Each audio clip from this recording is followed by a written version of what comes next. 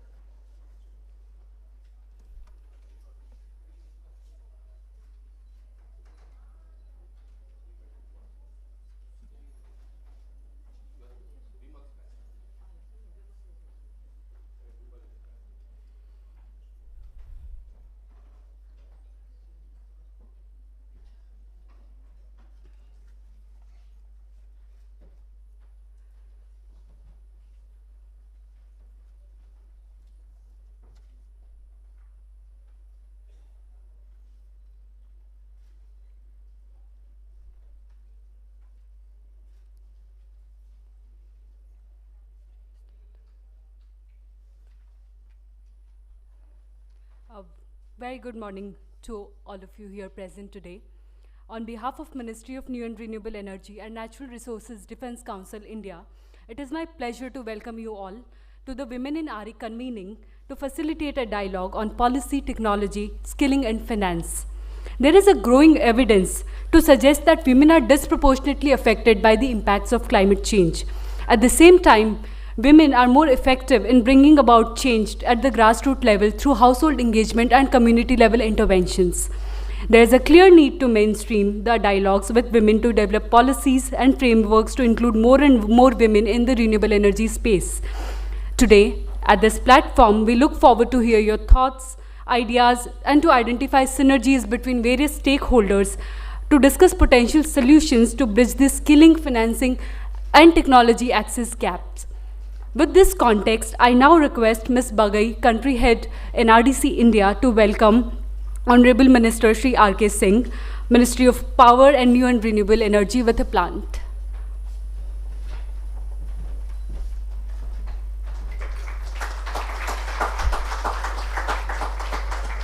I also request Ms. Bagai to welcome our esteemed panelist Shri Bhupender Singh Bhalla, Secretary, Ministry of New and Renewable Energy. And Ms. Mani Prasanna Kumar, Deputy Director General, Ministry of New and Renewable Energy.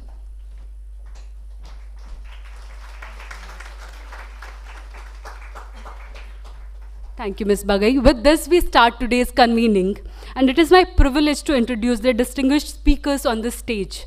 Shri R.K. Singh is the Member of Parliament from Ara, Bihar, and Member of the Indian Administrative Services from 1975 batch of Bihar cadre. Sir is a former Home Secretary of Government of India, and he was appointed as the Minister of State Independent Charge of Ministry of Power, Minister of State Independent Charge of Ministry of New and Renewable Energy, and also Minister of State in the Ministry of Skill Development and Entrepreneurship in 2019. In July 2021, Honorable Minister Sir was elevated to the rank of Cabinet Minister of Power, New and Renewable Energy. It is under his leadership that India has implemented the world's largest program of electrifying households and interconnecting all the parts of the country to an integrated grid. It is under his leadership that the renewable energy capacity in India today stands at 170 gigawatts. MNRE has also taken several initiatives to support distributed renewable energy, livelihoods, and mainstreaming women's contribution in India's clean energy transition. Sir, it is our privilege to have you with us today.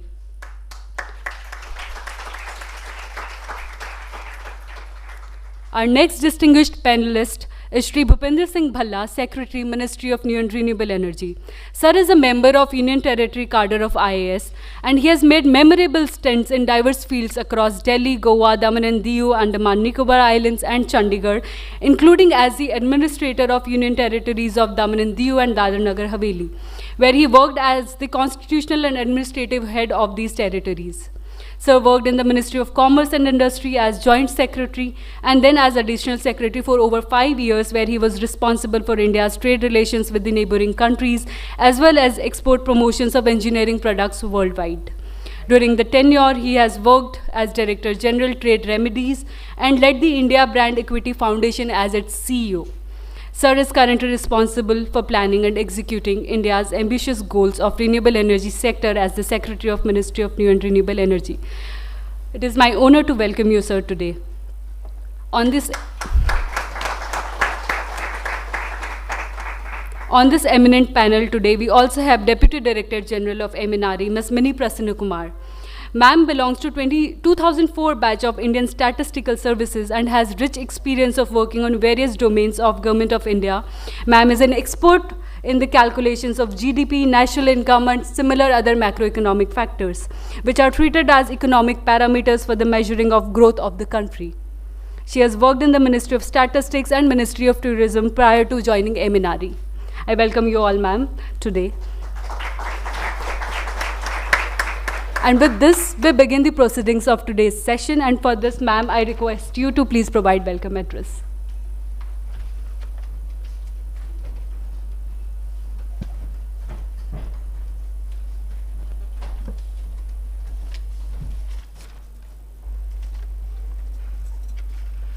A very good morning to all. Wish all a very happy World Environment Day.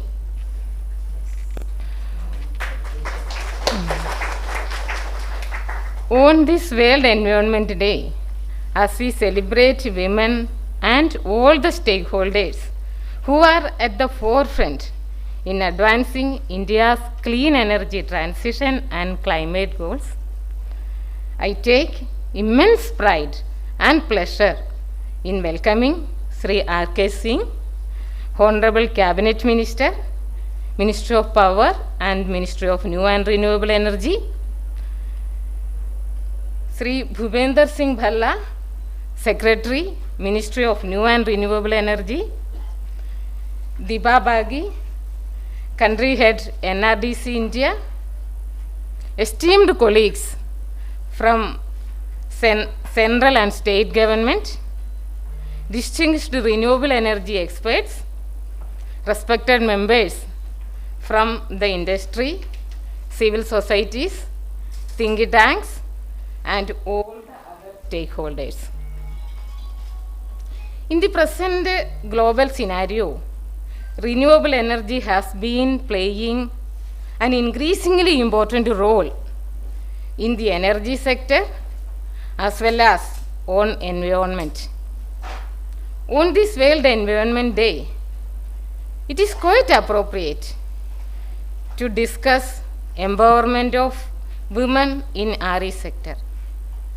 We have to appreciate that women are already engaged in a variety of roles in the sector. They are consumers of RE technologies on domestic front. They are efficient micro entrepreneurs due to their practical experience and knowledge. They can act as networkers and leaders in the field.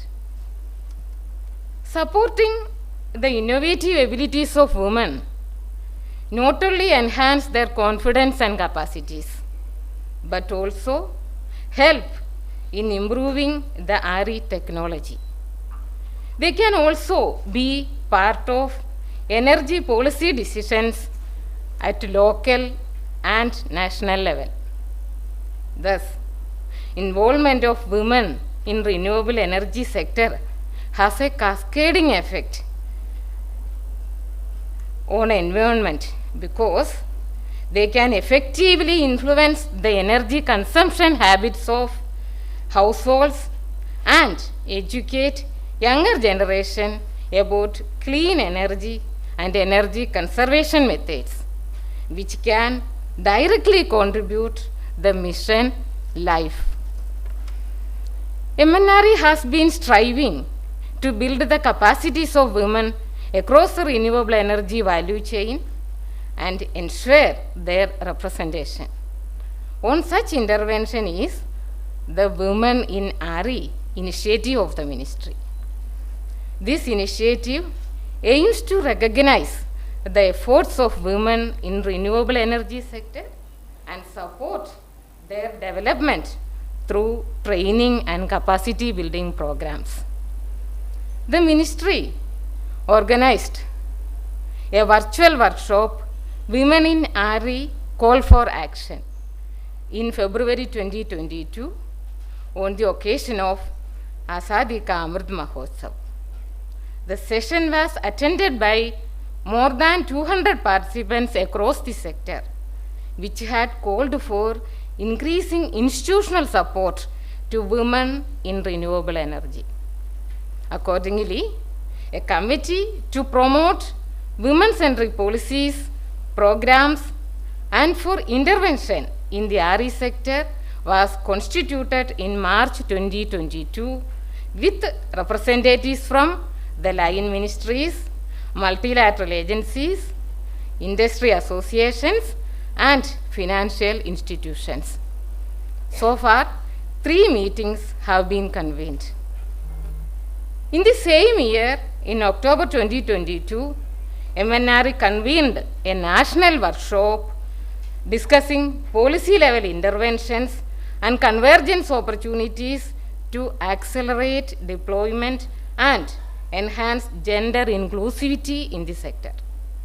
The workshop also witnessed the launch of the Women in RE portal in the presence of key stakeholders. This year's Women in RE dialogue will explore such pathways which can enhance the participation of women in the sector. Today, we acknowledge, celebrate, recognize the formidable leaders in the field of renewable energy. All through the day, we will hear from our distinguished experts from fields, both the successes and challenges by examining the ecosystem in terms of policy, access to technology and finance, and how women can be supported on the same. I again welcome you all to this dialogue and look forward to engaging in discussions throughout the day. Thank you all.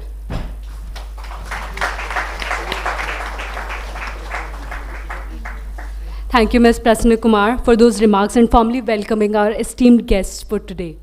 I now request Shri Bhupender Singh Bhalla, Secretary MNRE, to deliver his address to set the context for today.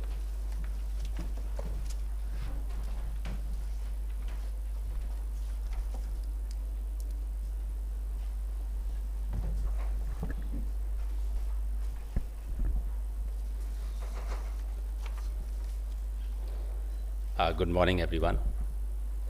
Honorable Minister for Power and New and Renewable Energy, Shri R.K. Singh Ji, my colleague Ms. Mini Prasanna Kumar, Deputy Director General MNRE, Mrs. Deepa Bagai, Country Head NRDC, NRDC India, my colleagues from the MNRE family. Also, I see a lot of colleagues from a lot of people I know from other institutions, ladies, and I think this is one of the opportunities that I can say a few gentlemen. Welcome to this event on women in renewable energy. My colleague has already mentioned the steps, some initiatives that MNRE has taken in this field, but I think a lot needs to be done. The energy landscape in India is continuously evolving with clear renewable energy trajectories, adoption of new technologies, and higher climate goals. India is committed to enhancing climate resilience by accelerating the adoption of clean energy and decarbonizing the economy. With world's 5th largest economy and also home to millions of people vulnerable to environmental impacts, India has not only announced ambitious targets for renewable capacity addition and reducing the carbon emissions, but is also taking concerted efforts in achieving them. To streamline the renewable energy capacity additions, MNRE has recently announced a very ambitious bidding plan of 50 gigawatt of renewable energy capacity annually for the next 5 years to achieve the target of 500 gigawatt of non-fossil capacity by 2030. In addition, MNRE is implementing various supportive policies and schemes like the Grid Connected Rooftop Program, PM Kusum scheme, National Bioenergy Program. Also, we have a framework for promotion of DRE, livelihood applications, so on and so forth. And all these are aimed to enhance the uptake of distributed RE also in the system, a critical component in India's clean energy transition. India is making swift progress in adopting new technologies. India plans to be a global center for green hydrogen production and export. Under the National Green Hydrogen Mission, India's green hydrogen production capacity is likely to reach at least 5 million metric tons per annum by 2030, and is likely to bring in over 8 lakh crore investments and create over 6 lakh jobs. Now the question is how many of these jobs that we are going to create either in the RE space in general or in the green hydrogen mission, under the green hydrogen mission, how many of them would actually be, will actually land with women. As India is making strides in clean energy capacity additions, concentrated efforts are required to ensure that the role and contribution of women as decision makers in policy making, technology selection, and accessing finance at all levels of society, is recognized for developing successful long-term solutions to climate change. According to the International Energy Agency, even though women make up 48% of the global workforce, they hold just 22% of jobs in energy production and distribution. And the number is even lower among senior managers, just 14%. These are global numbers. In India, I understand that this percentage is lower in the RE sector. In fact, last few days, last couple of weeks, I've been trying to, whoever I could, I've been meeting, I've been trying to find out what is the data of actual, women in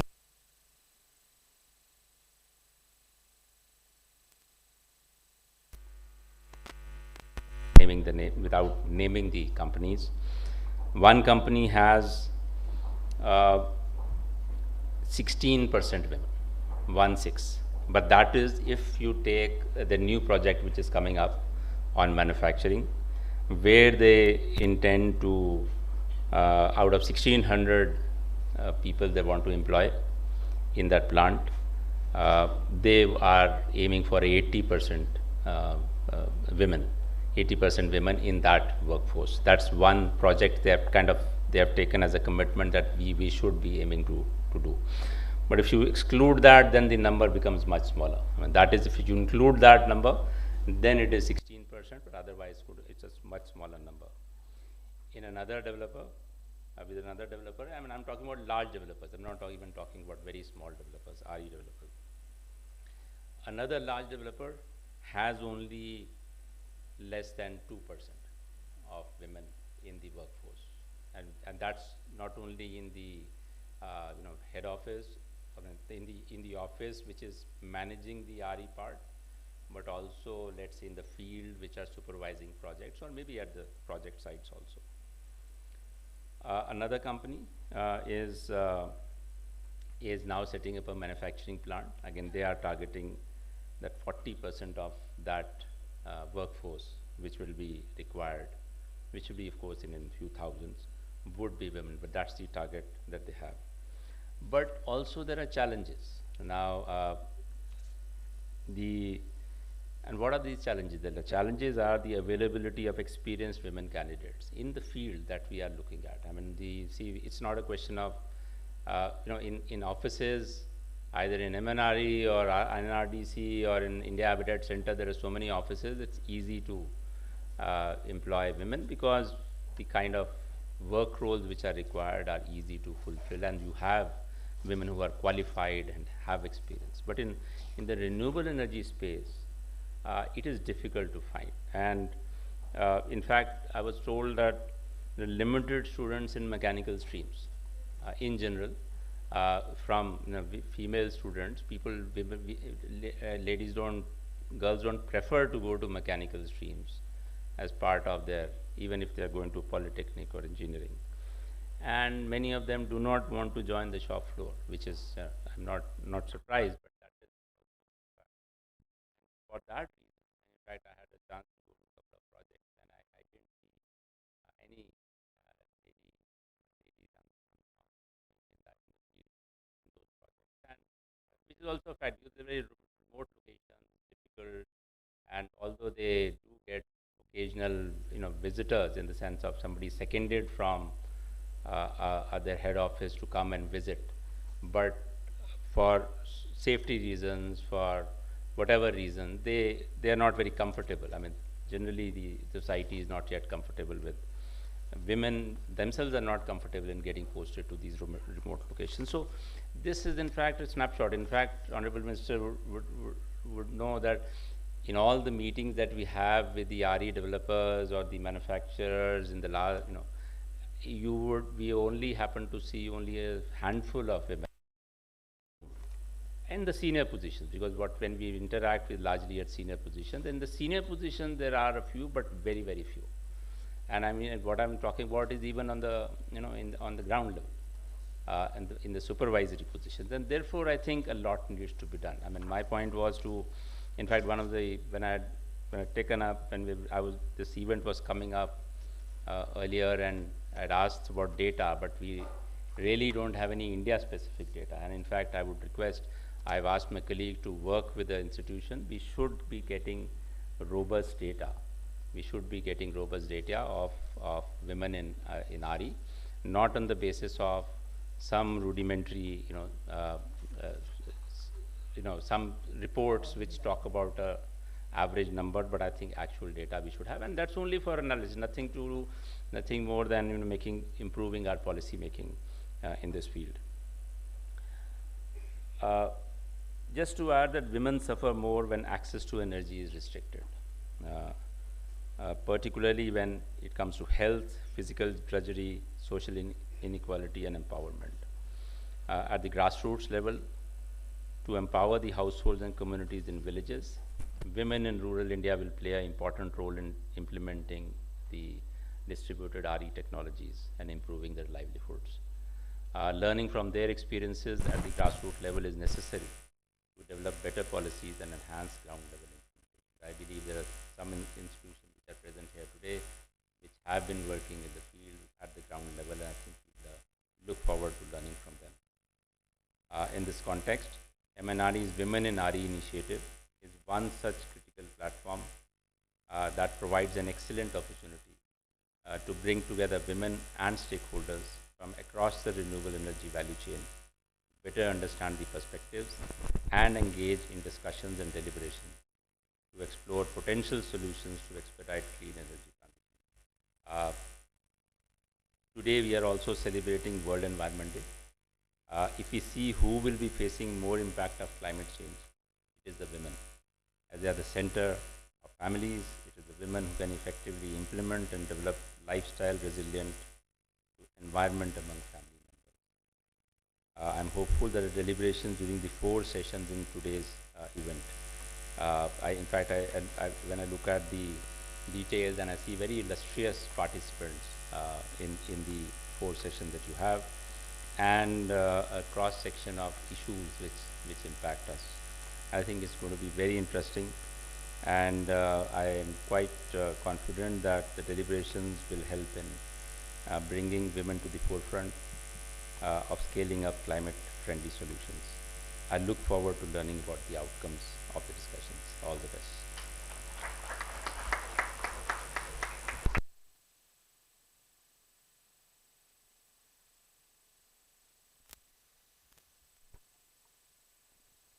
Initiatives to set pathways for more policies and frameworks that not only puts India on a pedestal to clean energy transition, but also focuses on bringing more gender balance. I now request Sri R.K. Singh, Honorable Cabinet Minister of Power and New and Renewable Energy, to please share his address.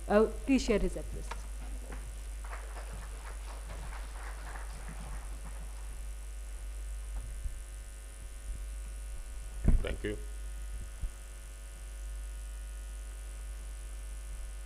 Mr. Bhalla, the Secretary, Ministry of New and Renewable Energy,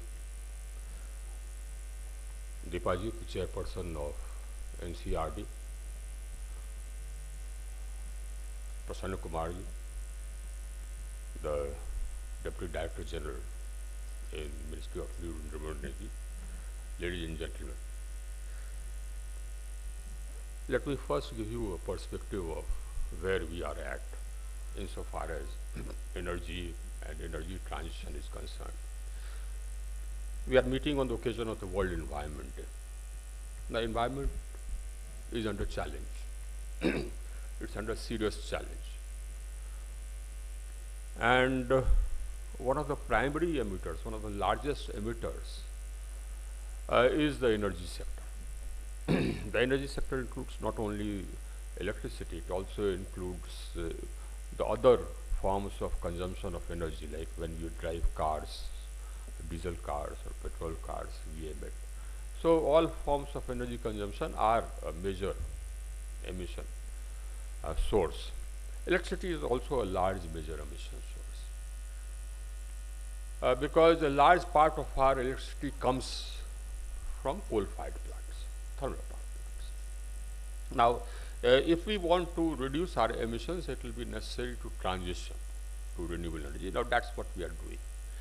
And we started in earnest, uh, maybe in 15, 16, you can say in 2015, our Prime Minister, he set us a target of achieving a renewable energy capacity of 175,000 megawatts by 2030. That was ambitious. This was on the occasion of the Conference of Parties, the 21st Conference of Parties meeting, which happened in Paris in 2015. There, India pledged that by 2030, we'll have 40% of our capacity coming from non-fossil fuel sources.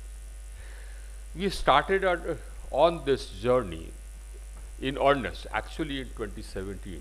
I mean, I joined as Minister of State for, with independent charge for Ministry of Power and New Renewable Energy, and we started it. And we started driving it. Now, I'm happy to tell you that we have been successful at it. Now, so one point which we need to note is that this is a recent initiative. I mean, the starting point can be at most, 15 or 16 or maybe 17. So this is not an old initiative. So we have a lot of things to be done, a lot of things which we have to do. We have been successful. We have been very successful. What we had pledged to achieve by 2030, we achieved in 2021. So in 2021, our power generation capacity was 40% from non-fossils already, 9 years in advance. We had said that by 2030 it will be 40% from non-fossils. We achieved that in 2021. When the Prime Minister announced a target of 175,000 megawatts by 2030, that was huge, that was humongous. Now today we have 172,000 megawatts already installed, and another about 70, 80 gigawatts will be under construction. So that's already 200. Much of it would have been installed if we had not had 2 years of interregnum because of COVID. So we've achieved it, and we have been the fastest growing renewable energy capacity in the world. We are the only country whose energy transition actions are consonant with a sub-2-degree rise in global temperature. That's what we have done. We have emerged as a leader in energy transition around the world, and this is around the world. The rate of capacity, we have emerged as the most attractive destination for investment in renewables. All this capacity has come through investments, private sector, and the government has not had to put in any money. And we have emerged as the most attractive destination for investments in renewables in the world. So the point to be noted is that despite the fact that we have added so much capacity, we have actually only just embarked on the journey, and we have a lot of things to do, which concern you, and which concern not only you, which concerns the whole sector, which concerns us as a country. One is that because this is a new sector, therefore, when I looked around, I found that the curriculum in various engineering institutions did not actually have a major segment or any significant segment on renewables. Now, so that's one of the first things I told my ministry, that we should write to the All India Council of Technical Education that this is something which is missing. We need experts. We need experts in renewable energy. That's a separate field from civil, that's a separate field from electrical. It is a specialized field. It's growing as a specialized field. Now, we haven't succeeded very much yet, but we need, many engineering colleges and universities have now subjects for renewable energy, but I think that needs to go deeper. So that is one task which is there before us as a ministry. We need to make that deeper so that we have more and more engineers and technicians, also in the IITs. That you have more engineers and technicians who are specialized in this field. Now that is a problem. So right now we are just starting. It's just starting. So it's not actually something which we have missed. We are just starting. So this is one aspect. Now you will have more ladies, more women in the workforce. If you have more experts, if you have more more women undergoing engineering courses in renewable energy, you'll have that. But let alone women, there are not many men who are specialized in renewable energy. People have worked in the electrical industry, and then they have come to renewables, and they are learning as they go. That's how it has happened. To begin with, we didn't have many women in the electrical industry either. So we need more and more engineers, we need more and more technicians. Incidentally, not many women go to the ITIs or polytechnics. Now that is another gap which we have in our country. So these are gaps which are macro gaps. One, of course, is the macro gap insofar as our curriculum is concerned. The other is the macro gap in women going towards engineering curriculums. So that we have, again, as a country, we're just starting. So that is reflected in our sector as well. Now, as more and more women get involved into engineering and get involved into renewable energy engineering, then we'll have more and more women in our sector. So that is one which we have to focus on as the ministry for the country as a whole. In fact, for all sectors, you need more women engineers, you need more women technicians as a country. And that applies, of course, gets reflected in my sector as well, both of the conventional power sector as well as in the renewable energy. But one thing you need to take note of, and that is that the future is renewable. Because we shall get to net zero, the world shall get to net zero sooner or later. The world shall get to net zero. There is no alternative. There is no sort of standby planet to which we can migrate. So we'll have to get to net zero. We shall get to net zero. There, we have just started that journey. You can't get to net zero without storage. Today, the entire storage manufacturing capacity in the world would be somewhere around 7,000 or 8,000 megawatts. That's it. Our country will need about 100 gigawatts, 100,000 megawatts of storage. So the journey has just been started by the world. Despite all this talk about environment since Kyoto onwards, since the 90s, nobody has actually done anything. The seriousness has started coming now in the field of taking action for environment. The leaders ought to have been those who call themselves developed, those who are, those who have higher standards. Development has, connotations. I would say those who have higher standards of living, those who have higher per capita incomes, because development also means development in what sector? Development in wisdom should also be included in that. So therefore, I don't talk about developed countries. I talk about countries with higher per capita incomes. Now, they should have been the leaders. They didn't, because they would that would mean reducing their per capita consumption. They consume about 10 times, 12 times per capita of energy that we do as a country. Now, when we talk about life, that is what it is aimed at. That if you consume that much of energy, and much of it is fossil fuel energy, you are emitting you are emitting 6 times, 8 times of what we are emitting. We are one of the lowest emitters in the world. We are the lowest emitters in the world. Our per capita emissions are, in fact, I think 1/3 of the global average. Our per capita energy consumption is also 1/3 of the global average. But that leadership did not come. It still has not come from the developed world. It still has not come. Now, that does not matter. As far as we are concerned, our government is concerned, our government is committed to the environment. And we are committed to the environment because we believe that we have a duty to leave behind a healthier planet for our succeeding generations. So we shall continue transitioning, and we shall continue filling the gaps. Wherever the developed world has not done anything, we have started doing it. So we are building storage capacity, we will build more storage capacity. We are adding capacities at a massive pace insofar as the renewables are concerned. We will continue doing that. We will continue doing that because we believe in the environment. Of course, that will not mean that we shall compromise with our energy availability, that we shall not. But we have up till now managed both. We managed to make sure that we have round-the-clock energy, and we have managed to ensure that our transition is also one of the fastest in the world.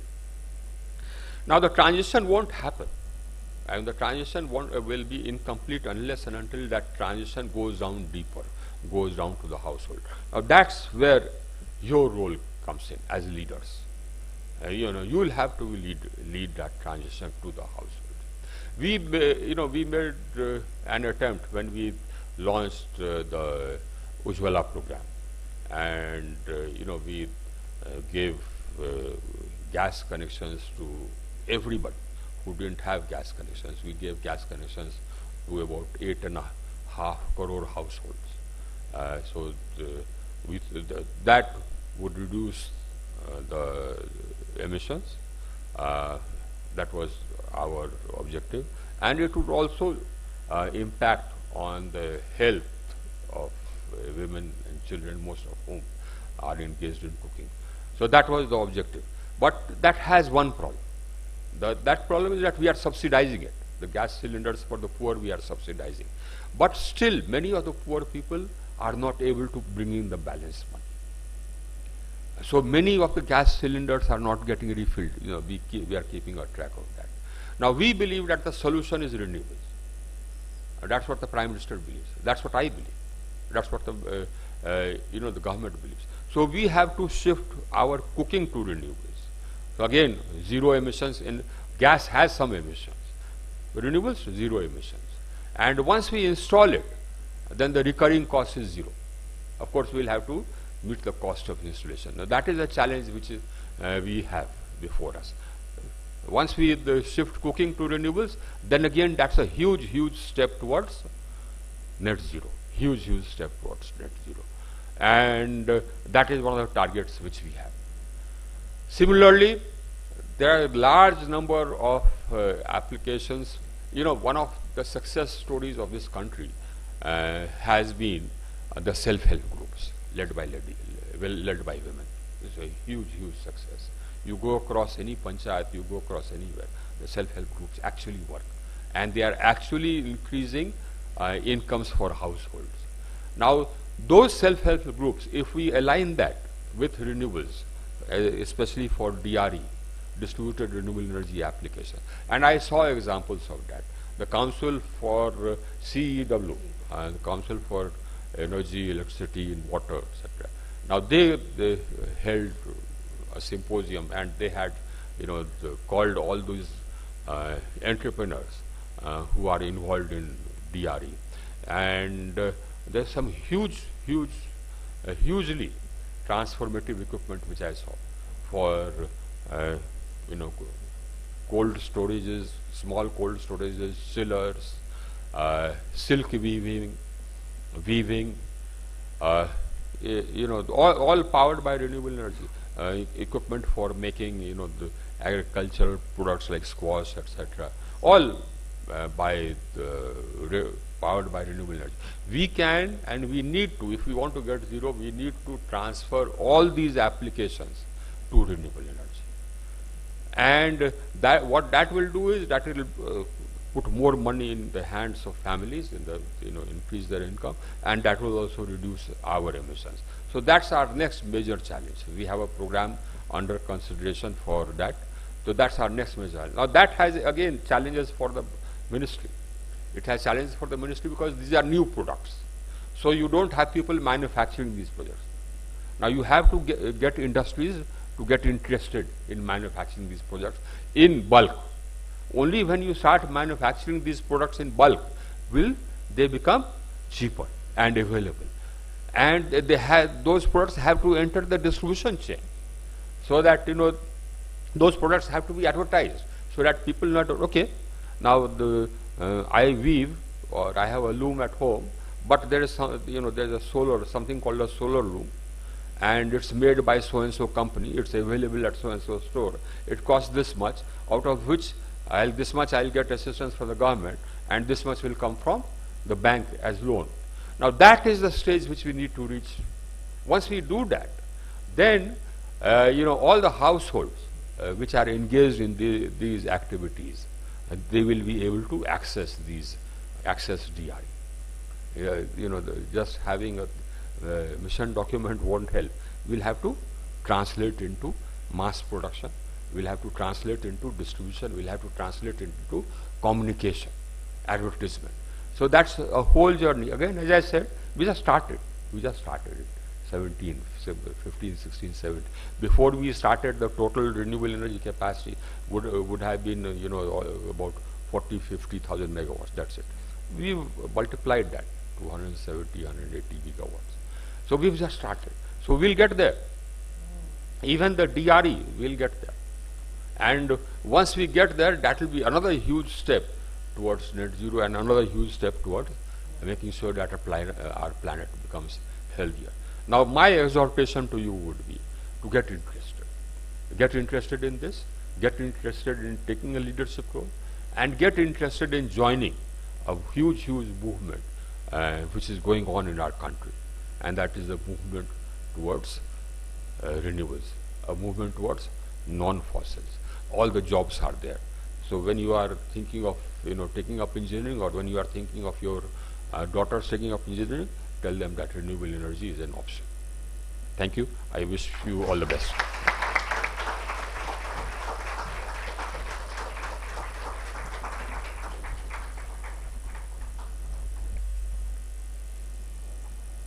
Honorable Minister, Sir, Secretary Mr. Bhalla, Director General Mini Prasanna Kumar, esteemed members of the ministry with whom we work closely together. I'm delighted that Mr. Jagdale and Jethani ji, who are literally partners working shoulder to shoulder with us. Thank you very much for being here today.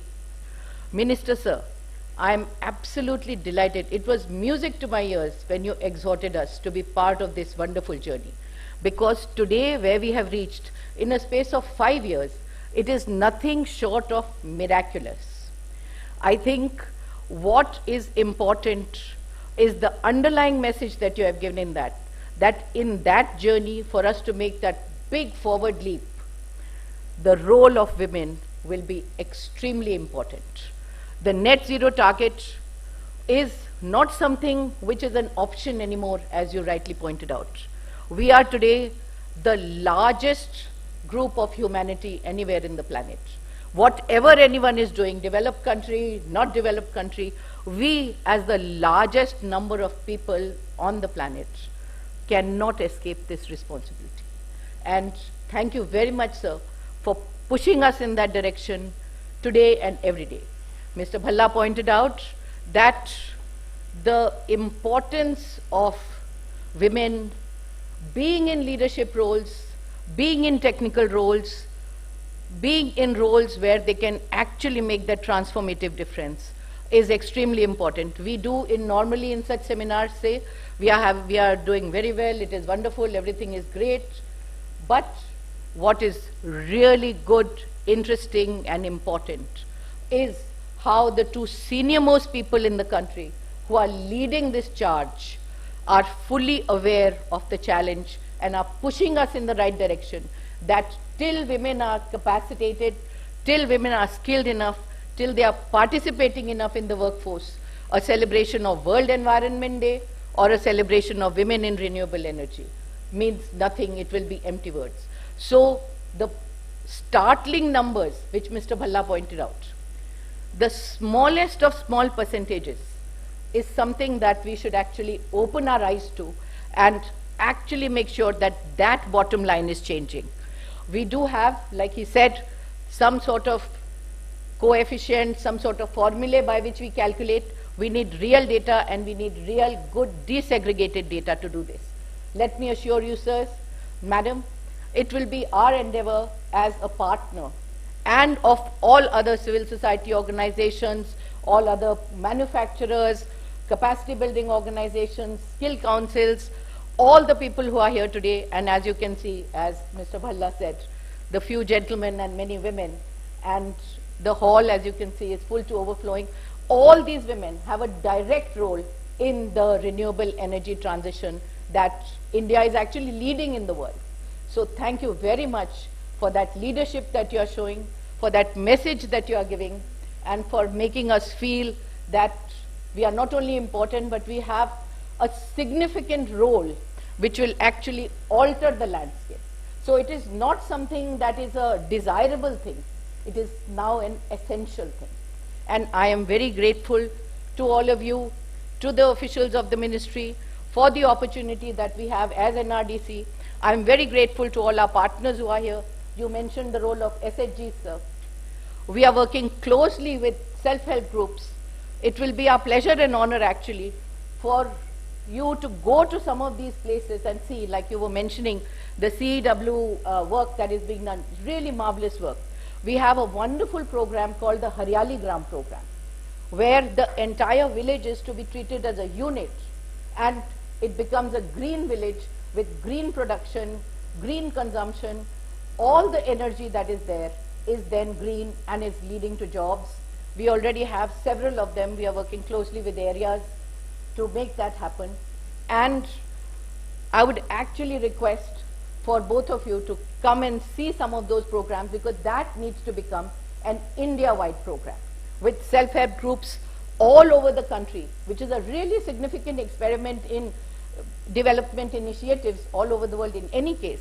But for the energy focus and the renewable energy focus of those self-help groups will be absolutely transformative.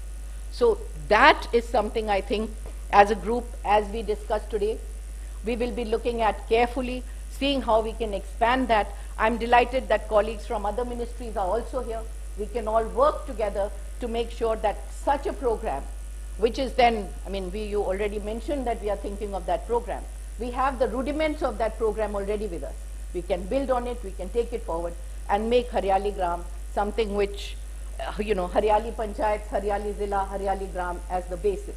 The real Gram Swaraj, the real power revolution for Indian women will come with that. So thank you very much, sir. Thank you for this opportunity. I just want to add one little couplet, which I think will show us the light and encapsulates what you have said. रौनकें शहर का तब्दील होना, शाद होना, तब्दील is change, शाद is happy, शहर का तब्दील होना, शाद होना, खुशहाल होना, रौनकें जितनी यहाँ हैं औरतों के दम से होंगी. Thank you very much.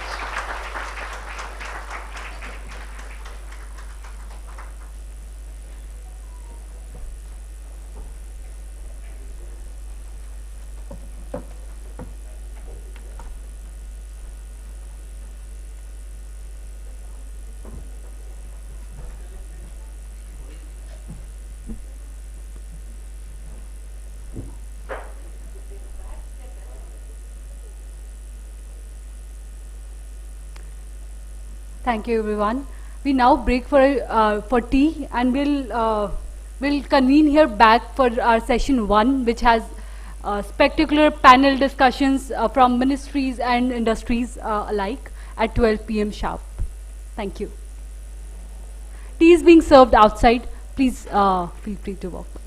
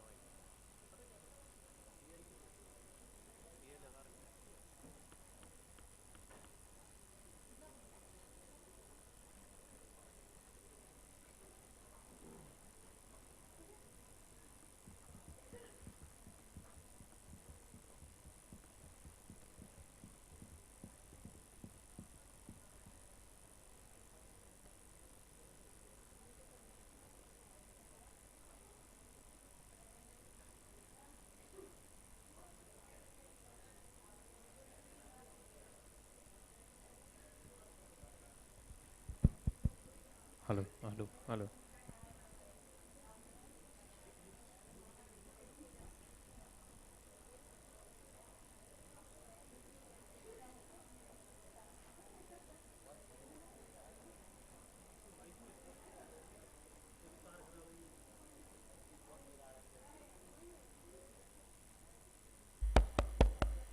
Check, hello.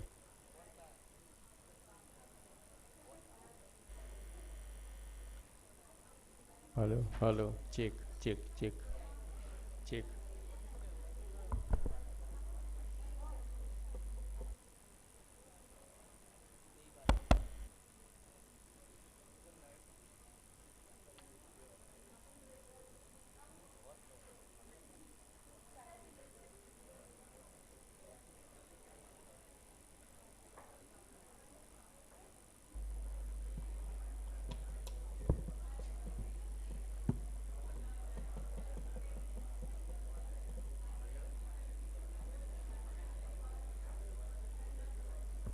नहीं आ रहा?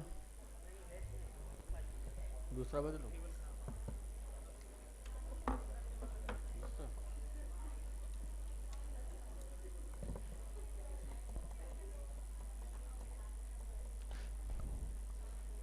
ठीक है, ठीक है। Hello, hello, hello, hello.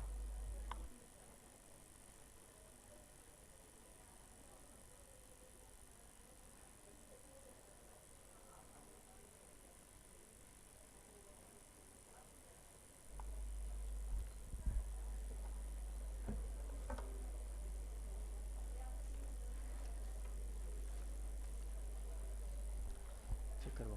Check, hello, hello, hello.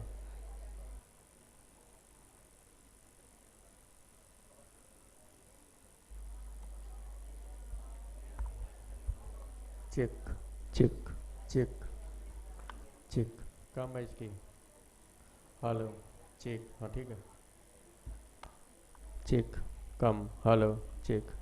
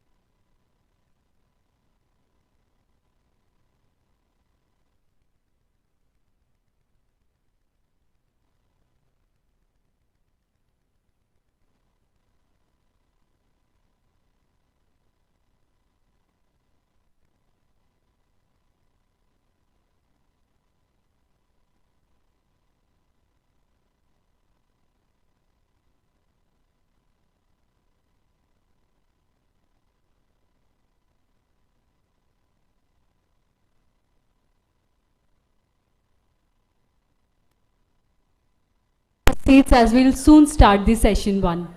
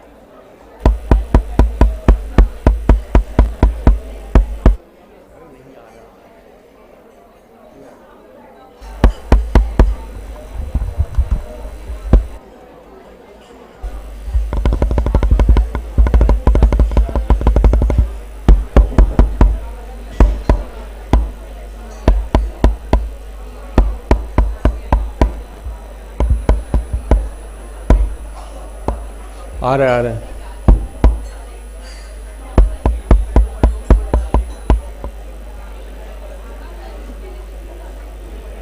ये वाला लगा दो।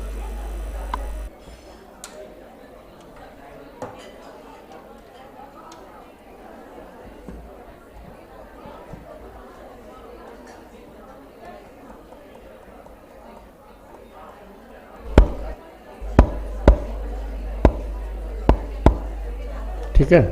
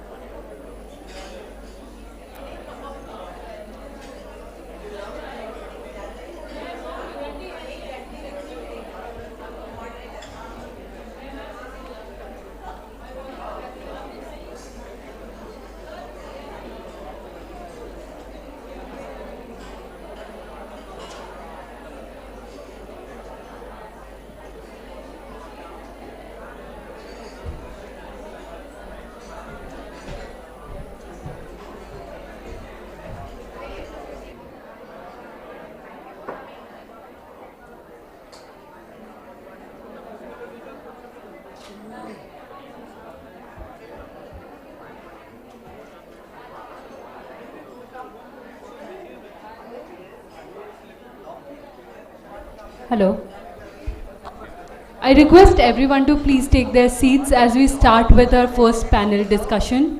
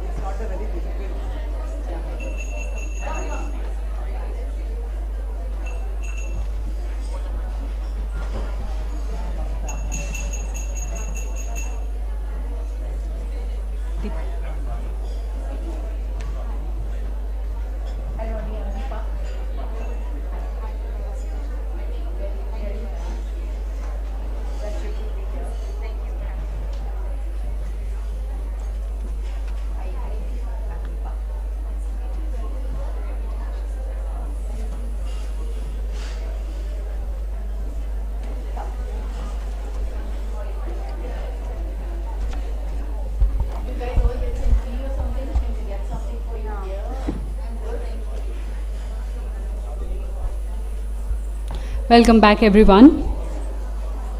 Post such a power-packed high-level plenary, our first session will now focus on the critical aspects of policy implementation of long-term climate change goals through women and community-led initiatives.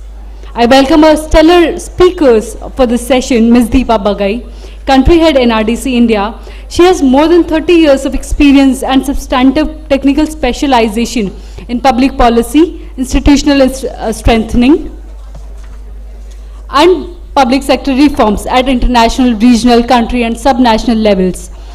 Ms. Deepa Bagai will be moderating this session for us. Joined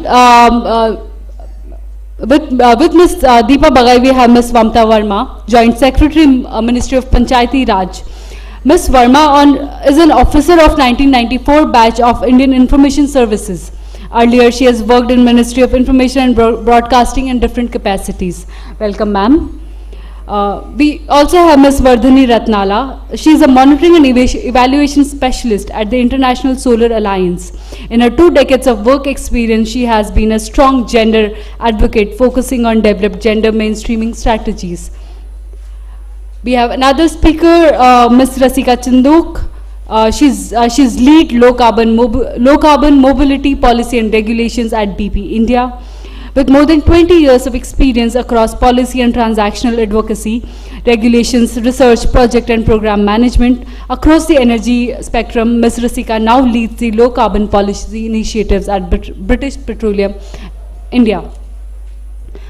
And our final speaker for the day is Mr. Ronnie Khanna, Director at the Global Energy Alliance for People and Planet. He has over 15 years of experience in renewable energy consulting and research with a focus on identifying and developing ways for faster and easier implementation of clean and renewable energy projects and applications. Over to you, Deepa, for your opening remarks and take this session forward. Thank you.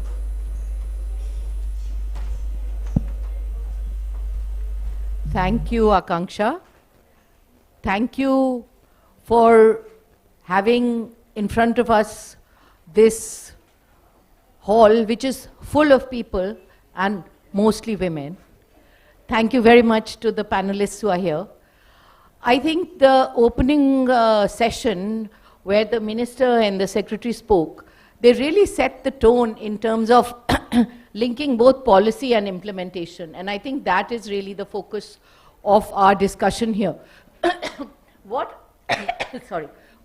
I would like very much for us to focus on is that now this debate is settled that energy affects women differently and more, and climate change affects women differently and more than men. It's also true that women have a very important role. Earlier, women's role was very much thought about as consumers of energy, and that too household, khana banati hain, uske liye unko, that kind of thing. That has changed dramatically. All of you have come here with very different roles and very different things that you are doing in this sector. So I'm really happy that we have this high-level panel here which can help guide us, and that we have in the audience people who are actually steering this in the ministry. Jethani ji is here, Mini is here, and we can really kind of substantively take this discussion forward because of the people who are here and the experiences that they could share with us. So I really want to start with asking Mamta that, we've had many discussions outside of sitting on a stage and talking. So I do want to tell you that she's totally committed to the idea that energy is one of the fundamental securities that everyone, but particularly women, must have. And we do know that ministries, state departments, NGOs, all are working on women-specific initiatives. I think Secretary also mentioned this thing, that this whole sort of climate change debate, how does that connect with these women-specific initiatives that all these departments take? Because that is very fundamental, and sometimes we find that we are missing that fundamental issue of energy in so many different women initiatives that ministries, departments, organizations take. So what are those key components in a policy that would empower women to become climate leaders and to actually be not only leaders but very active in that, rather than just being passive consumers of energy, or that you treat them at the bottom end where they are lighting a cooking fire type of thing. So what role can different departments, ministries and organizations like ourselves, like the private sector, like international development organizations, like international alliances like yours, there are so many different areas in which many different things are being done. How could they become more women-friendly, women-focused, women-specific? Because what is sometimes, or used to happen, I think not anymore, is that energy is treated as gender neutral, and it's not. So how do we make sure that that focus can come? So that's really, I mean, it's a long-winded question, but Mamta would make sense of it. Thank you.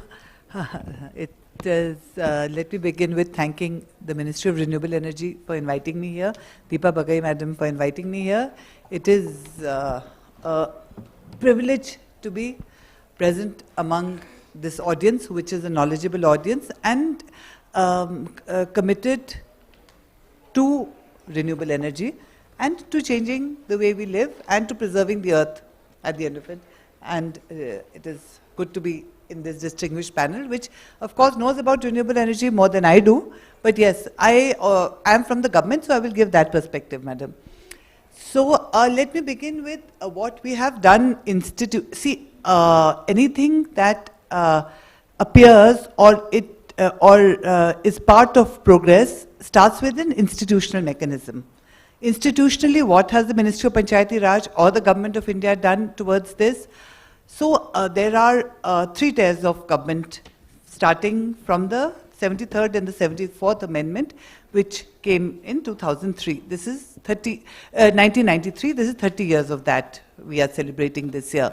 So there is the federal government, the union government, there are the state governments, and then there are the Panchayati Raj institutions and the urban local bodies.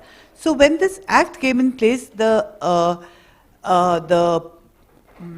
important role that women as policymakers and this third tier of government as a vehicle of empowering women converged when it was constitutionally decided that 33% reservation would be in place for elected women. Now, what I want to convey with happiness is that this has moved far ahead.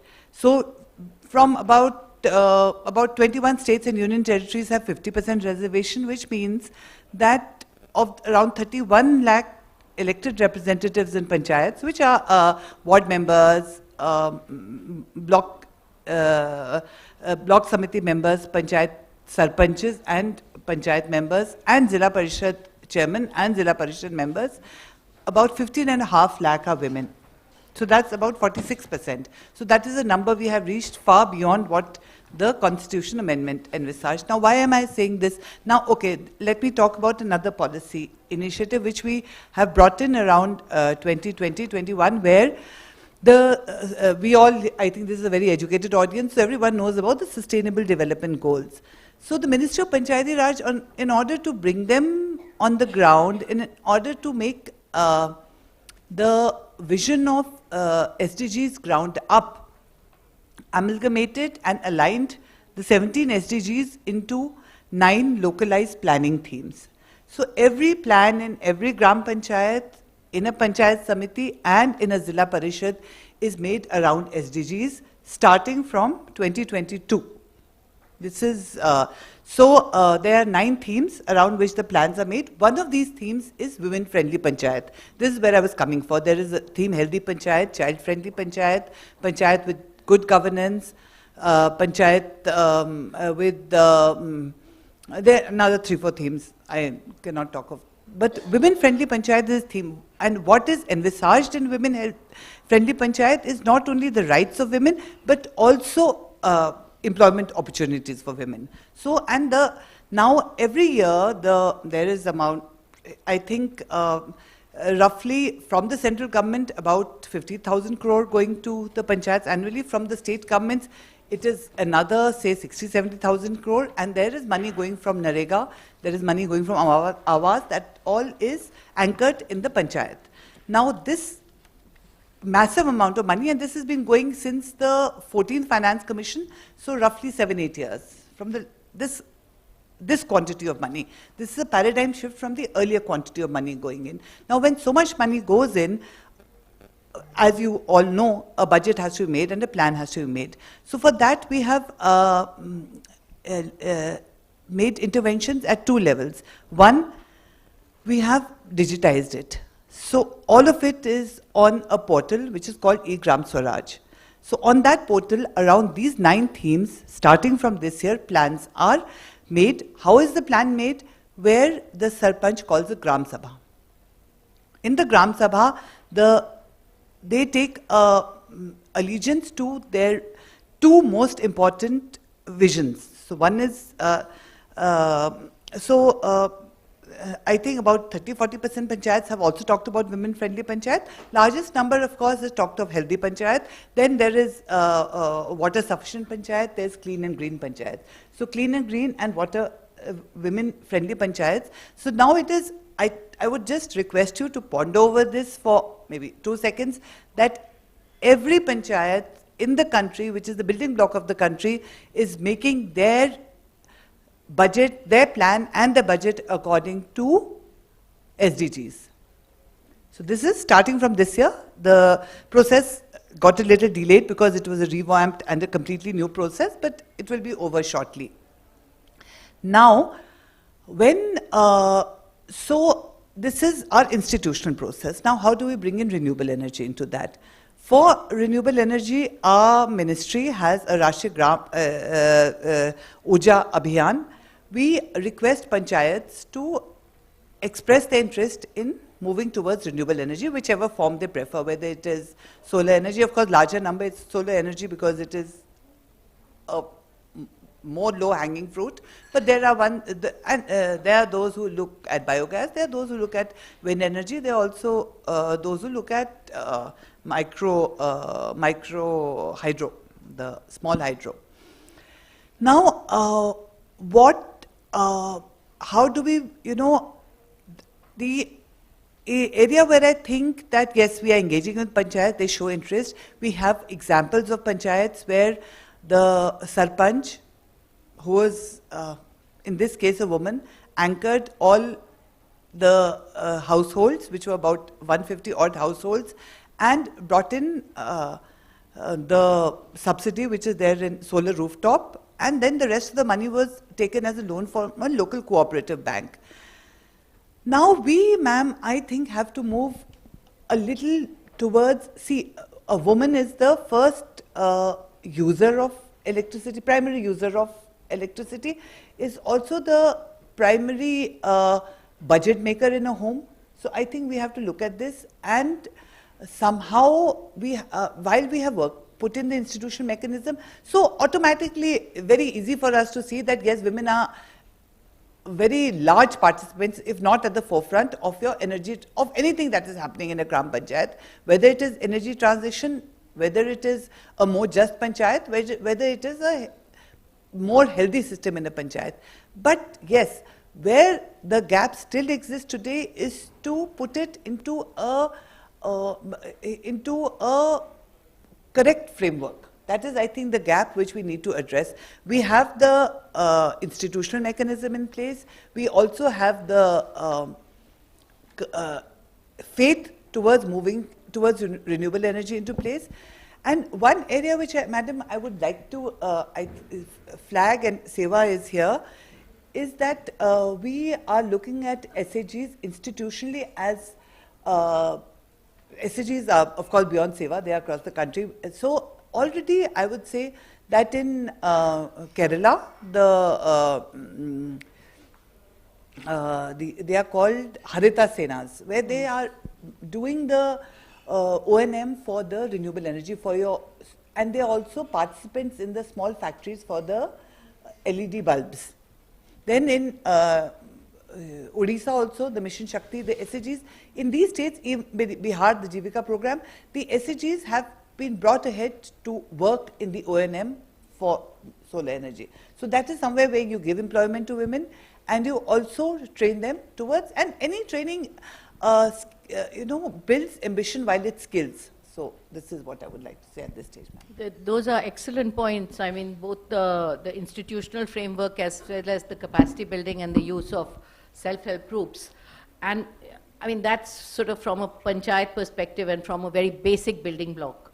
Now, the same question as to how can the women's initiatives come through. Can I put it to you from the International Solar Alliance, which is sort of working at, this is what really like village level, and the International Solar Alliance just goes global. And how can that transformation happen? And what is it that we as a government, as organizations, and all of us together can do to make that happen? Just a bit of housekeeping. Let's keep our intervention very short because we are running beyond time. And that will give the opportunity to this rich experience that is here for us to be able to interact and to sort of learn more, rather than, just letting it be a one-way communication. So thank you so much. I'll try my best to keep it as short as possible. I would like to thank MNRE for organizing this discussion, and it's a real honor to be a part of, this entire forum today. In terms of your question, I think from International Solar Alliance's perspective, there are a lot of initiatives that we as an organization undertake. As you said, we are a global alliance of 100+ member countries, and we work basically on 3 areas. We offer our member countries support in terms of doing small demonstration projects. The idea behind doing these demonstration projects is to build their capacity on how do you go about doing a solar project. And then very closely linked to that, building their capacity or through a demonstration project, is building their capacity on what kind of policies or regulations are required in order to ensure that solar is a more popular intervention and it is taken up and upscaled. So we also offer a lot of policy as well as capacity building initiatives. These are also smaller programs like a 5-day program or a 3-month program for technicians, for bankers, for policymakers, to orient them to the technology. It could be solar mini grids, it could be solar pumps, etc. A whole range of offerings we have. The third area of intervention which our organization does is on advocacy and analytics. So we believe that it's not just about having interventions on ground, but it is also about advocating as to why is solar such an important field, and the role of organizations or women in this kind of a field. So therefore we come out with a lot of analytical products. Again, since we work at a global scale, so we come out with global reports on what are the kind of investments, what are the kind of new technologies that are emerging on solar. And we also look at ease of doing solar. For example, if we take a particular country, then what are the different parameters which are there on solar? What kind of technologies are prevalent, what kind of policies are there to support these. So these are the different areas of work that we do. And based on our experience with our member countries, I would say that any policy which would look at inclusion of women in the renewable energy space should think of 3 things, one of which even the minister spoke about today, that you need to think about how is it that you include renewable energy technologies within the current education space, whether it's informal education or formal education. Do women have access to small training programs or a 2-year training program where they can understand these technologies much better and then therefore participate in the jobs or in starting their own enterprise? That's the first level of inclusion. The second level of inclusion, according to me, is what kind of hiring practices we have, not just in terms of jobs, but even in terms of building an entire ecosystem which can support women to become entrepreneurs and start their own enterprises. And then what kind of advocacy we have to even educate parents and communities that this is a field where women can also contribute. It's not a field for men alone, because currently, even as the minister said, we see that global statistics say that women constitute only 28% of this entire sector. So how do we bring up these numbers so that more and more women get into it? So that's the inclusion space. But once you are a part of this clean energy sector, like I am a part of this clean energy sector, how do we empower the women? How do we ensure that they come out as leaders, they are recognized as leaders, they participate in fora like this where they can contribute as well as engage other women and promote other women. So this can be done through various initiatives. As you know, there are hiring practices which promote women's leadership, encouraging women to be a part of fora like this so that they can speak out and then they can offer opportunities, entrepreneurial opportunities to other women also. And to help women scale up their businesses, not just keep it a small enterprise which caters to one village or two villages, but to help them reach out beyond that, scale their enterprises so that they can in turn hire other women. So that I would say is the second level of empowerment. And the last point which I would like to mention is about convergence. We already have the Women in Renewable Energy portal which the ministry has. I think if we could have some kind of mapping of what are the different initiatives that different departments are doing, different organizations are doing for women in the renewable energy space, and then say this is the budget that each department or each organization has, and within a 3-year time span or a 5-year time span, what are the actions that each of us would be undertaking in order to ensure that the women in renewable energy are quite visible, are leaders and are empowered. So having a tracking mechanism like a national women in clean energy mechanism and a portal, we already have a portal, but to add on more details and make it a more comprehensive one. So those would be my suggestions. Thank you. Those are excellent suggestions, and I think the portal idea of making it like a more meaningful portal with more desegregated information about jobs, about women entrepreneurs, about their leadership roles, etc. I think this is really something which should be an important takeaway from this suggestion. And the ministry, I think, would be, should be taking note, and we can make this portal much richer rather than being, much more granular information there for all of us to use that and help in both policy making as well as in implementation. So thank you very much for that. Now, taking off from there, I would now request Rasika. And I have to say that, private sector has a bad name when it comes to energy, but that is changing with so many, important private players coming into this field and, clean and green. But there's also all kinds of issues around that as well. But really how to make women an important part, I'd say not focal, but at least certainly a very important part of that energy transition. And what would be your guidance and your sort of advice in making that happen? Thank you. I'd just like to add to the chorus of this panel and thank MNRE and NRDC for this opportunity to be a part of this panel. It's a great honor to be here. So basically, I think that as we move forward, and Minister Singh clearly, I'd just like to reinforce the opportunity that Minister Singh talked about in this sector. I just read a news article. The opportunity is sized at about $800 billion by 2030. We have ambitious targets, and it's very important that women are a part of this. Towards this end, ISA is recently attributed to the role of capacity building, and I cannot reinforce enough how important it is for capacity building to take place. We can have dedicated and targeted scholarships, internships, and training programs for women. Enrollment mandates is something that I think the government of India has done before as well. And Minister Singh alluded to the fact that IITs in Delhi do not have enough representation from women.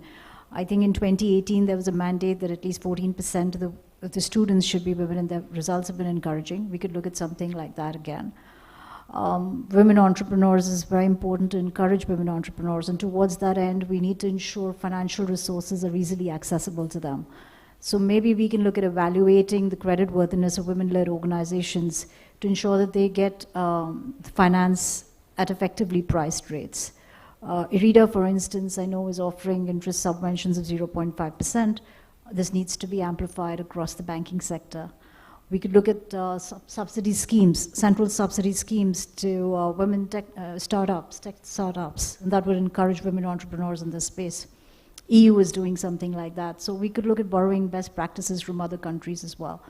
Similarly, I think, we're talking about global coalitions to expedite energy transition, facilitate the flow of finance, technology transfer. I think it's important, equally important, to engage in dialogue with other economies to understand what are the key policy mechanisms that can be put in place to pave the way to for gender equality. And this is an important component of the UN climate change work priority as well. And the last point, if I may make, is that we could have targeted policies towards gender equality. So the government could put in place targeted policies towards gender equality, which the industry can sort of then adapt and align to. Industry is an important partner in whatever the government does, and we've seen that when the government puts in place a policy framework, the industry is more than happy to partner and take it forward with that. Thank you. Thank you. Those are really good points, because you're emphasizing something which is critical. I mean, the finance part is absolutely critical. The policy intervention, where, the government role and then government pushing it, it's something which is hard, but makes it easier for women once it's done. So I think that's a very important takeaway. I think we've really covered very interesting ground in what we've heard so far. And now I'll go to Ronnie. And basically, your organization is sort of representing people and planet. And that's taking it to the grassroots level. So what is it that organizations like yourselves and so many here who will be inspired and motivated by what you have to tell us would be able to do to make the women come to the forefront and be leaders and active participants in this and help to make that transition? I mean, this is a very important aspect on World Environment Day that we are talking about this, because we are very directly affected by the kind of planet that we have and we will leave behind. So thank you, Ronnie, for being here. Thank you, ma'am, and thank you to MNRE and NRDC for the invitation. It's a pleasure being here. Now, starting off, I think, if I may, I'll start with a short story. Goes way back in my past. In around 2015, we were working on a bilateral program. I was working, and my team was trying to create a pilot on renewable energy at the grassroots level in rural areas. And we decided to do solar pumping pilots. And I got, through some aid, we got 10 pumps, and we installed them through a supposedly innovative business model that entrepreneurs can do it. One of the entrepreneurial models was actually an SHG of 15 women.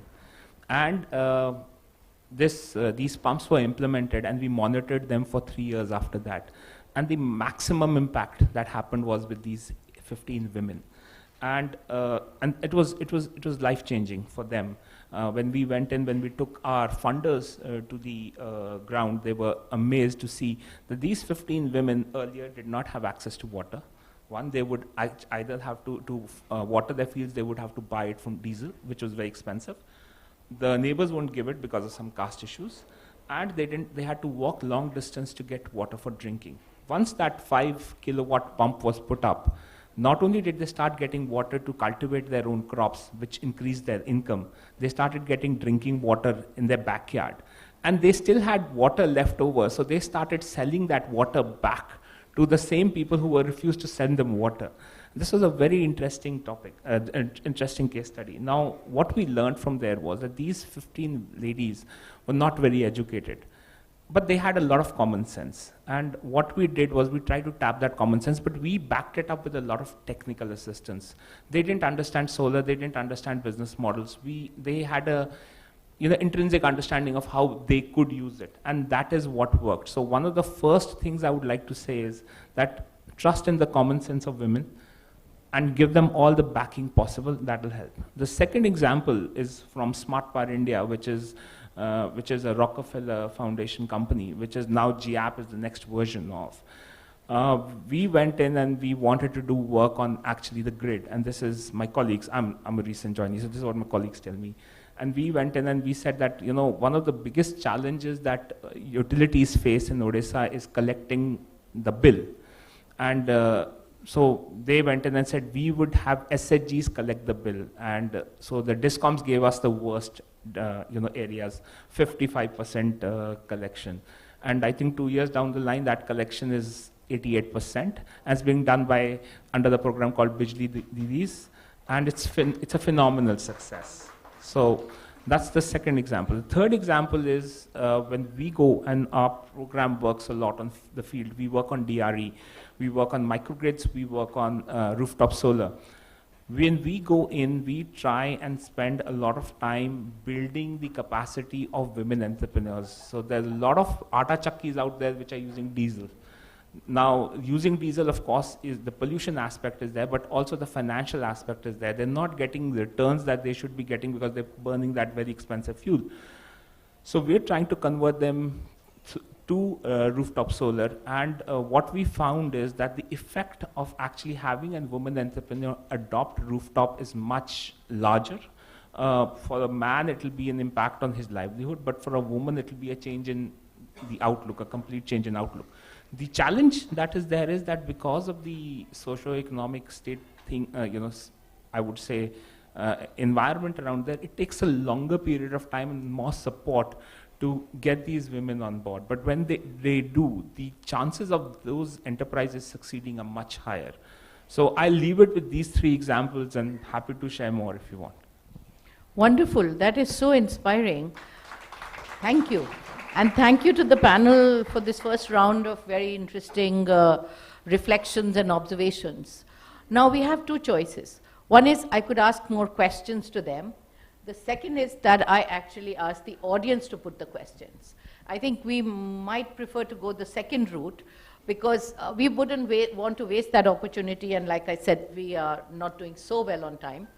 But if there are questions in the audience, there are people here who would help to bring the microphone to you for you to be able to ask your question to all these panelists. And just make sure that you speak out your name, which organization you represent, and your question sharply, clearly, and briefly put. We will take 5 questions, I think. So if you can think of your question quickly. Any questions from here?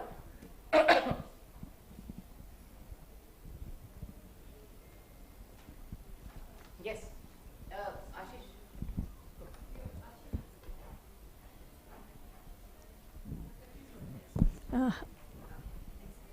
Hello. I'm Shweta. I'm from Dharma Life. I have a question for Mr. Ronnie. You mentioned that for women it's a challenge when it comes to adopting renewable energy, even though they are facing difficulties or it's more expensive for them to run the atta chakkis on diesel, but there was a challenge for them to adopt renewable energy. I would like to understand what were the challenges and how did you go about convincing them to, or was it, once they understood the technology, was it easy for them to adopt, or what were the steps you took to? Yes, yes, please. Okay, so thank you for that question, and I wish my colleague was here who actually does it, but from the feedback that I've got from him is that one is that it's not very easy for women to travel out. So it's not very easy for you to bring them to a different state or a different district and show them installations. You have to go to them. So you have to travel to them, and that's why very often they themselves have their own chores, their own responsibilities to take up. So they can only give you a certain part of the day for this new initiative. So effectively it means that you have to deploy more resources. They also have to take out time, and that's why it becomes a little more longer to do this. But the good thing is, and that's where, is that once you convince them, they're bought, and they will not back down. So once you've done that, you just go through the process. It takes more time, but I think you're there. That's excellent. So the idea is that you kind of alter your model to them rather than having a standard model. Yes. Morning, everybody. I'm Taruna Gupta from REC Limited. I've had the privilege of being involved in a massive Government of India program called Saubhagya, including where we needed to reach out electricity to the untapped households. My question is to Mr. Verma, as part of the government. Ma'am, we faced when we were doing this program that a huge outreach program works. It is the reluctance of the households. They were not even sure whether the little amount we have to pay, will it give back returns to us. We did a huge outreach campaign. So I would like to know from the government whether we have tapped such multimedia sources to reach out to the women and their role in renewable energy.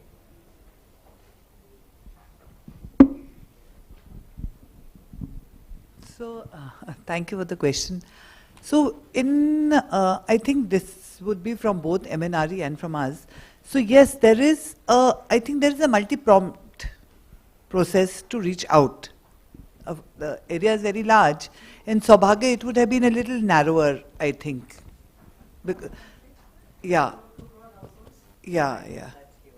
2 crore house. It was the unelectrified that you reached out to, yes. So this is to everyone. So it is 140 crore. But the thing is, Saubhagya was basically to bring in the houses which didn't have electricity. So for this, of course, the traditional means are being used. There is social media. We have teams which have social media. We have WhatsApp groups where we reach out to, but our primary, at least in Panchayati Raj, our primary path is through the Gram Sabha, through the village, the people in the Panchayat themselves taking part in their decision making. Now, how do we make them aware of this? So for that, of course, there are outreach campaigns. We go to the state government also reaches out. Every Panchayat Ghar has walls on which important issues, including sometimes it's renewable energy, sometimes it is Swachh Bharat, sometimes it is, they are painted on the walls. Also about disaster management, they are painted on the walls. That is at a very basic level. Also, we have this something called the People's Plan campaign, where we have there's a centrally sponsored scheme called the Rashtriya Gram Swaraj Abhiyan, where is a cascade form of capacity building. So there is an approach of capacity building also, where master trainers are trained at NIRD, then their trainings are held at SIRD, then they're held at district level, at Panchayat level, so that people get to know or what they can do. Our effort will, of course, be to bring in trainings on renewable energy, and it is it is something that we have cogitated upon and spoken with NIRD also. It's just that perhaps we need to collect the content and reach out to people, but we already have a structure in place and a scheme of the government in place where we do capacity building in various areas. Also, how do we make people aware of what they want and what they should do is through this whole exercise of, I think I would again say, the Gram Sabha and engagement. And Gram Sabhas, state government, there are a number of state government functionaries who have to be present, who give them information. So it is that, structured element of, yes, now for something, if we want to bring in renewable energy, I think we would need a very different kind of an outreach program where we just focus on that.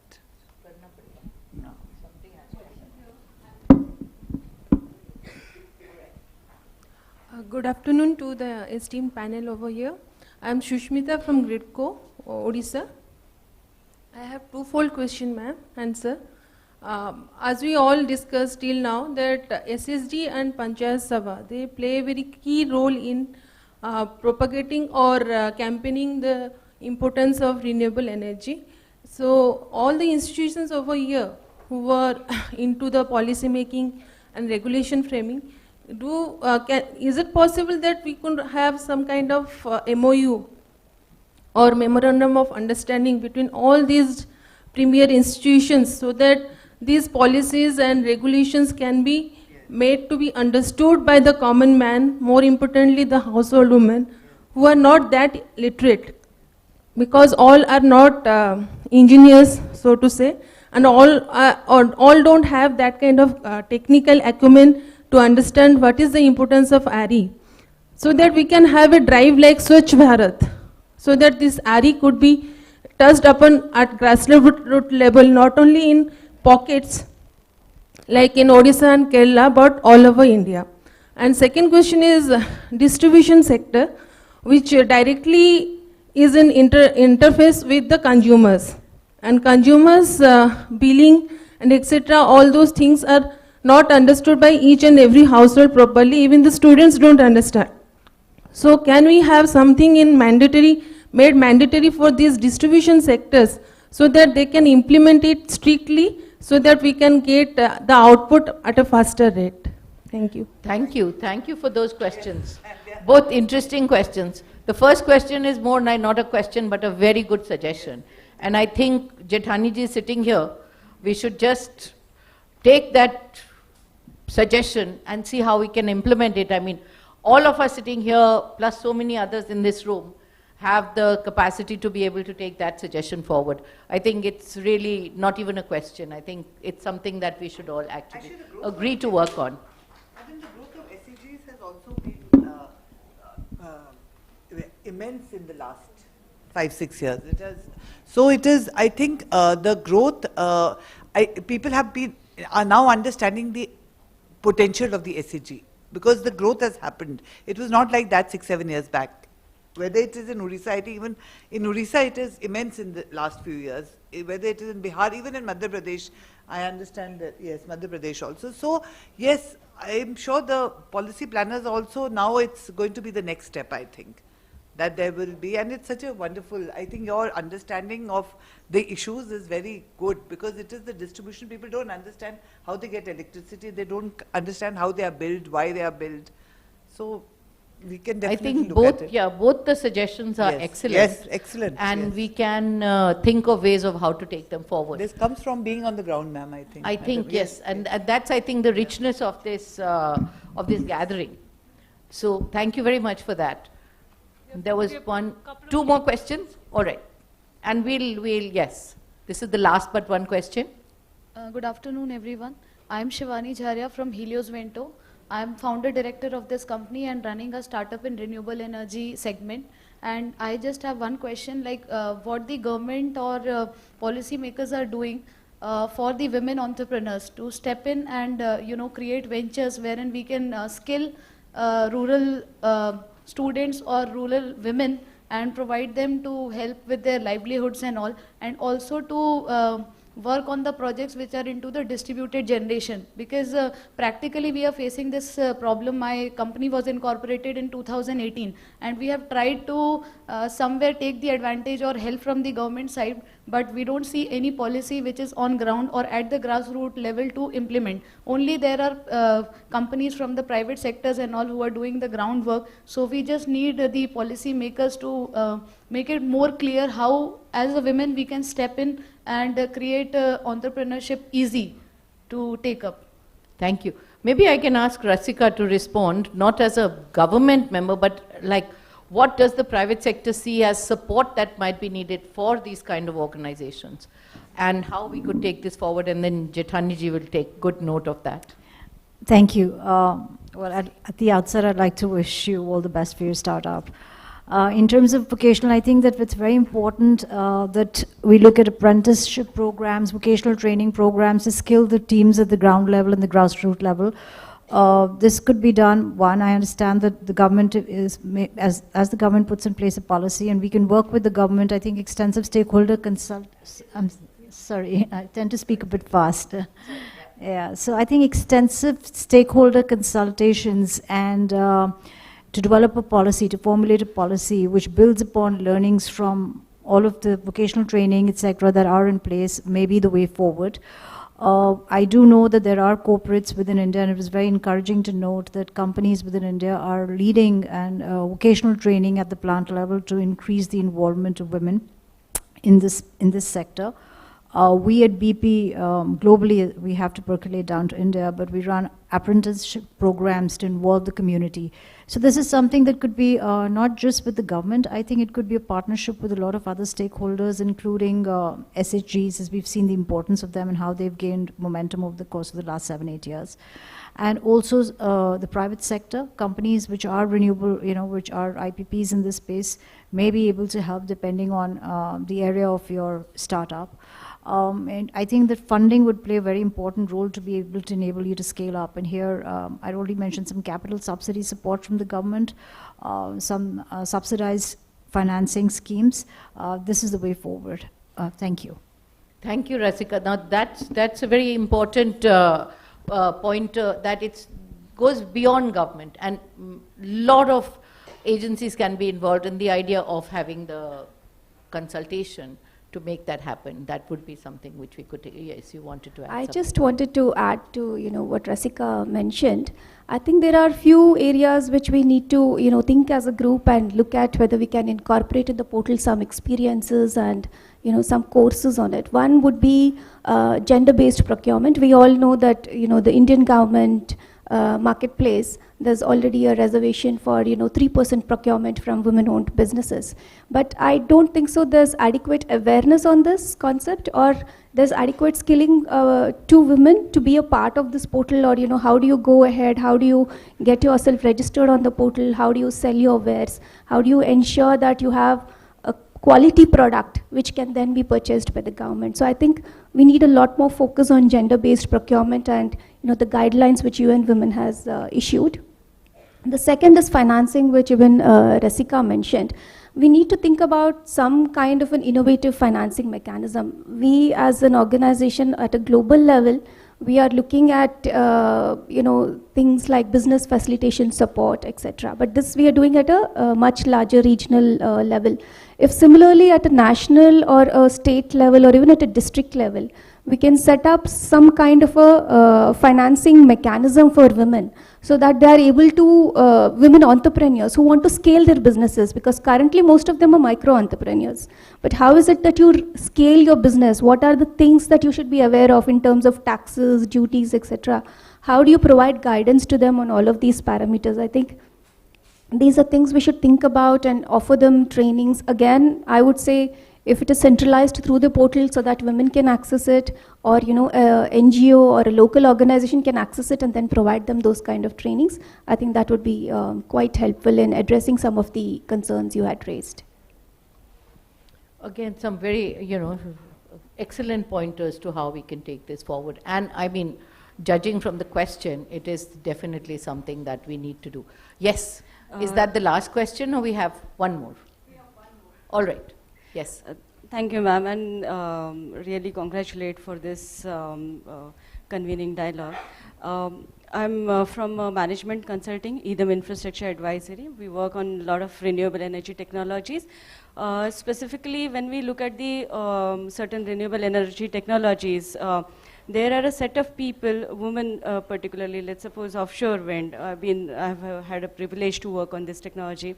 So the set of women which are impacted, these are also women, and there are skilling opportunities in the sector which can be possibly for the women.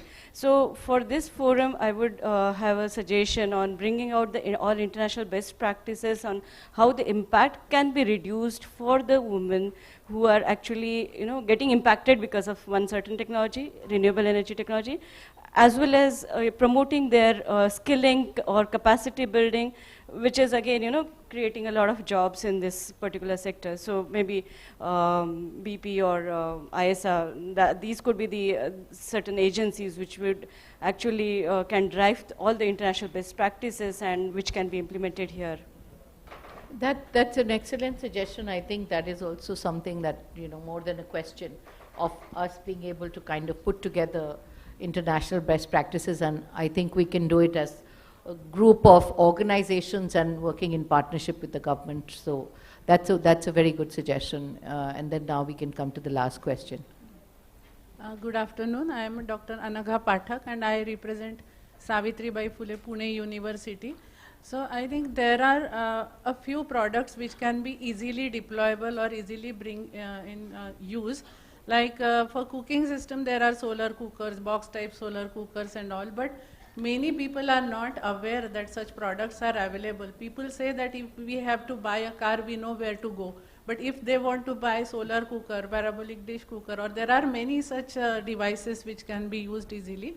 So there should be some shops at Taluka place which could be run by women. So initial capital funding should be given to them.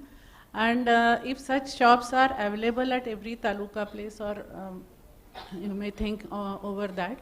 So I know where can I buy these products, because there are some extension programs through which we teach the ladies how to use the solar cookers or other devices. but many people are not aware where to buy these from or where they are available. So what can we do about it? I think again an excellent suggestion more than a question, and I mean I think it just points basically to the development of a robust market. Finally, like today, LED bulbs, you can just go and buy them from anywhere. And when it started off, it was, you know, an unknown entity. But that kind of sort of development of a market where all the elements of the market can come together, including the last mile retail. So that is something that we have to remember, that while we do the skilling of how to use products which are based on renewable energy, where do you get those products? So OEMs and technology suppliers, as you know, manufacturers have a very important role. So thank you very much, the audience who was so engaged. Thank you very much, the panelists. But also, I mean, at the end, I think we pointed out to some really significant issues which have come up. I mean, the last is, of course, important, the market and the role of the technology manufacturers. But from a policy perspective, the SDGs, how they can be more women-centric, and the policy framework can encourage the renewable and clean energy focus of a huge institution like the Panchayati Raj system. Then there's this big issue which has been raised. I mean, this, if we can have a robust portal, good data, desegregated, granular data to help policymakers and to help general people to access that data to be able to take informed decisions. The issue of easy, flexible financing and technology to make this happen. I think once this whole mix is in place, and it's a very tall order, it's not something that, you know, you can say we should do this and it happens. But a lot of people who can actually help to make that happen are here, and I think it's really good that we've pointed to those. Again, I would look to our partners in the government as well as outside the government. I think, you know, that point which was made clearly, that, you know, the partnerships beyond government are extremely important in this, and I think that's something that this panel would actually, I think, in conclusion, like to say that if those elements are in place, and it's a big if, but those are all the right steps to take, and I think we should be taking those steps. I thank the panel for their illuminating guidance on this, and the audience for their engagement. Thank you so much.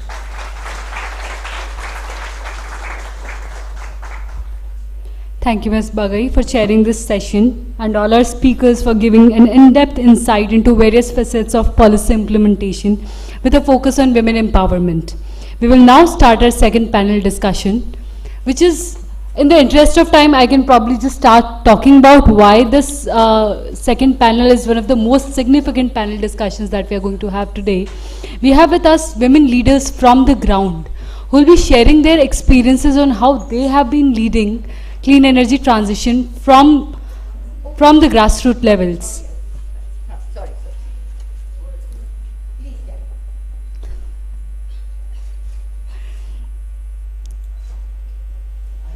No.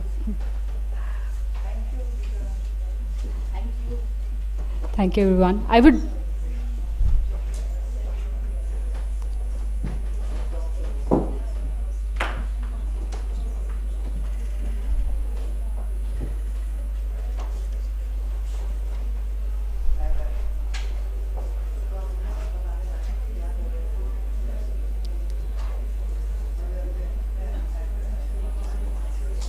As we prepare for this session, I might as well take this time to introduce our panelists so that we stay on time for lunch. And I'm sure that everybody is waiting for that as well.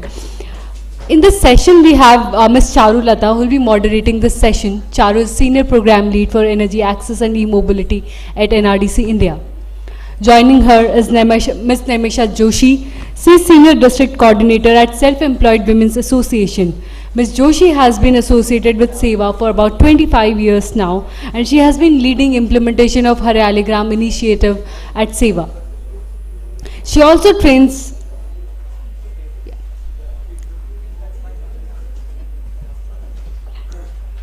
Welcome, Ms. Joshi.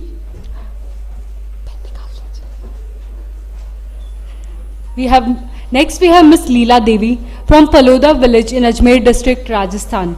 She is a solar master trainer with Barefoot College. She trains women from remote villages from all over the world in design, fabrication, installation and repair of solar products. Can we have Ms. Leela Devi on stage, please?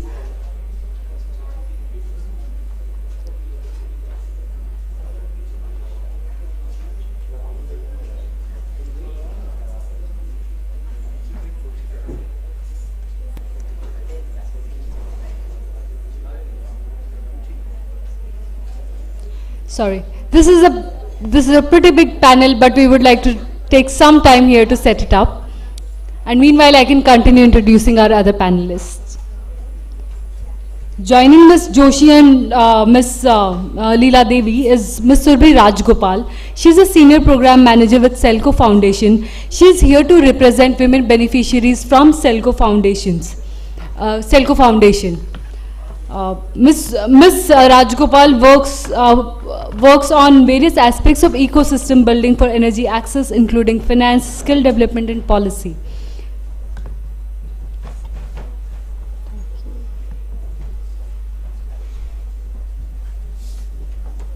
Next we have Ms. Babita Raheja. She is a director with Raheja Solar Food Processing. She works with women farmers in the remotest of the villages in India by enabling them to prevent post-harvest losses, and she'll be sharing their experiences with us today. Next we have Ms. Vanna Suresh Khankar, women leader from Swam Siksha Prayog.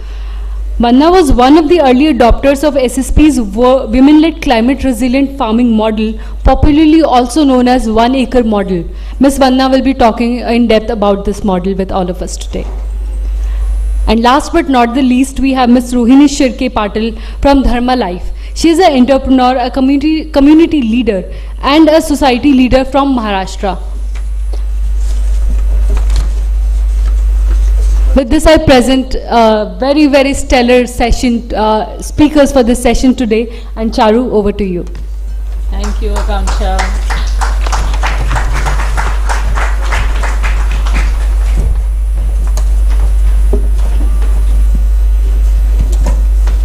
Thank you, Akanksha, and thank you everyone for staying with us at this event. I completely agree with you, Akanksha. This is indeed a very important panel because more than 60% of India's population still lives in rural areas. And any efforts that we have for clean energy transition and to have a successful outcome out of it, we would need to actually include, work that is done at the grassroots level. आज का panel हम हिंदी में conduct करेंगे because हमारे साथ बहुत सारे beneficiaries हैं एंड आप लोग जिस भी भाषा में कंफर्टेबल हों बात करने के लिए उसमें जवाब दीजिएगा. मैं हिंदी में प्रश्न पूछूंगी. आज हमारे साथ बहुत सारी विमेन लीडर्स हैं फ्रॉम द ग्रास रूट्स जिन्होंने काफ़ी कुछ अचीव करा है, बहुत कुछ स्केल करा है. आज हम इनकी स्टोरीज सुनेंगे, इनका जो बेस्ट प्रैक्टिसेस हैं उनके बारे में बात करेंगे और इनसे समझेंगे कि ये कैसे कर रही हैं. इनसे ये भी समझेंगे कि क्या चुनौतियां आई इनके रास्ते में और क्या सपोर्ट आगे जाकर, नीतिगत सपोर्ट या वित्तीय सपोर्ट इनको चाहिए जो यहाँ पे आज मिनिस्ट्री है और बहुत सारे स्टेक होल्डर्स हैं जो प्रोवाइड कर सकते हैं. मैं स्टार्ट करूँगी पहले पैनलिस्ट से, नमीशा जोशी जो सेल्फ एम्प्लॉयड वुमेन्स एसोसिएशन से हैं. नमस्ते नमीशा बहन. नमस्ते. सेवा ऑलमोस्ट 50 साल से काम कर रही है. आप लोग इनफॉर्मल सेक्टर में विमेन के साथ काम करते हैं. 25 लाख मेंबर हैं. आप खुद भी सेवा के साथ काफ़ी सालों से हैं. एक हरियाली ग्राम करके आपका प्रोजेक्ट भी हम लोग साथ में इम्प्लीमेंट करते हैं. तो थोड़ा अपना इंट्रोडक्शन दीजिए और थोड़ा सा इस प्रोजेक्ट के बारे में बताइए. क्या आरी टेक्नोलॉजीज़ आप लोग यूज़ करते हैं, क्या उसका इम्पैक्ट हुआ है आपके जो विमेन बेनिफिशरीज हैं उनकी लाइफ में, थोड़ा उस बारे में बताइए. थैंक यू चारू बहन, दीपा जी और ऑल ओवर एनआरडीसी टीम कि आज हमको इनवाइट किया. मैं आप सभी का शुक्रिया अदा करती हूँ. मेरा नाम नैमिषा है और मैं सेवा में 25 साल से जुड़ी हुई हूँ। अभी मैं हरियाली ग्राम इनिशिएटिव प्रोग्राम है उसकी मैं कोऑर्डिनेटर हूँ।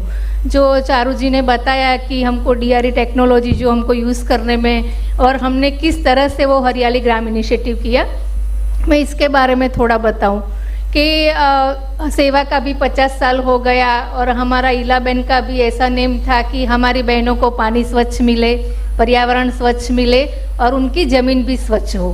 तो हम अभी स्वच्छ आकाश का कैंपेन भी सेवा में चला रहे हैं। तो काफ़ी हमने जो हरियाला गांव किया है तो हमने उसका क्राइटेरिया रखा है कि गांव में जो सेवा के मेंबर या जो जितने लोग हैं इसमें से 60% जो लोग वो टेक्नोलॉजी का यूज़ करें। तो पहले हम गांव में, हमारा सेवा का कई सालों से ऐसा अप्रोच रहा है कि हम गांव में जाके ऐसा कोई काम थोप नहीं देते, लेकिन हम नीड आइडेंटिफाई करते हैं। हमारी जो असंगठित क्षेत्र की जो कामदार बहनें हैं उसकी नीड क्या है, पहले हम नीड आइडेंटिफाई करते हैं। हम सरपंच को भी साथ में रखते हैं और गांव के जो लीडर है वो लोग को भी हम साथ में रखते हैं। तो पूरा हम ग्राम सभा करते हैं और बहनें उसकी जो आमदनी है, उसकी जो रोजगारी है, उसका जो खान पान का जो व्यवहार है वो बहनों का किस तरह से चलता हो, हम पहले बहनों के साथ बैठ के ये सब डिस्कस करते हैं कि बहनों का जो आरोग्य कैसा है, उसका बच्चों की शिक्षा होती है नहीं होती है, वो 2 टंग का जो खाना मिलता है वो ढंग का खाते, वो सब हम पहले बहनों को साथ बैठ के वो सब हम पूरा प्लानिंग करते हैं। तो जो हरियाली ग्राम इनिशिएटिव जब हमने इम्प्लीमेंट किया वो भी हमारी बहनों के ही नीड थी। वो सब बोल रहे थे कि बहन टीवी में भी न्यूज़ आते हैं कि बहुत वातावरण में दरखम फेरफार हो रहा है, तो हमारी खेती में भी फेरफार आएगा, हमको पानी भी शायद अच्छा नहीं मिलेगा, हमको बिजली भी नहीं मिलती, तो ये सब क्या होने वाला है। तो पहले तो हम जो क्लाइमेट चेंज हो रहा है उनके बारे में बहनों को हम अवेयरनेस करते हैं। तो जो हरियाली ग्राम प्रोग्राम है, हम पहले एलईडी बल्ब और पंखा लेके गाँव में गए, हमने पूरा एनर्जी प्लानिंग और बजटिंग किया। बहनों को साथ बैठे कि उनको किस किस काम में उनका टाइम ज़्यादा जाता है, उनको एनर्जी की जो किस किस वक्त ज़रूरत होती है, क्योंकि हमारी बहनें ज़्यादा पशुपालन और खेती करती है। तो सुबह 4 बजे उठती है तो उसको उनका जो पशुपालन है उसका दूध निकालता है, उसको खाना पानी देता है। तो बहनों को सुबह से उठ के तो पहले हमने जो हमारा सोलर बत्ती है वो पहले हमने बहनों को बत्ती दिया, वो बत्ती से बहनों को किस तरह से फायदा हुआ ये सब हमने देखा। तो धीरे धीरे करके हमने एनआरडीसी के साथ हमारा टाइप किया और बहनों को एलईडी बल्ब और जो सोलर पंखा है वो हमने बहनों को दिलवाया। काफ़ी हम अभी गुजरात में हमारा जो अरावली डिस्ट्रिक्ट है वहाँ से हमने शुरुआत किया 2015 में। तो अभी तो हमारे गुजरात की जो हमारी 7 लाख बहनें हैं वो सभी डिस्ट्रिक्ट में अभी एलईडी बल्ब और जो ईएसएल का जो पंखा आता है वो सब बहनें यूज़ करती हैं। सरकार ने भी एलईडी बल्ब वाला एक प्लान किया था तो बहनों को अच्छी तरह से मिले, घर घर बहनों को मिले, तो हमने एक पूरा कैंपेन चलाया और सभी बहनों को हमने एलईडी बल्ब दिलवाया। तो हम ऐसा बल्ब देके छोड़ नहीं देते, लेकिन हमारा बिजली कितना कम होता है, उसको किस तरह से इस्तेमाल करता है, हम कोई भी हम नया टेक्नोलॉजी बहनों को देते हैं तो पहले टेक्नोलॉजी क्या है वो हम समझाते हैं, गांव में डेमो करते हैं, टेक्नोलॉजी का इस्तेमाल किस तरह से करना है वो भी हम बहनों को बताते हैं। तो हमने अभी काफ़ी सारे नए नए टेक्नोलॉजी के जो मॉडल है वो हमने गाँव में 13 टेक्नोलॉजी के मॉडल हमने गांव में दिए हैं और हमने पूरा एक ही गांव में हमने पहले पायलट किया था, नागा का मठ करके हमारा गुजरात में अरवली में गांव है। तो हम वहाँ हमारी 500 मेंबर्स बहनें हैं, तो अभी वहाँ से 60% बहनें हैं जो वो सब यूज़ करती है। बहनों को हमने कूल रूप वाला टेक्नोलॉजी बताया, जो सोलर ट्रैप लाइट है कि गाँव में जो खेती में जो जीव जंतु आ जाते हैं वो किस तरह से वो कम करे। अभी हमने बायोगैस भी दिलवाया, करीबन गुजरात में हमने 3000 बहनों को अभी हमने बायोगैस दिलवाया है। तो बायोगैस की स्लरी खेत में किस तरह से डालते हैं, उस स्लरी में से खाद्य उसका उत्पादन कैसा होता है। और एलपीजी था, लेकिन एलपीजी सर ने भी बताया कि काफ़ी दिक्कत उनकी रिफिलिंग की आती है, गाँव तक पहुँचता नहीं है। तो ये हमने बायोगैस वाला ऑप्शन भी बहनों को दिया और वो हमने सिस्टमा कंपनी के साथ टाइप किया। तो वो काफ़ी मॉडल हमारा बहुत अच्छा चलता है और काफ़ी बहनों की डिमांड भी आ रही है। इस तरह से हमने 13 अलग अलग टेक्नोलॉजी, जैसे कि सोलर फॉडर है और जो हमने ट्रैप लाइट वाला बताया, ऐसे अलग अलग बहनों को अभी हमने कूल रूफ वाला भी, कि बहुत गर्मी होती है, हम हीट वेव बोल रहे हैं, तो बहनों जो रोजगारी उसके घर में भी बैठ के करती है तो उनको काफ़ी पंखा भी नहीं चलता, बिजली भी नहीं होती है, तो तब बहनों को वो हमने कूल रूफ वाला टेक्नोलॉजी किया, वो बहुत महंगी भी नहीं है, बहनों को वो कर सकती है, तो इस तरह से हमने कराया है। अभी इस साल हम गुजरात में हमारे 150 गांव है, वो हम उनको ग्रीन विलेज में कन्वर्ट करना चाहते हैं। और ऐसा नहीं है कि हम बहनों को टेक्नोलॉजी दे के छोड़ देते हैं, हम उनका रिपेयरिंग और मेंटेनेंस किस तरह करना चाहिए, क्योंकि जिन्होंने टेक्नोलॉजी दिया है वो गांव के नज़दीक नहीं रहता, वो एक कंपनी है। तो जैसे कि हमने बायोगैस दिया, तो बायोगैस में कुछ प्रॉब्लम आ जाए तो हम गांव में बेयरफुट टेक्नीशियन अभी तैयार कर रहे हैं। और हमने क्लाइमेट एंटरप्रेन्योर, जो गांव के हमारे मेंबर्स की जो बहनें हैं वो पढ़ी लिखी है, बहुएं पढ़ी लिखी है, वो गांव से बाहर काम करने नहीं जाती, लेकिन खुद अपने गांव में रहकर वो रोजगारी किस तरह से कर सके, तो हमने काफ़ी अभी क्लाइमेट एंटरप्रेन्योर भी हम तैयार किए हैं। इस तरह से हम आगे बढ़ रहे हैं पूरा। थैंक यू नमिशा बहन। मैं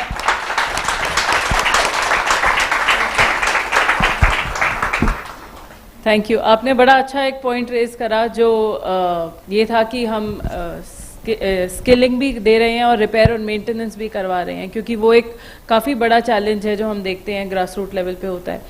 आप और थोड़ा चैलेंजेस के बारे में बताइए, और थोड़ा सा ये बताइए कि अगर हमें इसको स्केल करना है तो हर देश में इधर लेकर पूरे थ्रू आउट इंडिया लेकर जाना है हर स्टेट में, तो कैसे सेवा कैसे सोच रहा है ये करने का, थोड़ा इसके बारे में बताएं।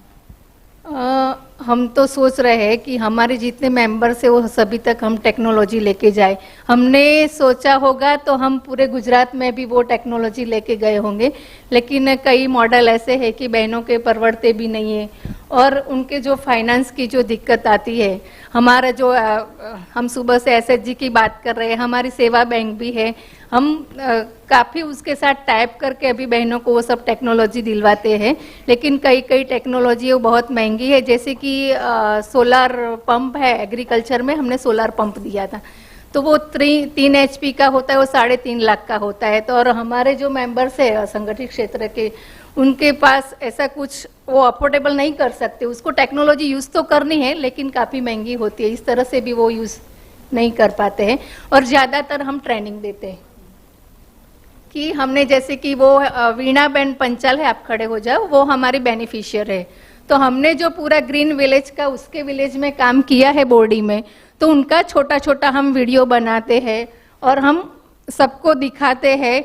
तो हम उसका ज़्यादातर पायलट करके उनका जो टेक्नोलॉजी हो, टेक्नोलॉजी का यूजिंग किस तरह से करते हैं, तो काफ़ी हमारी बहनें खुद भी मोबाइल में टेक्नोलॉजी भी यूज़ करती है, तो हम उसमें से मास्टर ट्रेनर तैयार करके उनको ट्रेनिंग देते हैं और वो मास्टर ट्रेनर आगे आगे ले जाते हैं। इस तरह से हम पूरा काम को आगे ले जाते हैं। थैंक यू नमिशा बहन। आई थिंक अब हम नेक्स्ट हम हमारे पैनलिस्ट के पास चलेंगे। लीला जी, मैं आपके पास आऊंगी। लीला जी मास्टर ट्रेनर हैं बेयरफुट कॉलेज में। आप अपना एक्सपीरियंस, माइक ले लें, आप अपना एक्सपीरियंस हमारे साथ शेयर करें कि आप बेयरफुट में क्या करते हैं, क्या क्या आप अप्लायंसेस वो करते हैं, क्या ट्रेनिंग आप देती हैं, थोड़ा उसके बारे में प्लीज़ बताएं। मेरा नाम लीला है और मैं तिलोनिया गांव से हूँ और 20 साल हो गए मेरे को वहाँ काम करते हुए, और मैं बहुत कम पढ़ी लिखी हूँ, 3री क्लास पढ़ी लिखी हूँ, और अब मैं मास्टर ट्रेनर हूँ। तो हम ट्रेनिंग देते हैं सोलर के बारे में, सोलर लाइट के बारे में। तो उनको पहले, जो हम भी कम पढ़े लिखे और वो भी कम पढ़ी लिखी होती है, तो उनको हम कैसे सिखाते हैं, पहले तो हमें ये बहुत परेशानी आती है। और हमारे बाहर की महिलाओं आती है, विदेशी महिला आती है ट्रेनिंग के लिए। तो हमने 96 कंट्री में ट्रेनिंग दे चुके हैं, 96 कंट्री में। तो हमारा रेंज सेन, हमारा बोली चाली सब अलग होता है, फिर भी हम इनको ट्रेनिंग देते हैं। तो पहले हम इनको कलर कोड के माध्यम से शुरू करते हैं। उनको हमारे 10 कलर होते हैं, तो कलर की वैल्यू याद करवाते हैं और उसके बाद में कलर की वैल्यू निकाल के, और रेजिस्टेंस की वैल्यू कैसे निकालते हैं, तो रेजिस्टेंस के बारे में हम उनको बताते हैं। तो रेजिस्टेंस के बारे में उनको वैल्यू निकालना सिखाते हैं, और उसके बाद में हम ट्यूल का नाम रटवाते हैं उनसे। जो नहीं आती, अब हम उनकी भाषा में भी नहीं जाते हैं, तो हम प्रैक्टिकली अधिक कर सिखाते हैं। तो पहले टूल का नाम बताते हैं, ये नोज प्लाई, ये कटर है, ये वाइस टिपर है, ये कटर है, ये सब यूँ करके सिखवा के, और उसके बारे में फिर हम हमारे कंपोनेंट लगते हैं उसके बारे में बताते हैं, ये आईसी है, ये डायोड है, ये रेजिस्टेंस है, ये जम्फर वायर है, और ये ट्रांजिस्टर है, ये मोसपेट है, ये शॉर्ट के डायोड है, उसके बारे में बता के फिर एक हमारा पीसीबी होता है, तो वो प्रिंटेड पीसीबी होता है, तो उनके बारे में बताते हैं ये प्रिंटेड पीसीबी है और ये कंपोनेंट कहाँ कहाँ लगेंगे, तो उसको ये बताते हैं। तो हम पहले तो हम एक एक कंपोनेंट उनको देते हैं कि ये कहाँ लगेगा, ये R1 पे लगेगा, R2 पे लगेगा, R27 पे लगेगा, R25 पे लगेगा, ऐसे करके उनको ये बताते हैं। और वो महिला इस जगह से आती है जो इस जगह लाइट नहीं है, तो वो महिला भी गांव में जाके उनने भी सीखे, यहाँ 6 महीने हमारे यहाँ रहती है, 6 महीना ट्रेनिंग लेके जाती है। वो ट्रेनिंग के बाद में वो वहाँ रोशनी करती है, उनके गाँव में रोशनी करके फिर हमें वो फिर आती है, तो वो पहले तो ये बोलती है हमारे अच्छा खाना नहीं है, अच्छा रहन सहन नहीं है, तो उनको भी अटपटा लगता है, तो वो ऐसे परेशान होती है। और फिर जाने के टाइम बोलती है हम नहीं जाएंगे, हम यहीं रहेंगे। तो इतनी खुश होके जाती है वो, और हमें देख के भी बहुत, और हम उनके साथ में काम भी करते हैं। जो बाहर भी चली भी जाती है तो उनके साथ में हम वीडियो कॉल पे बात करते हैं, और कोई परेशानी है वो बताते हैं। और जब वो बोलती है, अब वो घर में वहाँ जाके बोलती है हम केरोसिन जलाते थे, तो हमें केरोसिन से दिक्कत भी होती थी, स्वास्थ्य के लिए भी ठीक नहीं था, और हमारे लाइट से हमें बहुत वो मिला है। और लाइट ये सूरज कहीं नहीं देखता है कि ये अमीर है ये गरीब है, उसके बारे में भी ये सोच के तो उनको सूरज सबको देता है, ये नहीं देखता है भाई अपने इनको नहीं दें इनको नहीं दें, तो सूरज सबको होता है। एक बार हम खाली खरीद लेते हैं तो हमेशा लाइट का बिल का भी परेशानी हट जाता है, और केरोसिन का भी परेशानी हट गया। तो हमें क्या करे, केरोसिन जलाते तो हमें बहुत भारी पड़ता था, और ये एक लाइट हमें सस्ती भी पड़ी है, और सब जगह उजाला हुआ है, और वो महिलाओं बहुत खुश होती है। और हमने देश और विदेशी में सब में ट्रेनिंग दिया, और हमें खुद को भी यही हुआ, और वो महिला भी खुद खुश हुई, तो उनको क्यों काम भी मिल गया, नहीं तो काम नहीं था एक बार उनके पास में। तो हम ये अधिकतर इसलिए हम महिलाओं को सिखाते हैं, तो महिला कहीं बाहर जाके कमा नहीं सकती, घर भी संभाल लेती है, और वहाँ जाके ट्रेनिंग भी दे सकती है, तो अपना घर का खर्चा भी चला लेती है, बच्चे को भी संभालती है। और वो बोलती है अब हमारे बच्चे पढ़ लिख नहीं पाते थे, नहीं लाइट का उजाला था तो, और अभी हम राजस्थान में भी काफ़ी घरों में लाइट दी है, तो लाखों घरों में लाइट लगवाई है, और 2000 महिलाओं को हमने ट्रेनिंग दी है।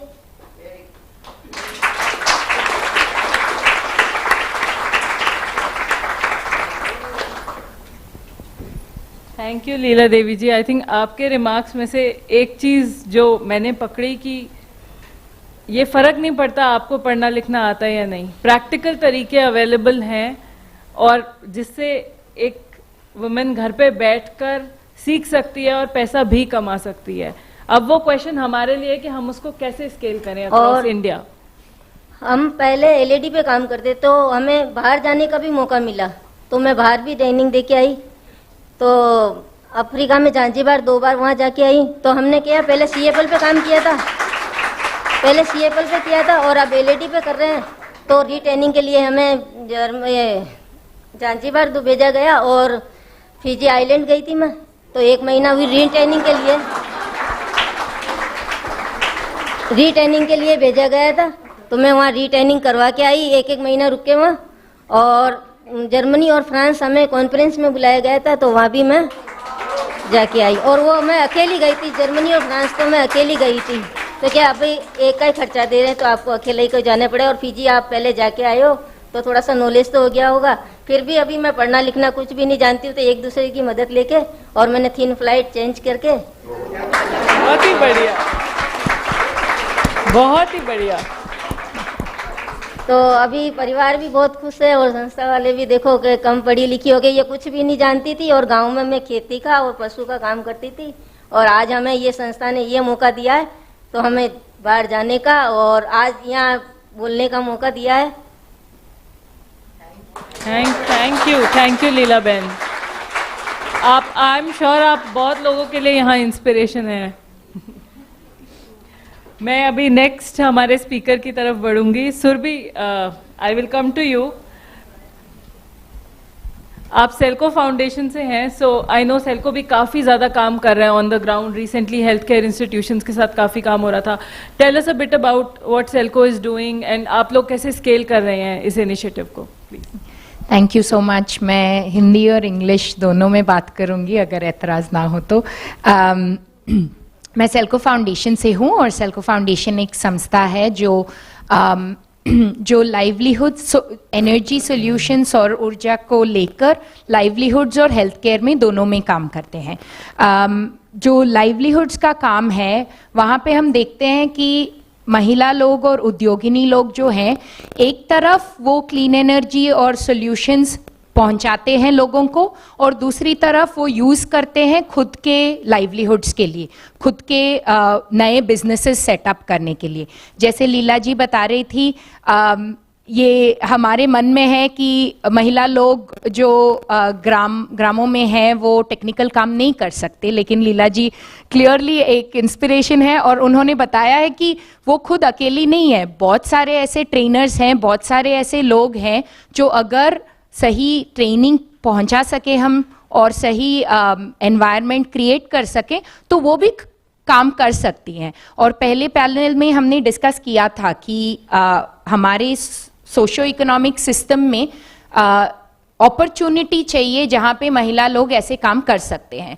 तो मैं एक दो एग्जाम्पल शेयर करना चाहती हूँ. हमारा काम ज़्यादातर साउथ इंडिया में होता है, ईस्ट इंडिया में, उड़ीसा, झारखंड में और नॉर्थ ईस्ट में, मेघालय, असम, मणिपुर और मिजोरम में.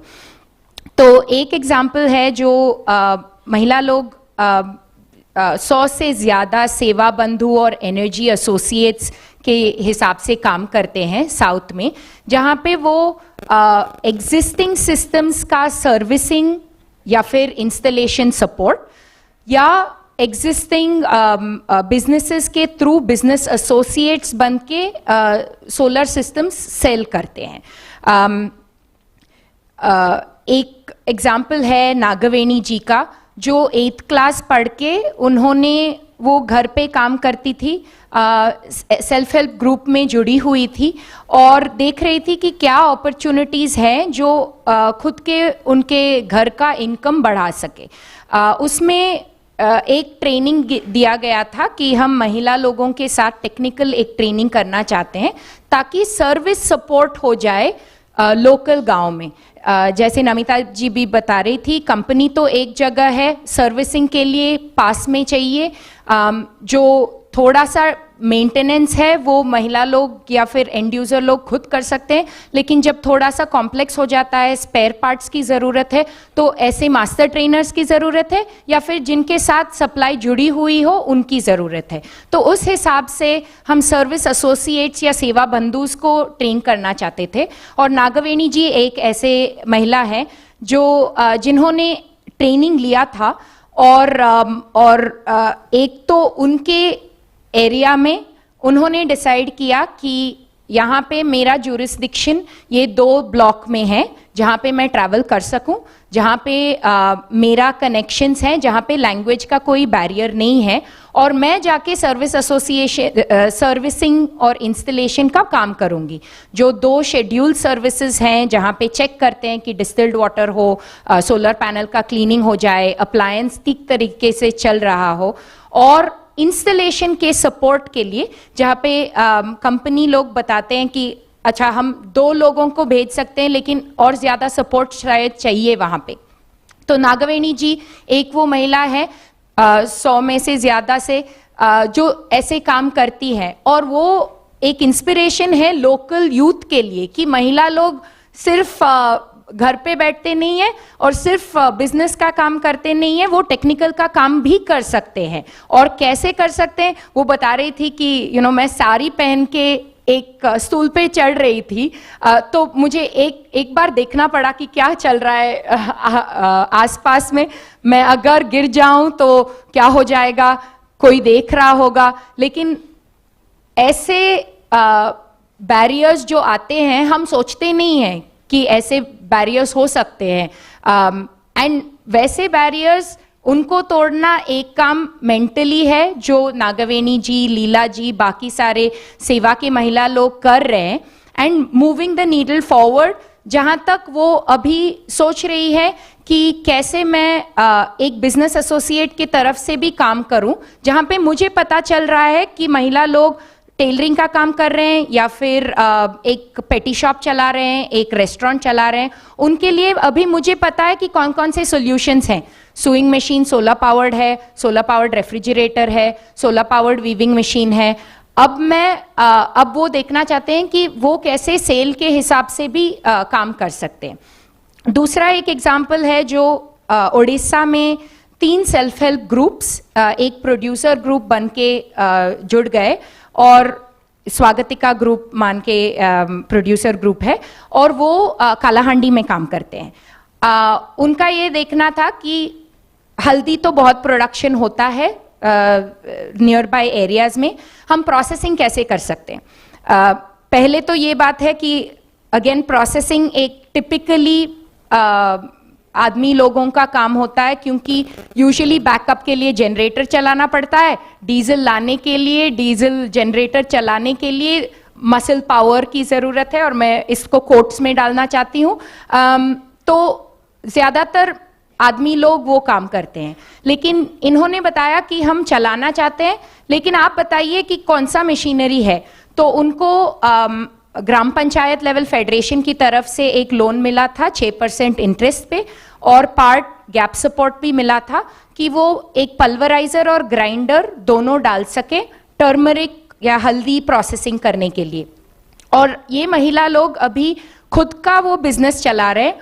ओरमास और मिशन शक्ति जो OLM के से जुड़े हुए हैं, ओडिशा लाइवलीहुड मिशन से, वो मार्केटिंग सपोर्ट दे रहे हैं और मार्केट लिंकेज भी दे रहे हैं, और ये खुद महिला लोग अपने ही मार्केट लिंकेजेस भी उन्होंने सेटअप कर दिया है। इसमें एक ये चीज़ है कि वो खुद का बिजनेस चला रहे हैं रिन्यूएबल एनर्जी को यूज़ करके, और एक नया बिजनेस शुरू कर रहे हैं लोकल एरिया में। और पहले तो ये था कि 20 से ज़्यादा किलोमीटर लोगों को जाना पड़ता था खुद के हल्दी को प्रोसेस करने के लिए। अभी वो डिसेंट्रलाइज होके उनके गांव के आसपास ही एक प्रोसेसिंग यूनिट है। तो ये ना सिर्फ प्रोड्यूसर ग्रुप महिलाओं के लिए एक नया वाला बिजनेस है, ये गांव के जो लोग हैं उनके लिए भी जो ट्रांसपोर्टेशन कॉस्ट है, जो प्रोसेसिंग के लिए उनको जाना पड़ता था सेंट्रलाइज्ड मिल में, और वहाँ पे शायद पावर हो या ना हो वो देखने, वो एक रिस्क है उनके लिए, और वो रिस्क कम हुआ है। तो एक बिजनेस अपॉर्चुनिटी है और एक सर्विस है जो वो कम्युनिटी के लिए दे रहे हैं। तो I just wanted to share these examples, क्योंकि इसमें अफोर्डेबल फाइनेंसिंग, मार्केट लिंकेज और टेक्नोलॉजी अवेलेबिलिटी का सपोर्ट मिल के आया है, ताकि ये लोग ये काम कर सकते हैं, और वो खुद कर रहे हैं। बाकी का उनको पता है कि क्या करना है, उनको भी पता है कि कौन से मार्केट लिंकेजेस वो खुद ओपन करना चाहते हैं। सिर्फ वो अपॉर्चुनिटी चाहिए कि उनको ऐसा मशीन है, आप कैसे खरीद सकते हैं, और एक दो चीज़ों को स्किल डेवलपमेंट के हिसाब से देना पड़ता है कि कैसे मशीनरी को यूज़ करते हैं, कैसे स्पेयर पार्ट चेंज करते हैं, और आप किसको बुला सकते हैं ताकि नागवेणी जी जैसे सर्विस एसोसिएट्स आपको आके सपोर्ट कर सके अगर कोई टेक्नोलॉजी का चैलेंज है।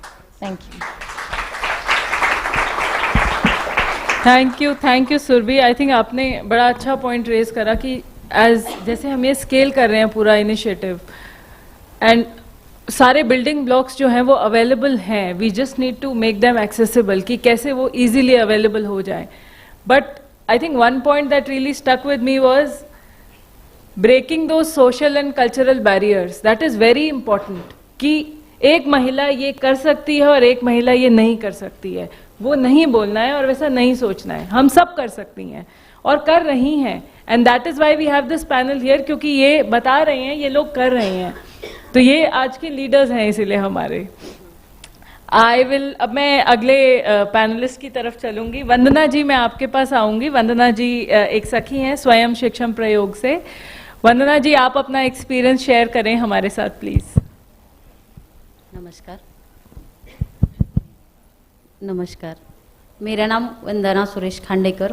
पहली बार ही मैं हिंदी में बोलने के लिए स्टेज पर आई हूँ। मैं खुद को भाग्यशाली समझती हूँ मुझे इधर आने का मौका मिला और इसका श्रेय मैं एसएसपी को देती हूँ। एसएसपी से जुड़ी हुई 3 साल हुए मुझे। उसमें अलग अलग प्रोजेक्ट आते हैं और उस पे काम करने का मौका हर लीडर्स को मिलता है।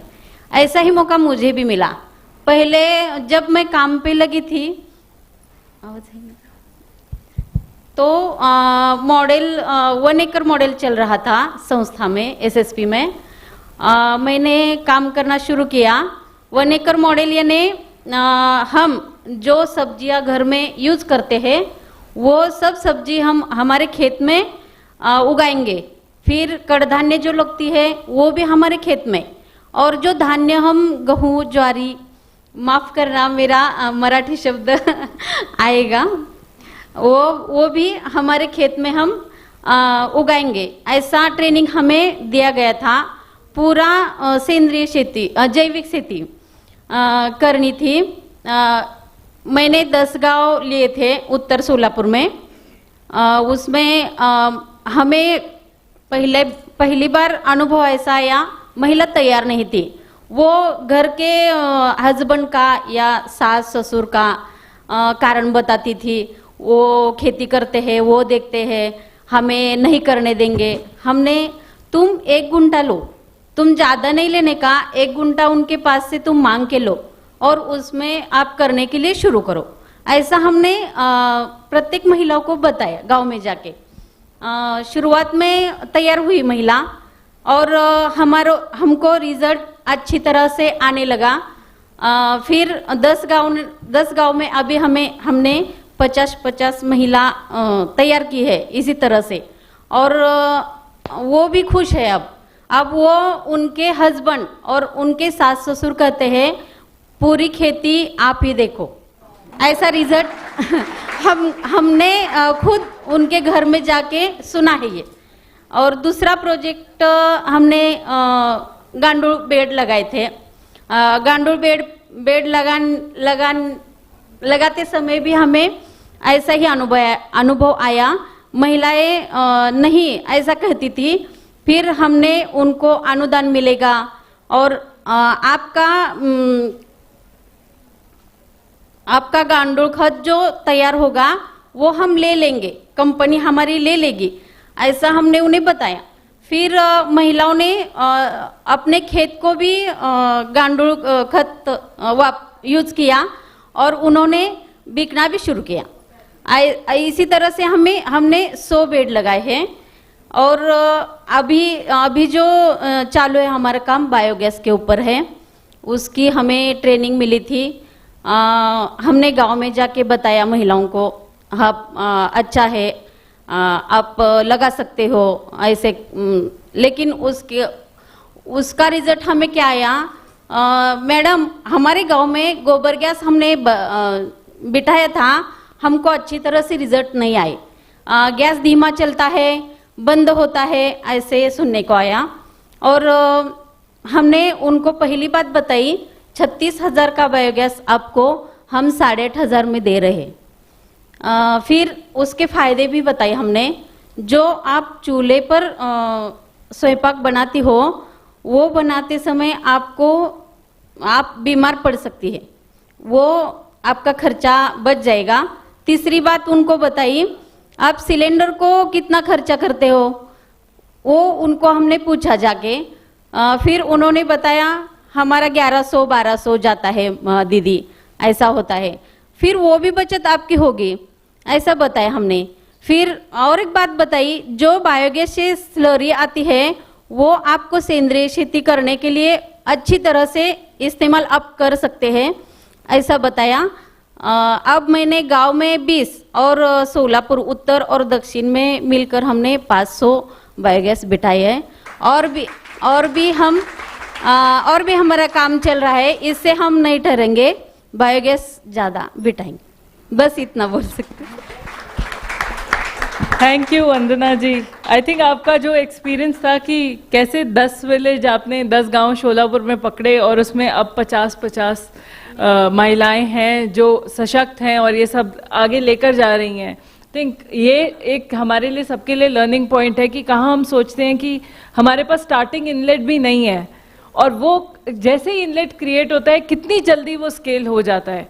एंड एज वुमेन हम लोग आई थिंक ट्रेंड होते हैं, हम अडेप्ट करते हैं चेंज को, थ्रू आउट लाइफ करते हैं. So why not in technology and why not in energy.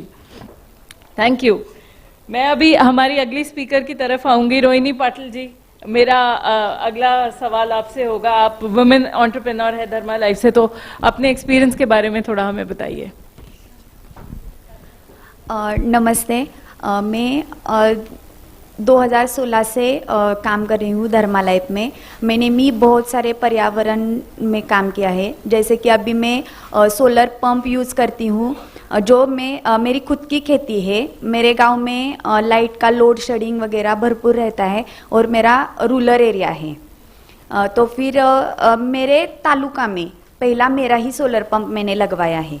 हमारे गांव में बहुत सारे जेंट्स लोग हैं, वो पूना मुंबई में काम करते हैं, तो खेती का काम महिला ही देखती है. तो फिर हमारे यहाँ कैसे रहता है कि बिजली रात को आती है. मतलब खेती में जो पानी वगैरह लगाते हैं तो वो रात की बिजली है, तो महिलाएं रात में खेती में पानी नहीं लगाने को जा सकती ना, क्योंकि हमारे यहाँ रान गवे और बहुत सारे हिंस्र प्राणी भी है.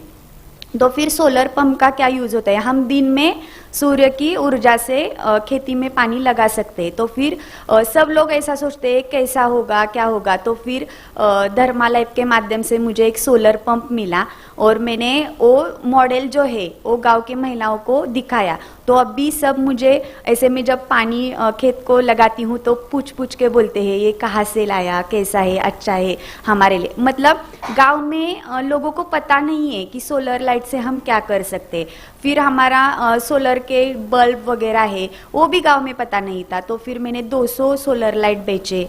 गांव के लोगों को बताया कि जब भी हम गाय भैंस पालते हैं तो वो घर से थोड़ा दूर रहता है, तो फिर हमें लाइट का ज़रूरत होता है वहाँ तक पहुँचने के लिए. तो फिर ऐसे काम में करती गई. फिर मेरा हनी बी का बिजनेस है, तो फिर मेरा प्रोसेसिंग यूनिट भी मैं सोलर लाइट पे ही लगाना चाहती थी, लेकिन फाइनेंशियल प्रॉब्लम की वजह से वो मैं लगा नहीं पाई. तो फिर मुझे वो दुख है ही. लेकिन मैं अभी एक बोलना चाहती हूँ कि कुसुम योजना तो है ही हमारी, लेकिन एग्री पीवी जो है वो भी हमारे गवर्नमेंट ने लाना चाहिए. क्योंकि जो हम शेड नेट बनाते हैं तो कुछ फसलें ऐसी रहती है कि वो छांव में बड़ी होती है. तो हम सोलर पैनल लगाएंगे, उसके नीचे थोड़ा सा पेज छोड़ के छोटा ट्रैक्टर वगैरह घुमा सकते हैं, उतना पेज छोड़ के वो जो एग्रीकल्चर प्लांट है वो लगा के हम खुद की खेती भी कर सकते हैं और सोलर की लाइट इन्वेस्ट करके एमएसएबी को बेच भी सकते हैं. तो फिर फार्मर का 2 तरीके का काम हो जाएगा. और मैं बोलना चाहती हूँ कि आज पर्यावरण पूरक दिन है. मैंने आपको बोला कि मेरे गांव के बहुत सारे लोग बाहर काम कर रहे हैं, तो मैं ये चाहती हूँ कि मेरे गांव में मुझे बड़ी बड़ी इंडस्ट्री नहीं चाहिए कि जो प्रदूषण बढ़ा सके. मैं ये सोच रही हूँ कि बारिश का पानी आता है, मेरे यहाँ बहुत सारे पहाड़ है वो ऐसे ही खाली पड़े हैं. ठीक है, बारिश का पानी आएगा वो हम सेव करके रखेंगे, सोलर लाइट लगवाएंगे, वो पंप से कुछ मेडिसिन प्लांट लगाएंगे वो पहाड़ी पे, और वो सोलर पंप की वजह से उसको पानी डालेंगे. कोई भी हमने पेड़ लगाया तो उसको 3 साल लगता है पानी देना ये वो. तो वो सोलर पंप मतलब क्या करते हैं लोग, झाडे लावा झाडे जगवा हे म्हणतात आणि झाडं लावतात नंतर विसरून जातात.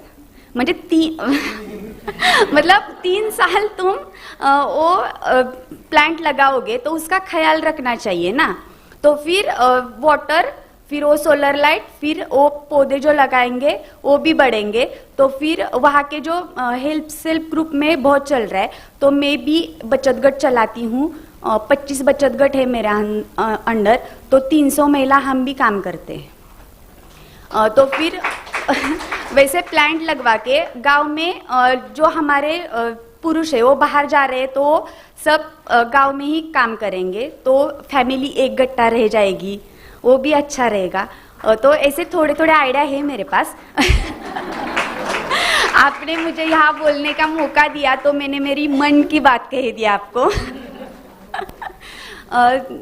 तो फिर मैं यही सोच रही हूँ कि आप लोग हमारे गांव आए और हमें क्या चाहिए, जैसे कि धर्मालय हमारे यहाँ पहुँचा, हमारा रूरल एरिया है, कोई बाहर की कंपनी हमारे यहाँ नहीं आती है और गवर्नमेंट के भी जो स्कीम है वो हमारे यहाँ आने तक खत्म होते, उसका मतलब हमें पता ही नहीं चलता है कि वो क्या करना है क्या नहीं करना है।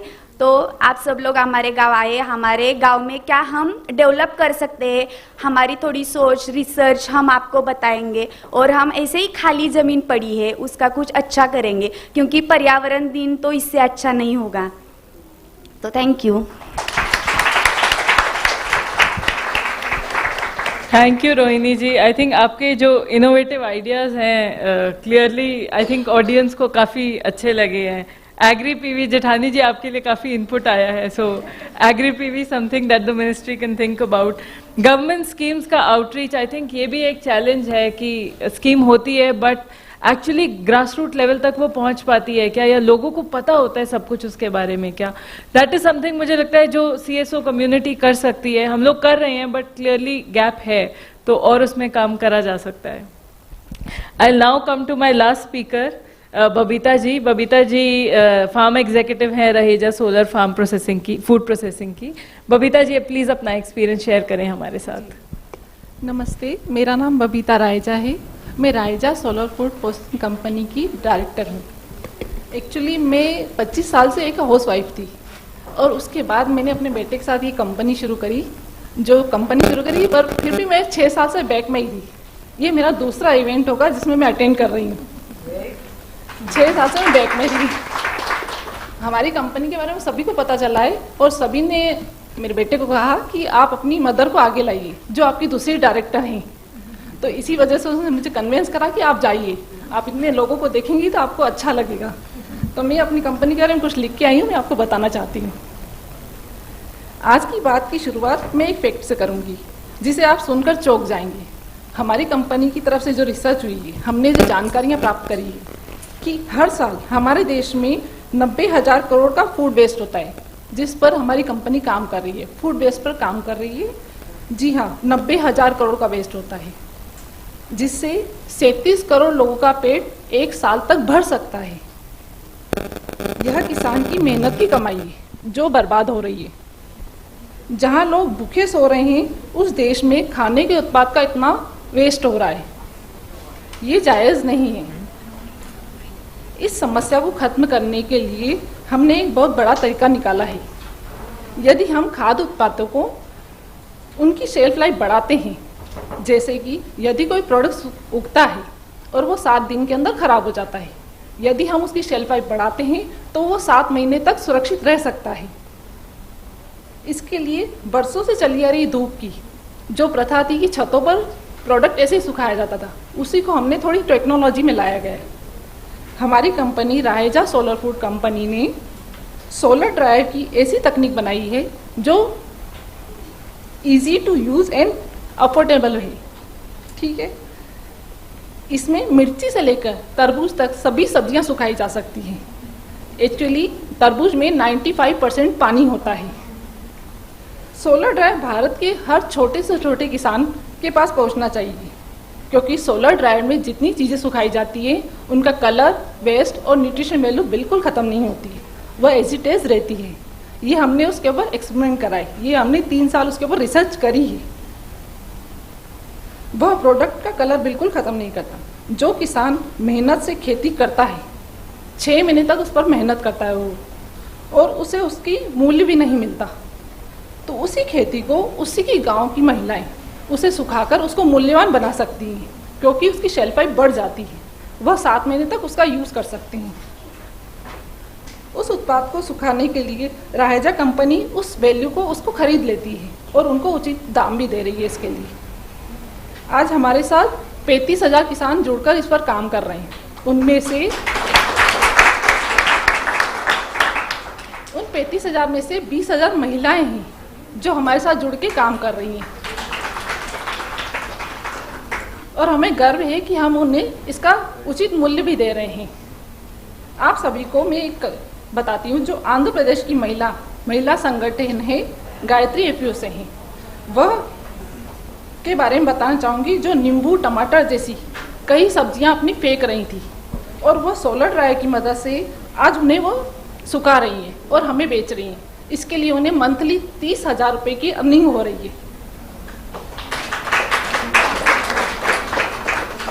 और इन महिलाओं के द्वारा जो सुखाया गया सामान है वो लंदन के सबसे प्रीमियम स्टोर में उपलब्ध कराया जा रहा है।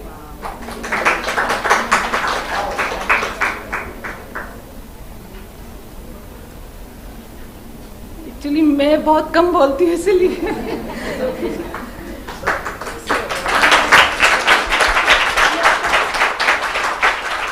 ये देखिए हमारे यहाँ जो इन लेडीजों ने भेजे हैं ये प्रोडक्ट मैं लेके आई हूँ यहाँ पर।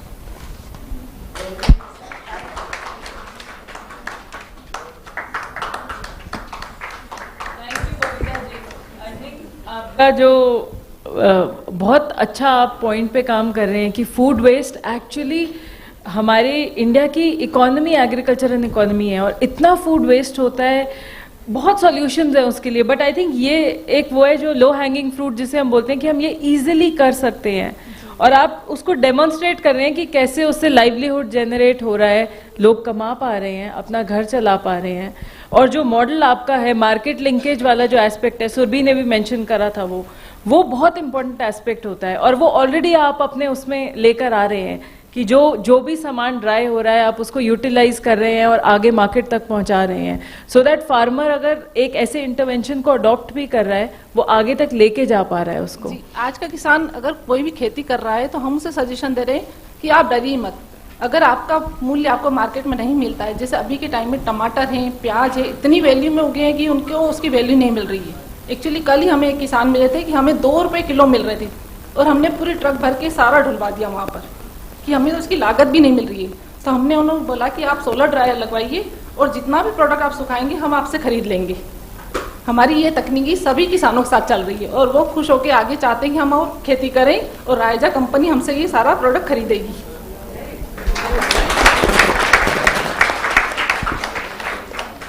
बहुत बढ़िया।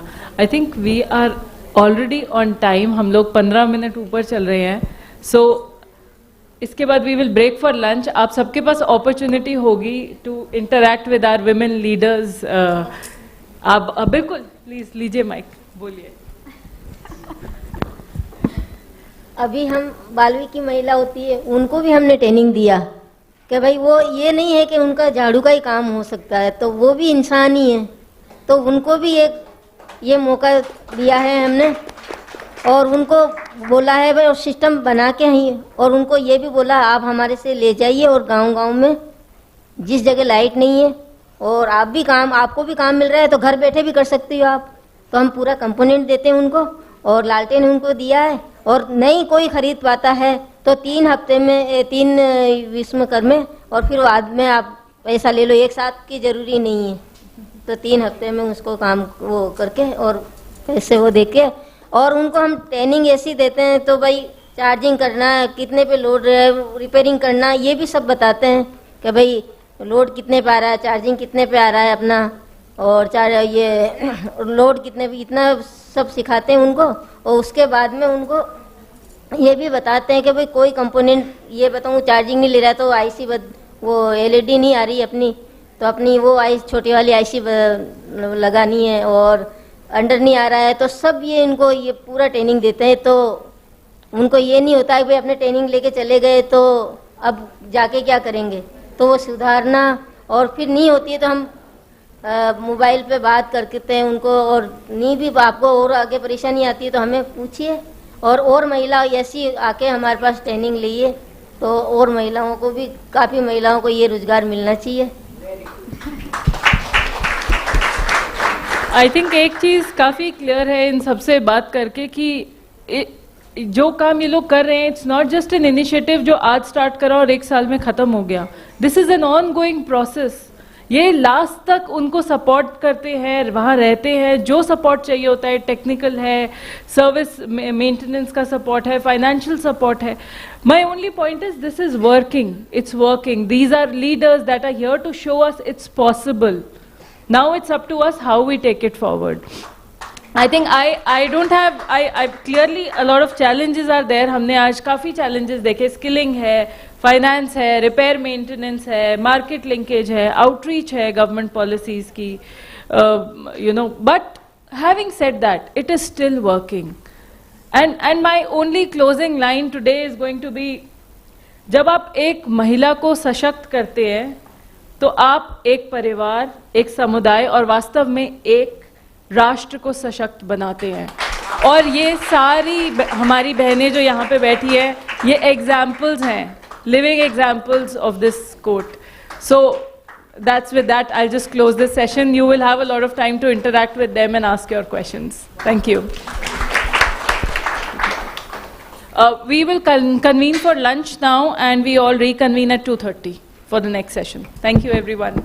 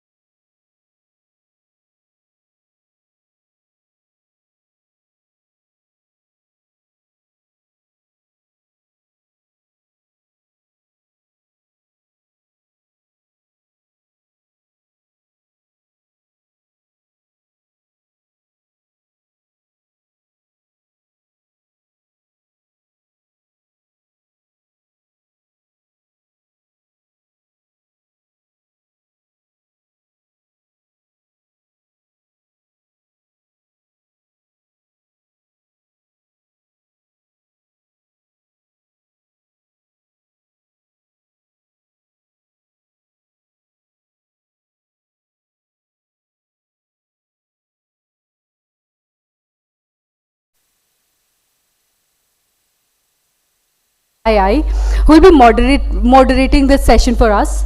She has more than 25 years of experience in business journalism with expertise in economy, sustainability, energy and infrastructure sector. I welcome you on stage, ma'am.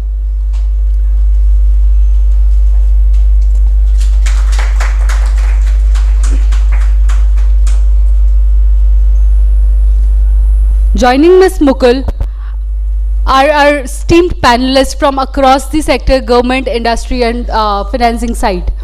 I welcome Ms. Dr. Anita Gupta, Advisor and Head, Climate Change and Clean Energy Division, Department of Science and Technology. Dr. Anita is an alumnus of IIT Delhi with a PhD in Engineering. She has over 25 years of experience in management of various initiatives of government. And at DST, she is handling climate change and clean energy division with a focus on driving research, development and demonstration projects on clean energy research and initiatives. Next we have Ms. Debjani Bhatia. She is a general manager at Indian Renewable Energy Development Agency. Ms. Bhatia's expertise include designing various innovative schemes for supporting RE projects, manufacturing and the entire value chain. Welcome on stage, ma'am. Next we have Ms. Jasneet Guram. She is a Chief General Manager at Power Finance Corporation. She has an extensive experience of over 23 years in the power sector financing. She is currently leading the international and domestic fundraising function at the PFC. Joining them we have Ms. N. Nirja. She is a Chief General Manager at NABARD. During her 30 years in NABARD, she has varied experience covering business functions, grant support for development initiative and managing HR. Welcome on stage, ma'am. Joining the stellar panel here is Dr. R.K. Singh. He is Chief General Manager, SIDBI. He has over 32 years of experience in development banking. Presently, he heads Green Climate, Energy Efficiency and International Cooperation at SIDBI. With a line of financiers on the stage, we now have Ms. Nidhi Pant. She is a co-founder of Society for Science, S4S Technologies. Nidhi works at the intersection of agriculture, gender, energy access and financial inclusion. Through processing at FarmGate, S4S enables women farmers to increase their profit by 2 times, and many of them have been able to come out of poverty. And lastly, we have Dr. Anaga Pathak. She is a solar technologist, currently a faculty and coordinator for the National Test Facility and Technical Backup Center at Savitribai Phule University, Pune. Dr. Pathak is a core member of Bureau of Indian Standards. She is a part of expert group formed by MNRE to formulate Indian standards for solar thermal devices and concentrated solar thermal technologies. Thank you all for joining us today. Ms. Mukul, over to you. Good afternoon, everyone, and may I say ladies and or maybe gentlemen and ladies, and very few gentlemen around here. So I personally believe that when we talk about women, we should probably have more men around than women, because it is men who will make the change and not just women. So and that's why I'm grateful to Mr. Singh to be joining us on a panel discussion, but dominated by women nonetheless. So sorry for that.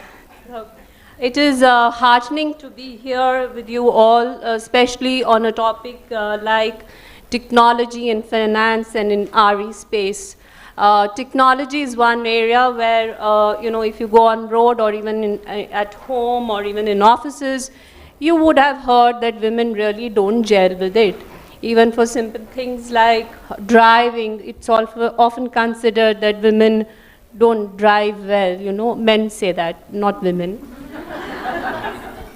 Yes, finance, of course, is an area where women have made their mark much earlier, maybe because they manage household budgets, and also because this field was considered very safe for women, safe in inverted commas, by families to, than in, say, engineering, to push women towards, to push their girls towards studying finance. And even for, in a field like, say, railways, railways is in news these days, but railway is a very tough area. The first women railway board member was only in 2002.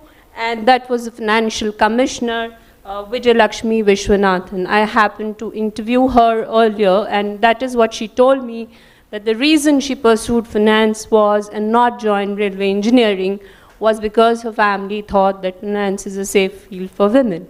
So we also have had in India CEOs in the banking sector who have made their mark, women CEOs, and therefore even in a business like stock agents, we find a lot of women around in that area. So it's not that women don't understand finance.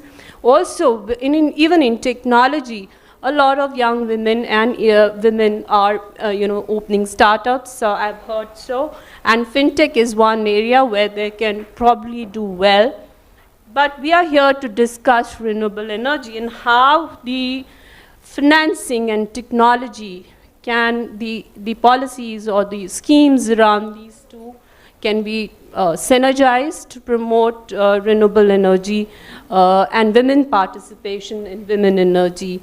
Now, there are two reasons we need to discuss this. One, any change in, towards environment-friendly way of life, or what we call life principle, cannot happen without women being oriented towards it, because whether women like it or not, it is they who run the household. Whether they want to run, a lot of young girls or even I want that somebody else should take the responsibility of running households, but we do influence the way the households are run, and therefore we influence the lifestyles. And the second reason we need to discuss, which is very important, jokes apart, is the financing part of it, is accessing finance for technology in RE space, or for that matter in any space. Is it easy for women? I would say no, simply because the asset ownerships in most households still do not belong to women, whether it is a mere telephone connection or a buying of television. It's husbands or brothers or fathers in whose name it is bought. So there's a genuine problem of collateral when it comes to saying, accessing finance. So that is one area we are going to discuss today.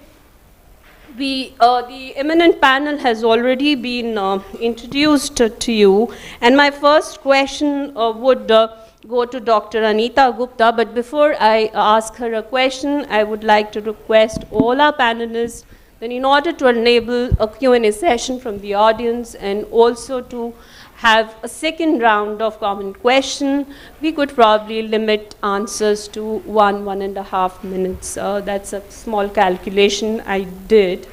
Dr. Anita Gupta is advisor and head climate change and clean tech in the Department of Science and Technology, and I would like to know from her, and maybe the young, I see the audience average age group is quite young here.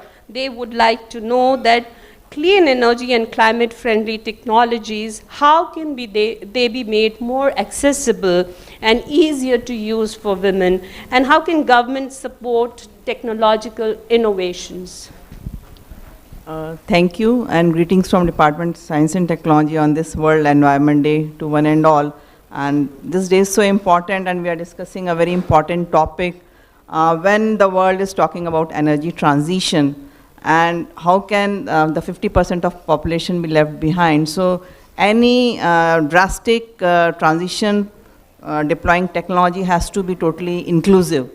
With regards to the questions posed, in terms of driving the technology development, DST is the prime body as an extramural funding body. And what we have seen that although DST is sector agnostic, this particular sector, when we talk of energy, is really, you can say, male dominated. So there's no gender parity, and it is so very required when we talk about our transition in the coming years. 2030 is our next target. As you are all aware, the kind of 5-pronged aspirations which have been put up by Government of India, and we are all working towards it. And when we analyze the situation, because DST is actually the first link, which is research, innovation, and commercialization, the first very link DST focuses on. And a woman can play a very important role not only as a part of the driving the development, as a producer, as well as, and also as the consumer when we talk about the accessibility part. And what we have seen is that like women's role as far as globally, it is close to 32% in the entire value chain of energy. India, by I think IEA and IRENA reports, it's close to, women are constituting close to 12% only in the renewable energy sector. So when we talk of as a part of developing the technology or the producer of the technology, we see a very lesser participation of women. And as a proactive approach from DST, what we have done is like we, whenever we give projects, we see there's a lot of motivation when there is a woman applicant, because we want to encourage that part. And another is like as a part of project funding, we do lot of skilling and you can say capacity building. So many of these project staff are largely as a good mix of women in the project staff. So that's our intent in most of the projects. And in terms of accessibility, if you say, because renewable energy has a lot to impact on the rural and the grassroots level people, and where solar energy penetration is also, because in that part we have to really organize lot of programs, how a particular technology could be well received at the grassroots level. So a lot of focus is on the capacity building program, and if women is using renewable energy as a part of their livelihood, then obviously the financing will also come into play. So a livelihood, and also for the health concerns, if the cooking fuel, what kind of cooking fuel is being used. So you have to examine how the role of women could be enhanced given the larger agenda of climate change. It has to be actually bucketed in various forms, and accordingly various favorable and conducive policies and programs could be devised to enhance their participation and overall involvement in the entire renewable energy value chain, be it a producer or be it a consumer. A very excellent suggestion on bucketing it according to the use, and wherever women can make a difference, like for instance use of environment-friendly cooking medium. Financing probably can be, tailored around the user groups, and that would also take care of the risk each of these buckets have on. Some of these sectors have their own risk. So DBT, a direct benefit transfer for LPG, women get that in their account, was one way government ensured that that subsidy is not spent on anything else but for buying cooking fuel. My next question would be to Dr. Angana Pathak. India issued its sovereign bond earlier this year, and how do you think this tool can be leveraged to get more women into the clean energy space? Of course, the sovereign green bonds came earlier this year, but green bond as an instrument has been there in the corporate sector for some time. So maybe you could let us. First of all, I thank MNRE and NRDC for organizing this event. And as rightly said by Dr. Gupta, innovation can be scientific, and there are enough funds and schemes from DST to take care of this part. But there is a need for women enterprise so that women can contribute in India's economy, and this is possible by promotion of renewable energies. Part of these green funds can be deployed for product development, which are simple and easy for deployment. And for example, everybody is talking about the cooking solution. So still in rural areas, women spend their lot of time in collecting wood, but nowadays it has been minimized because the LPG is available in villages also, but the problems associated with that were also discussed. So if the cooking stations are installed at village level, which can be operated and maintained by women, Of course, some capital investment is required for that, which can be provided through these bonds.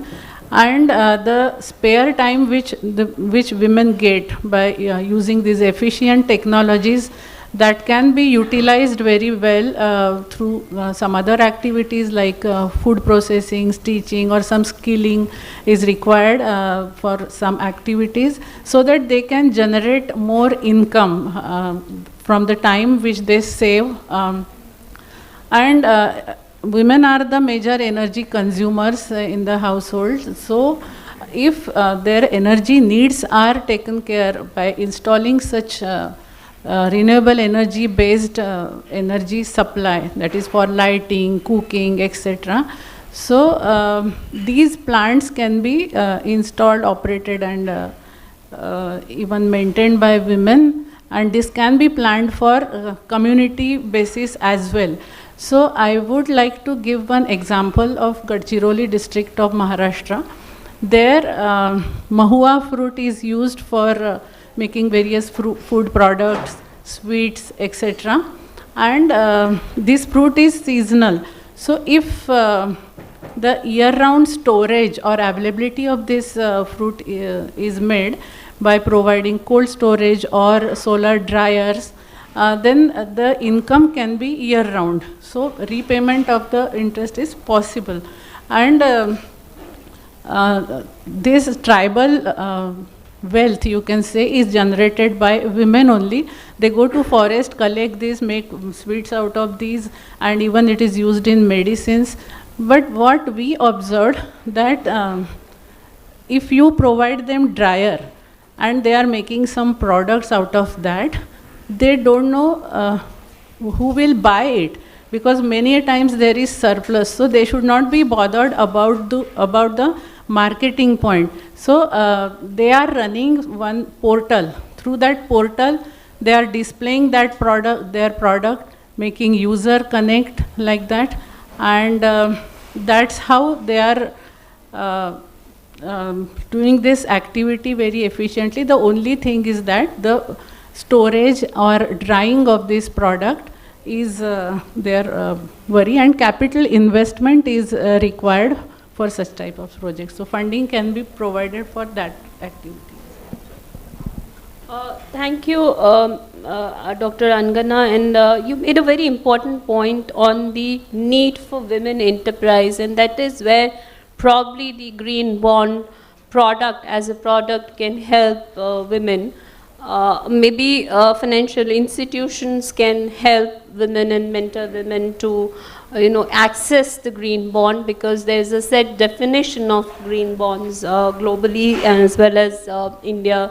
SEBI, both SEBI and RBI also have come up with a framework on that. Now let me move to Ms. Devjani Bhatia, and she's with IRIDA, which has done a lot of work in RE space at the ground level. And I would like to know what kind of financial incentives do you think can bring women more, or rather steer women more towards clean energy? Okay. First of all, thank you to MNRE and NRDC for organizing this seminar, and I'm feeling very privileged to be here.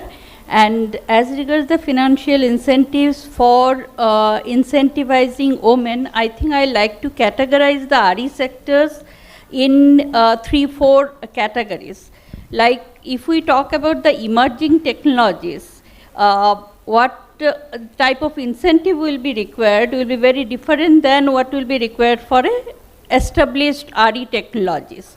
So as regards the emerging technologies, we have recently financed an enterprise who is headed by a woman, and I had a chat with her that what type of problems she faced and what could have helped her better in her venture.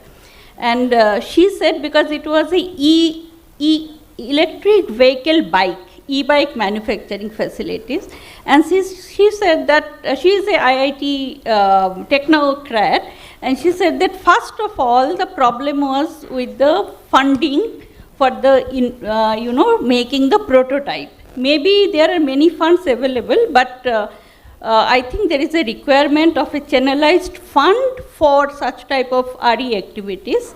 And second is also giving them testing facilities free of cost at the time of prototype building.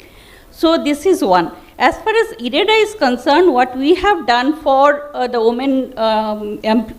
women enterprise is that we do not charge any registration fee when they submit a application, and that helps them, to as their first step. And then we also take less promoters' contribution. So that way, if it is if for normal thing, it is generally a 70-30 debt equity ratio. That means 30% of the promoter's contribution has to come. But for ladies, we are taking it, if it is headed by any woman, we take only 20% of promoter's contribution. Also, we give a rebate of 0.5% for the project. The reason being why only 0.5, because we believe that the project itself has to pay. And it is the cash flow of the project which will ultimately pay. But what is more important, that initially we should help them so that they need not to bring too much of fund at the initial time. Second is that for the conventional power, I think for solar rooftop and solar pumping sector, there are few enterprises which are headed by ladies, and there the mode should be on an aggregator mode, and we should be able to fund those projects through that channel. And also for projects which are energy excess projects, which are very, very small projects, there my take will be that, that let the MFIs fund them, micro lending institutions. But what we should document, that whenever there was a lending to the women enterprises, there was hardly any default. And I think that is because of the behavioral pattern of the women-led companies. And once we document that, I think it will, in future, it will help them to access such type of finance. So I think this is my limited points. I think there are many other things we can discuss in separate this thing, but these 3 points I wanted to just make my point clear. That's a very important point you made about documentation and how the history of financing, or rather your credit history, is important for accessing finance. And in case of I came to know that in case of women it was lacking. So how you brought about this change? That's a really important point you made. I would now move to Jasneet Guram, and she's CGM with the Power Finance Corporation, and as you all know, that's the premier public financing institution under Ministry of Power. And they have already diversified into a lot of RE-related segment, and I believe even in electric vehicle segment. We would like to know the risk in these financing of these kind of the evolving technologies, let me put that way, that as a financer you would be accessing that, and established technologies are easier to finance. And also I believe a lot of banks have some reservations on financing EVs when people have to buy. So as a financer, would you share some of your experiences in how one could de-risk the new technologies while applying for a credit? First, I would like to thank you for giving us this opportunity. It's a pleasure to be here. Power Finance Corporation has been funding the renewable sector since 2016. At that point of a time, it was a nascent stage of technology. Nobody was willing to fund, and PFC came up to it. From then to now, we have increased at the pace of 36% year on year. And currently, our portfolio stands around 31,000 crores in the renewable segment. For this journey, we have realized that there are 2 things which must be kept in mind. As ma'am very rightly said, risk assessment is a critical factor for a lending institution. without understanding the technology, without understanding the risks associated with it, and the commercial viability, I don't think any financial institution would be comfortable to fund. So for understanding this, PFC has adopted a policy guideline. They are in discussion with, they are collaborating regularly with research institutions, and this collaboration gives them an edge up. They are able to understand the technology, therefore do a risk assessment. I can share with you that our project appraisals are currently relied upon by the banks, by other lending institutions in the segment to fund renewable projects. Since we were the pioneers in this, the industry respects that. So going forward also, we are finding that there are a lot of new technologies which are coming up one after the other. Solar and wind we have all heard of. The new entrant is offshore wind. We've also heard about electricity being generated from soil. We are hearing about electricity being generated from geothermal sources. We have small modular nuclear power plants coming up. So a lot of new technologies out there. And for assessing the risk, I feel a cost-benefit analysis is what needs to be put out in the public space. And that is something which will give the confidence to lending institutions to be able to fund. Ma'am had mentioned about the EV space. I can share with you that on Delhi roads, you would have seen Blue Smart. This is one of the new cab which are out there. And these are all based, they are EV vehicles. And PFC has provided funding to them. The first batch of around 2,000 cars are already out there. And we are hoping that this will scale up very well to the other cities also. And it gives us immense pride to be associated with this project. This is something which the industry can take as an example and come forward to finance further. 31,000 crore you mentioned in RE space, and that's a very impressive number, and Blue Smart example. I must say PFC is doing quite well in RE and EV space. May I now go to Neerja, the Chief General Manager, NABARD, and that is one important segment which was discussed here earlier, that how RE technologies make more impact in the rural areas, especially when it comes to distributed renewable energy DRE systems at the ground level. And that is where the role of probably institutions like NABARD become more important. Neerja, what would you say should be the way ahead of financing? Financing, and in rural areas especially, has to be affordable. That's one big question there, and accessible, of course. We have discussed earlier how it can be more accessible to women, but affordable too in rural areas. So what would be your suggestions for that? Good afternoon, and thank you for inviting me and giving me an opportunity over here. The question that ma'am has asked, I think let me start from one thing. That is, when we talk about the rural woman, there is one thing that we need to see exactly what she requires. What she requires is based on a normal everyday workflow of hers. When she wakes up in the morning, what is it that she does first, and how her day progresses, and where is it that intervention is required at each stage, and how life can become easier at each stage. That is what is required for the researchers, the startups, for everybody to see. So what is the product that is required, and whatever that product is put out for her to consume, is it possible? Is it that it is giving the desired results? Is it sustainable? Will it last over the lifespan of the product, maybe 3 years, 5 years, whatever it is? So this is the first part of it. Sustainability of the innovation, that is the first thing that needs to be done.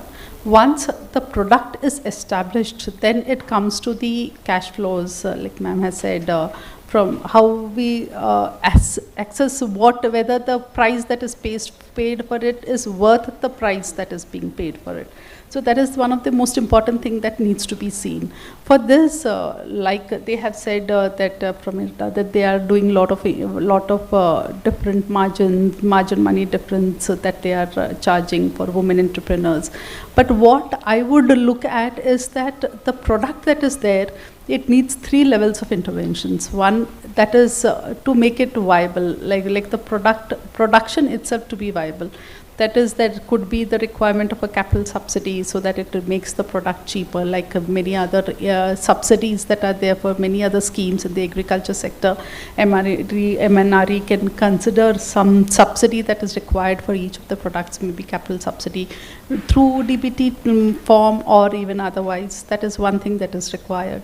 Then could be there is, if there is a cost involved in buying the product through finance, then there could be an interest subvention that is required. So that is one thing that can be looked into, how to go about the interest subvention and how to make it cheaper for the party. So these are 2 of the most important things that can be looked when it comes to finance. Finance, I think because reach is there in the sector, probably NBFCs, NBFC, MFIs, the rural financial institutions, the primary agriculture credit societies, the regional rural banks. These are the ones that are available at the rural areas. So finance has to come through these organizations only if there is requirement for the loaning that needs to be done. The institutions that are available at the field needs to be done. But the question is that how to make it cheaper. Cheaper is possibly the one of the most best possible method, time-tested methods, is interest subvention. Probably that is the best way that can be done in an DBT mode so that we can ensure that it is going to the area that is required to go. I think a lot of innovations have been done in the past, and there have been benefits. Like at one period of time, there was a scheme for giving solar lanterns. It has worked with the subsidy. I'm sure such other schemes that can come with, then the department can come up with, definitely it will make the impact to the rural woman, provided the intervention is for something that she sees benefit in. So I think that is what I rest my case right now. We can discuss further. So now we come to Dr. Singh, and Neej has made very important point that there has to be some kind of a viability gap funding if needed. The cost of maybe processing also, like earlier it was mentioned that for women the registration fee had been waived off. And then the third point she made about the reach already being there, institutions with financing instruments already being present in the rural areas. But let me put this question again to you, that for widespread adoption of clean technology, and we know that clean energy has to compete at the ground levels, the DREs compete with the grid power, which is cheaper also in some cases. So how do you make financing affordable that people move towards green tech? There are established green technologies also in the sector in DRE. So how do you make sure that this sustainability goals are achieved? And are there any special products where you give some kind of concessional finance for sustainability projects? Thank you. So,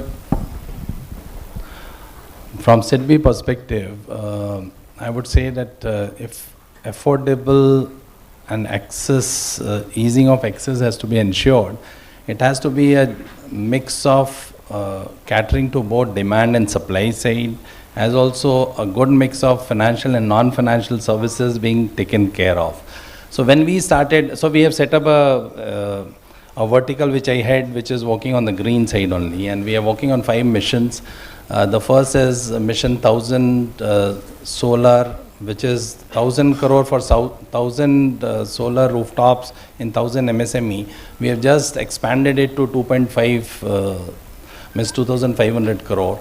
The second is mission EV. We are working on comprehensive intervention on the EV front. And third is we are working on mission energy efficiency.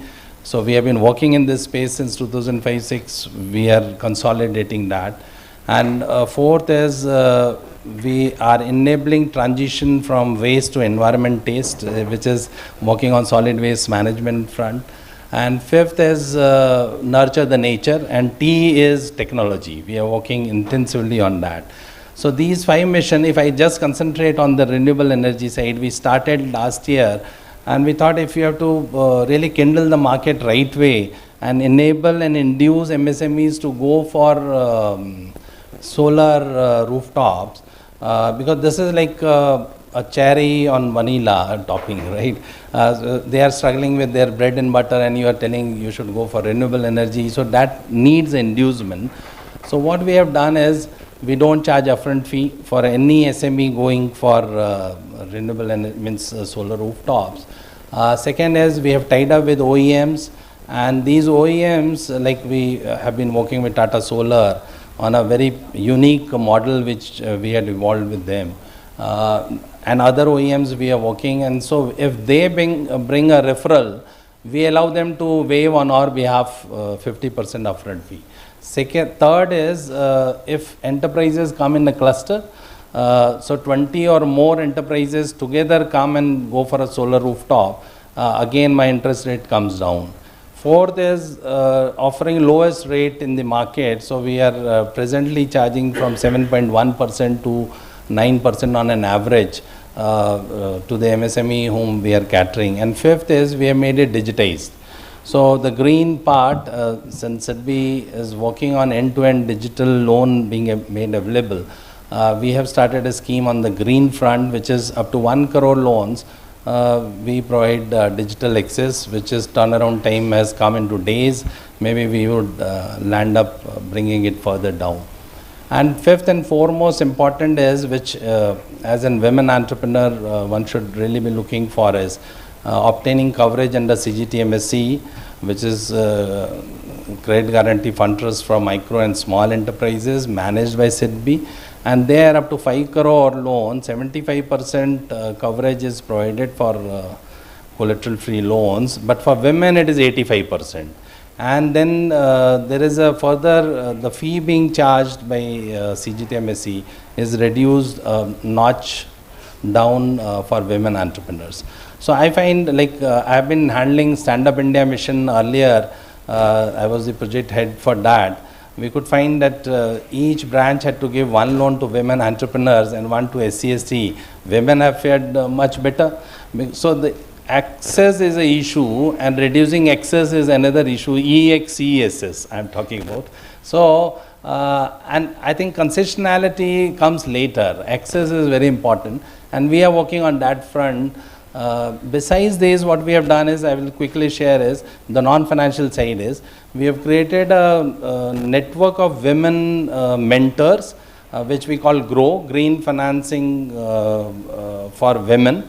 And this mentor network is being manned by largely women, but there are male also out there. So what we are trying to do is, they can talk to them, and this GROW can, I call it, can give that comfort of Mehuna, you do go for investment, right? So this is one.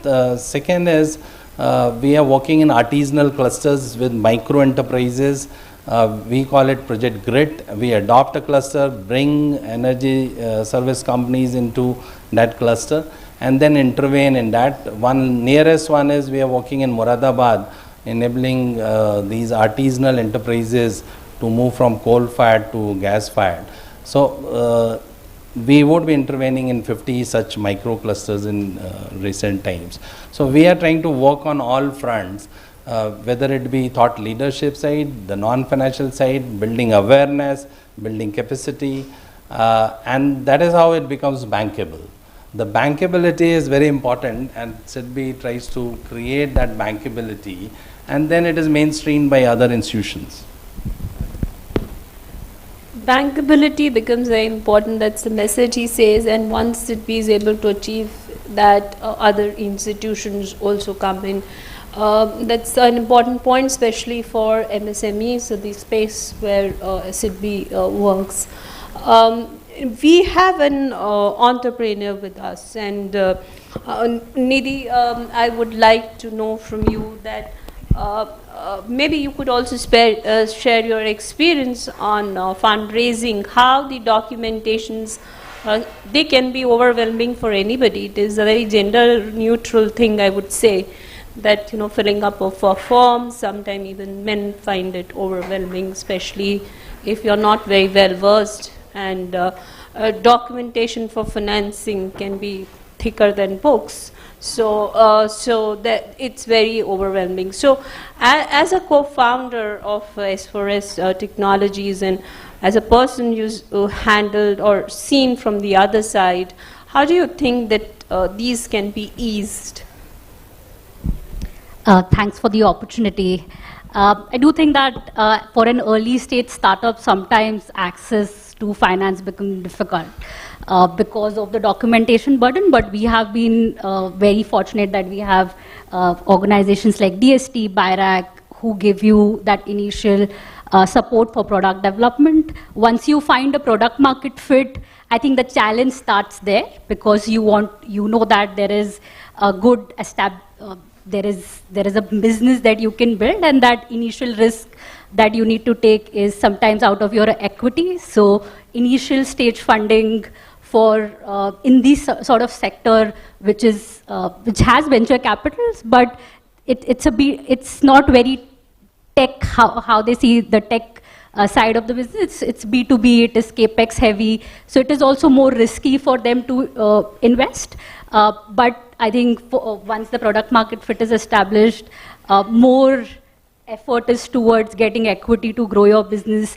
I think debt financing comes a little later because there is a need of historical data to be available for you to be profitable for for 3 years. So evidence needs to be there, and that's where so that gap or viability for an organization is important, and that's where you invest in, you raise funds through your equity, diluting your shares. I think that's the combination of equity and debt. I just want to also add to your question that we work with a segment which is new to credit, do not have access to banking systems. You can bring technology to them, but unless and until you don't have a business model or a market for them, it is very difficult. So we as an organization de-risk, as sir is saying, bankability is important. That bankability can only be achieved once there is a clear market that most of the bankers see, that how is their cash flow going to be sustained. So say for us, what we did was we have off-taker contracts with organizations like Nestle, Unilever, so some of the products where you would see our women farmers contributing would be Saffola oats or Ching Szechuan chutney. These are products made by them. They make these food ingredients. And that has enabled them to access finance without any collateral. Yes, that there is a challenge that the land ownership is not on their name. The technology needs to be robust or have a secondary market. So even if the banker, if they default, the bank knows that they can resell it to someone else or refinance it to someone else. I think two schemes that I would just want to highlight how policy interventions have made this difference. We last year catalyzed 20 crores for these smallholder women farmers through State Bank of India. They were all new to credit. We have not offered any corporate guarantee. It is just because of a market being available, visibility of cash flow being there, and support from schemes like NABARD, where it is agri-infrastructure fund, 3% of interest subvention is there. So their rate of interest has come down to be as low as 4.85.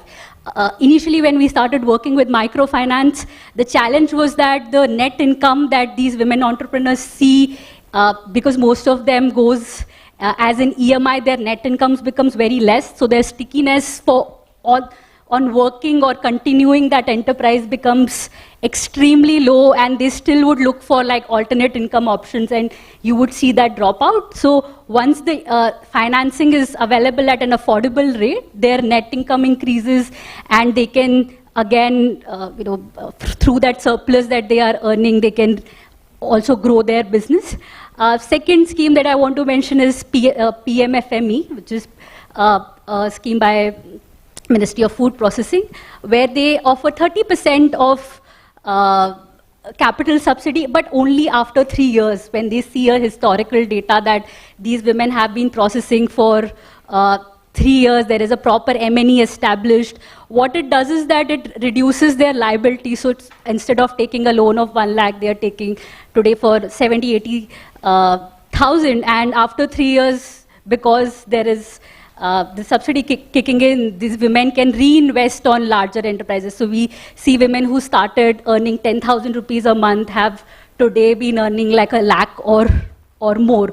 So as we all have been rightly saying that there is the most impact that a renewable energy can make is in the second wave. First wave was for personal use, which is through solar lanterns or solar charging devices. The second wave is by creating livelihoods for these people to, and that is where for manufacturing to thrive at a village level or in a rural context, there is need of this energy access to be there. And for that energy access to be there, there needs to be an affordable financing so that there is more meaningful impact for these women. Thanks, Nidhi, especially because you shared your experience in taking forward various government schemes and working as a catalyst to get more women into the system, and making this important point that if the business model is good, perhaps the importance of a collateral reduces, and therefore that model itself drives the payback. So now what we call is a rapid fire round for all the panelists here, and a common question, a very simple question, but a quick answers from everyone on what can be one innovative financing which you would want to see in the clean energy space, or probably which you think has recently come and is working very well. So let's start with you, please. Yeah, it should be a complete supply chain should be complete. The project should be on integration form, so that and at all these stages renewable energy can be very well utilized, and some demo projects should be funded. That's what I feel. One important thing that I would like to mention is that there is a good intent from the bankers. The beneficiaries are also interested to work and take the risk and take the loan. What we need is more orchestration, because the bankers don't have so much ability to give feedback. They don't say no for the loan, but how they don't also handhold them in the process. It just ends up being a no. So we need more orchestration and more agency where they can catalyze these loans and financing for women. I think one thing which would make a difference would be a government-sponsored crowdfunding platform. I think it's more like an IT intervention, but I think that would really make a change. There are a lot of people in India who want to participate and encourage India's renewable energy transition story. And one option which we can give them to do this is through a government-sponsored crowdfunding platform. We've heard of these platforms internationally. GoFundMe is a page we hear often. And if that can be duplicated in India, where there is certain certainty on how the funds will flow, I think it could be a game changer. In fact, Jasneet had taken, I was about to speak to, because that's a missing space. This crowdfunding has not really taken up, but in Europe you will see that it has really taken up. So apart from that, I would like to strengthen the research, innovation to commercialization value chain, where we talk about the technology readiness level. And as a part of DST initiative, we are implementing now a Nidhi scheme, which is National Initiative of Developing and Harnessing Innovations. So I feel we need to strengthen the seed support part in this particular, which will go a long way in supporting innovators and startups in the renewable domain. And I will take recommendations, whatever which comes from a forum like this, to how to strengthen the seed support. And I could see a lot of interest. There are dedicated funds in terms of UN has also green fund. There are now VCs which were traditionally averse to supporting startups in renewable domain, being a capital intensive and less, you can say, on the return part is lesser.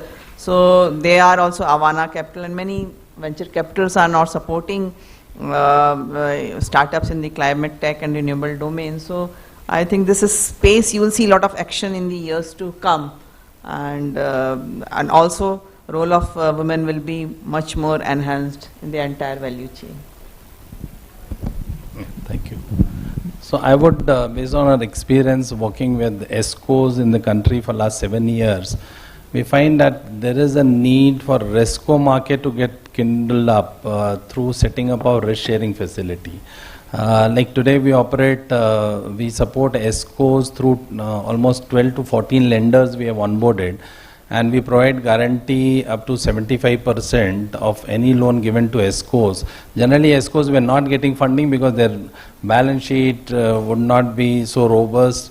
They would be new to means in terms of accessing finance. So same can apply to RESCO by setting up a risk sharing facility. And touchwood till now, like 7 years, we have found that this RSF has worked so well that there is no single default till now, because what we do in risk sharing facility is first do technical evaluation and then provide guarantee. So most of the time there is a technical evaluation built in at the very outset. So it ensures that projects go sort of, they are bankable. So I would suggest our RSF facility for RESCOs. And second is like we have tested a model of FLDG alignment model with OEMs, and this is also quite workable, innovative model where they have also engagement and involvement, and then a banker also feels at ease to lend. For me, I think first what would I like to see is that maybe convergence between the civil society, the bankers and the industry at all levels, so that there is whatever innovations, because the innovations in the space of renewables is happening, small ones, solar dryers for example. We had financed as a developmental initiative solar dryer for fish, which is a very important area because there is so much fish production which just goes waste within 24 hours other than where they transported in cold chain. So this type of initiatives are done. In the morning we had a speaker from Selco Foundation. We have in Tamil Nadu financed a developmental initiative where we have taken up sewing machines with solar panels, which has been converted into a big way for individuals, because it was a common facility which was doing this with solar energy, the sewing machines with solar energy. Now it has been taken up by individuals in their houses, are also taking up the sewing machines with solar facility. So these small initiatives can actually make a lot of difference at a consolidated level. So I would like such initiatives to be more popularized, and civil society and the industry and the financiers coming together to enable this. Yes, on a broader aspect, I think we need to reach a level of 500 gigawatt by 2030. That's the Government of India's target. And for that, the requirement of capital is huge, 23 lakhs of crore. And we have done a study on a green taxonomy, and that has shown that PFC, REC, IREDA together, we probably can give only 5 lakhs crore till 2030. So I think there is a important aspect that we need to engage the institutional investors and define a green taxonomy for India. It will be like this, that first we will have to start with our institutional investors, like we know that LIC and Provident Fund, EPF, all of them together has a AUM of in excess of 61 trillion of US dollar, and even if we target 2%, so it is like RPO is for renewable purchase obligation, like that we will have to give them a renewable what should I say, renewable funding obligation. And with that, I think the balance of the funding requirement will be met. So that is very important. And as regards the green bond is concerned, there is a study, and as per climate bond initiatives, India's share to global green markets towards very less. It is only 1.5%. So I think both these we need to capture, and then only we will be able to reach to our target. Very interesting suggestions, and as you rightly put it, the share is very less right now for India, 1.5%, and therefore there is a huge scope to access funds. We are almost running out of time, but if there is one question from the audience, is there any question from the audience? Then I think we can just take one. And yes, I'm so glad to have a gentleman asking a question, please. And please introduce yourself. Sure. My name is Vinay Jaju. I'm from Switch On Foundation. One of the big problems with popularizing renewable energy is the end user financing. And a lot of conversations happened about financing to OEMs or people who are manufacturing. But, and I particularly am very interested in what could be the possibility of setting up a FLDG for end users. We've dabbled around a little bit with that, with PNB and Axis Bank, etc. But if there are any thoughts, perhaps Mr. Singh, yourself, or even ma'am, CGM Nabard, because you have FLDGs, but is it possible to do that at a large scale for end users to access DRE?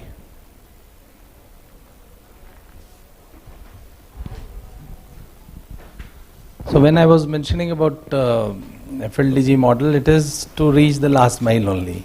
So we are talking about MSMEs going for solar rooftop, and SIDBI funding it directly as also through partner institutions. Like, and that is a niche SIDBI brings on board is, first we do directly and then we create or enable the market and other lenders come in. But this one we have on the solar rooftop side, we have been working with one of the OEMs on this FLDG model, and it could kindle last mile connect through their network and through the RESCOs they have been working with. So that is what I was suggesting, that if we create a risk sharing facility model for RESCOs, so that can attend to one part. Second is where we bring in OEMs and set up this FLDG model. This is how it works, because everybody who is in the this value chain needs to have some skin in the game. Then the game will be played the right way. Thank you for that question, and maybe if audiences have another question, they can ask later on the sidelines. With this, we wrap up this session, and there are some very interesting ideas and experiences which have come forth, and I would also like to personally thank Ms. Mini Prasanna Kumar and Mr. Jetani for organizing this session as well as the whole day, and with a very apt combination of World Environment Day as well as the role women can play in sustainable energy. Thank you.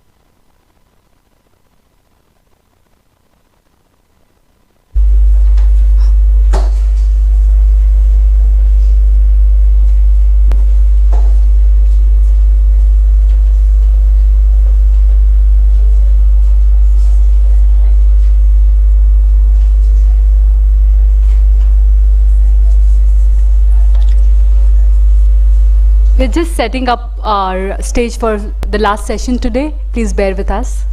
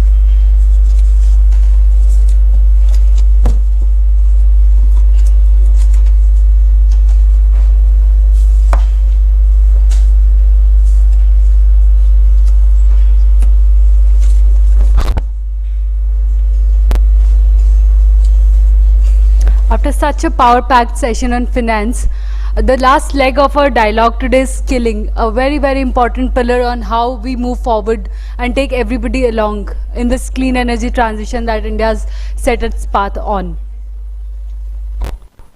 With this, I'll request our moderator and panelist for this session to please come on board.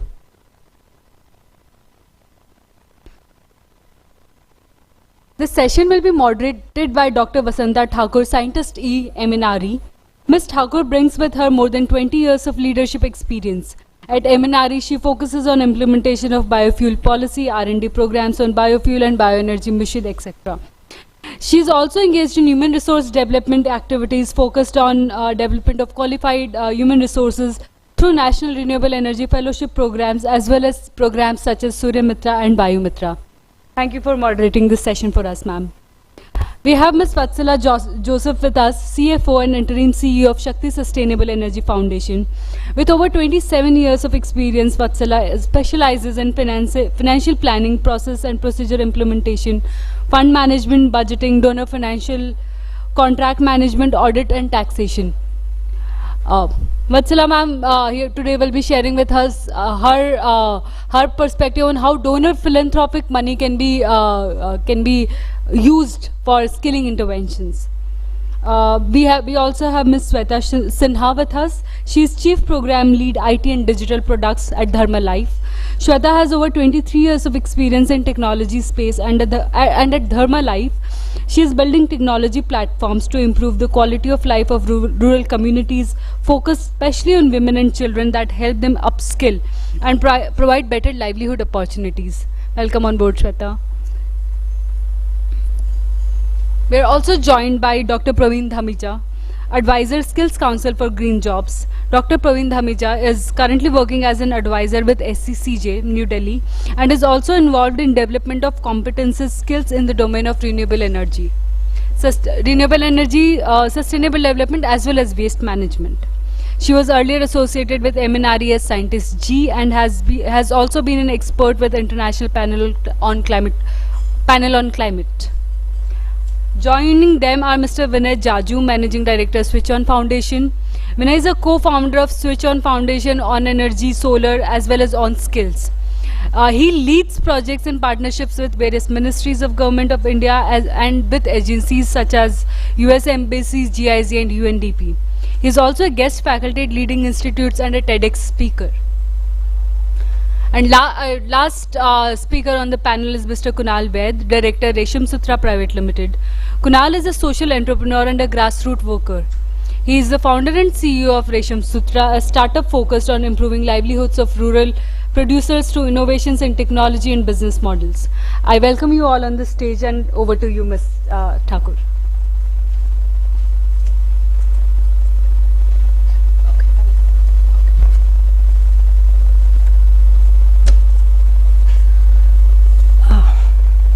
Yeah, good afternoon.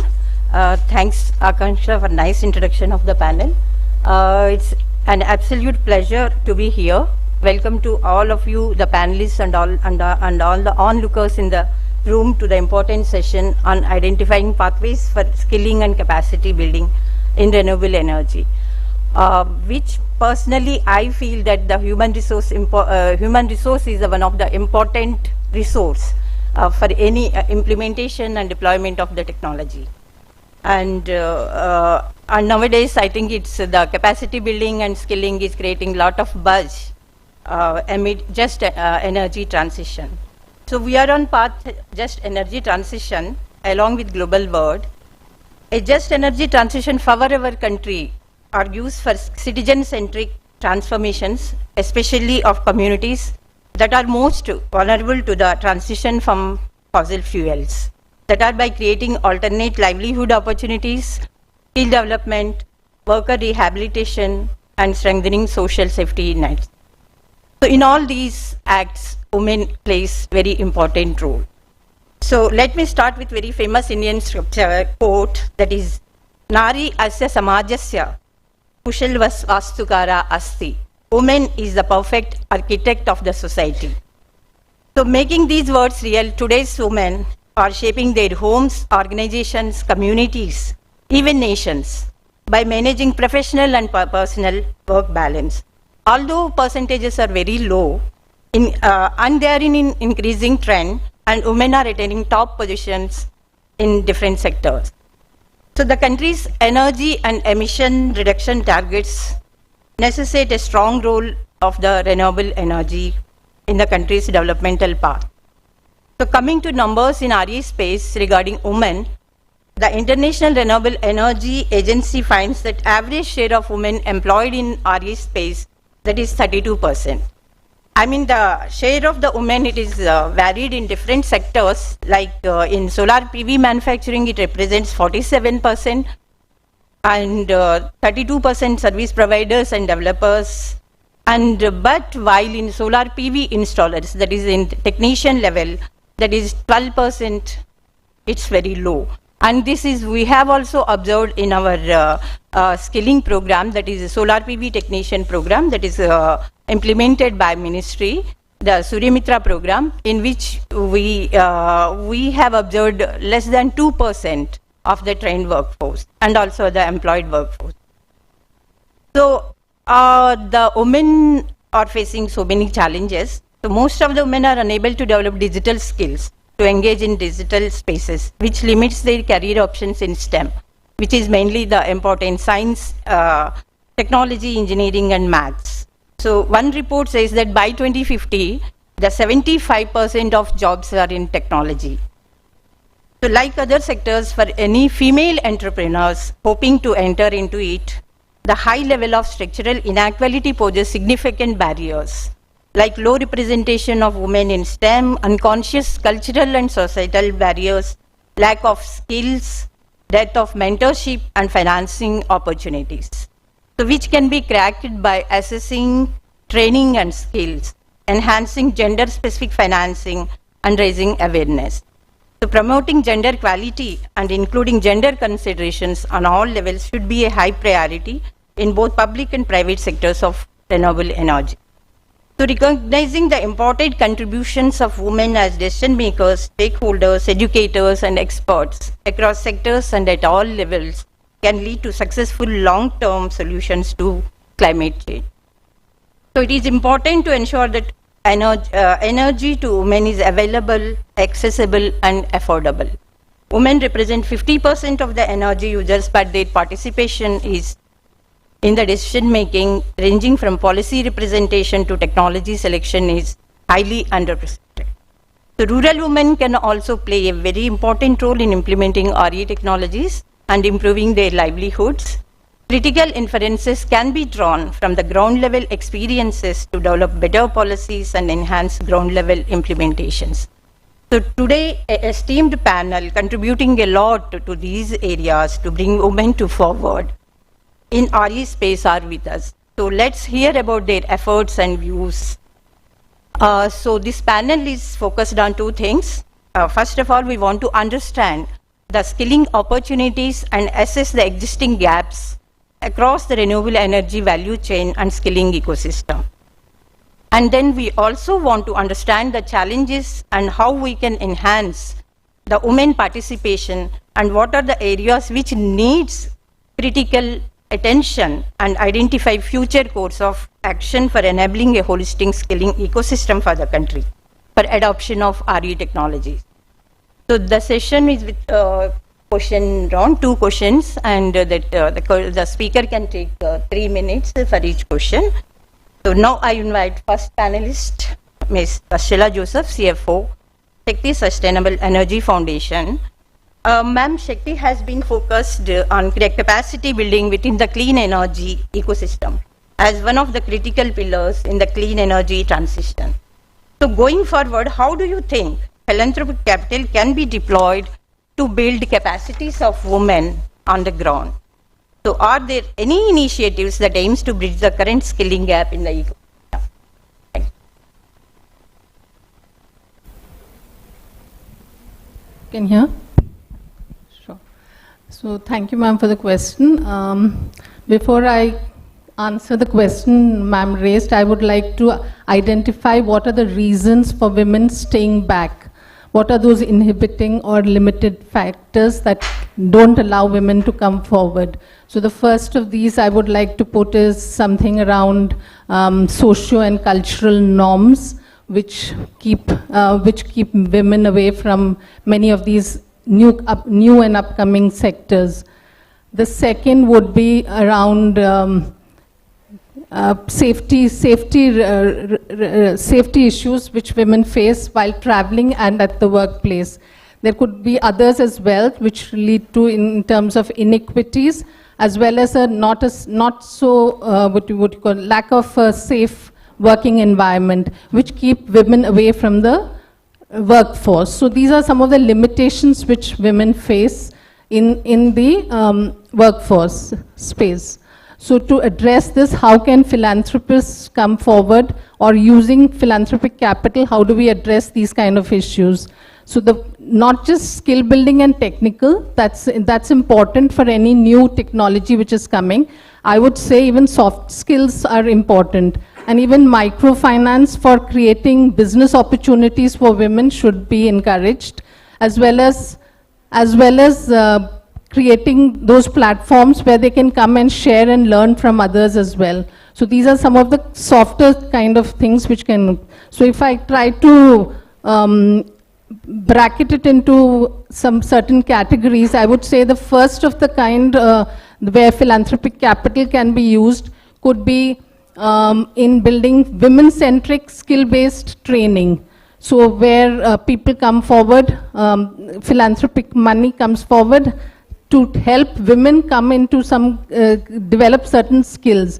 And a very good example in this is the, is a program which was supported by Renew Power and UNEP, where actually they worked with 1,000 salt pan workers in Gujarat in training them into becoming solar technicians around panels and pumps. So this is an important initiative around this.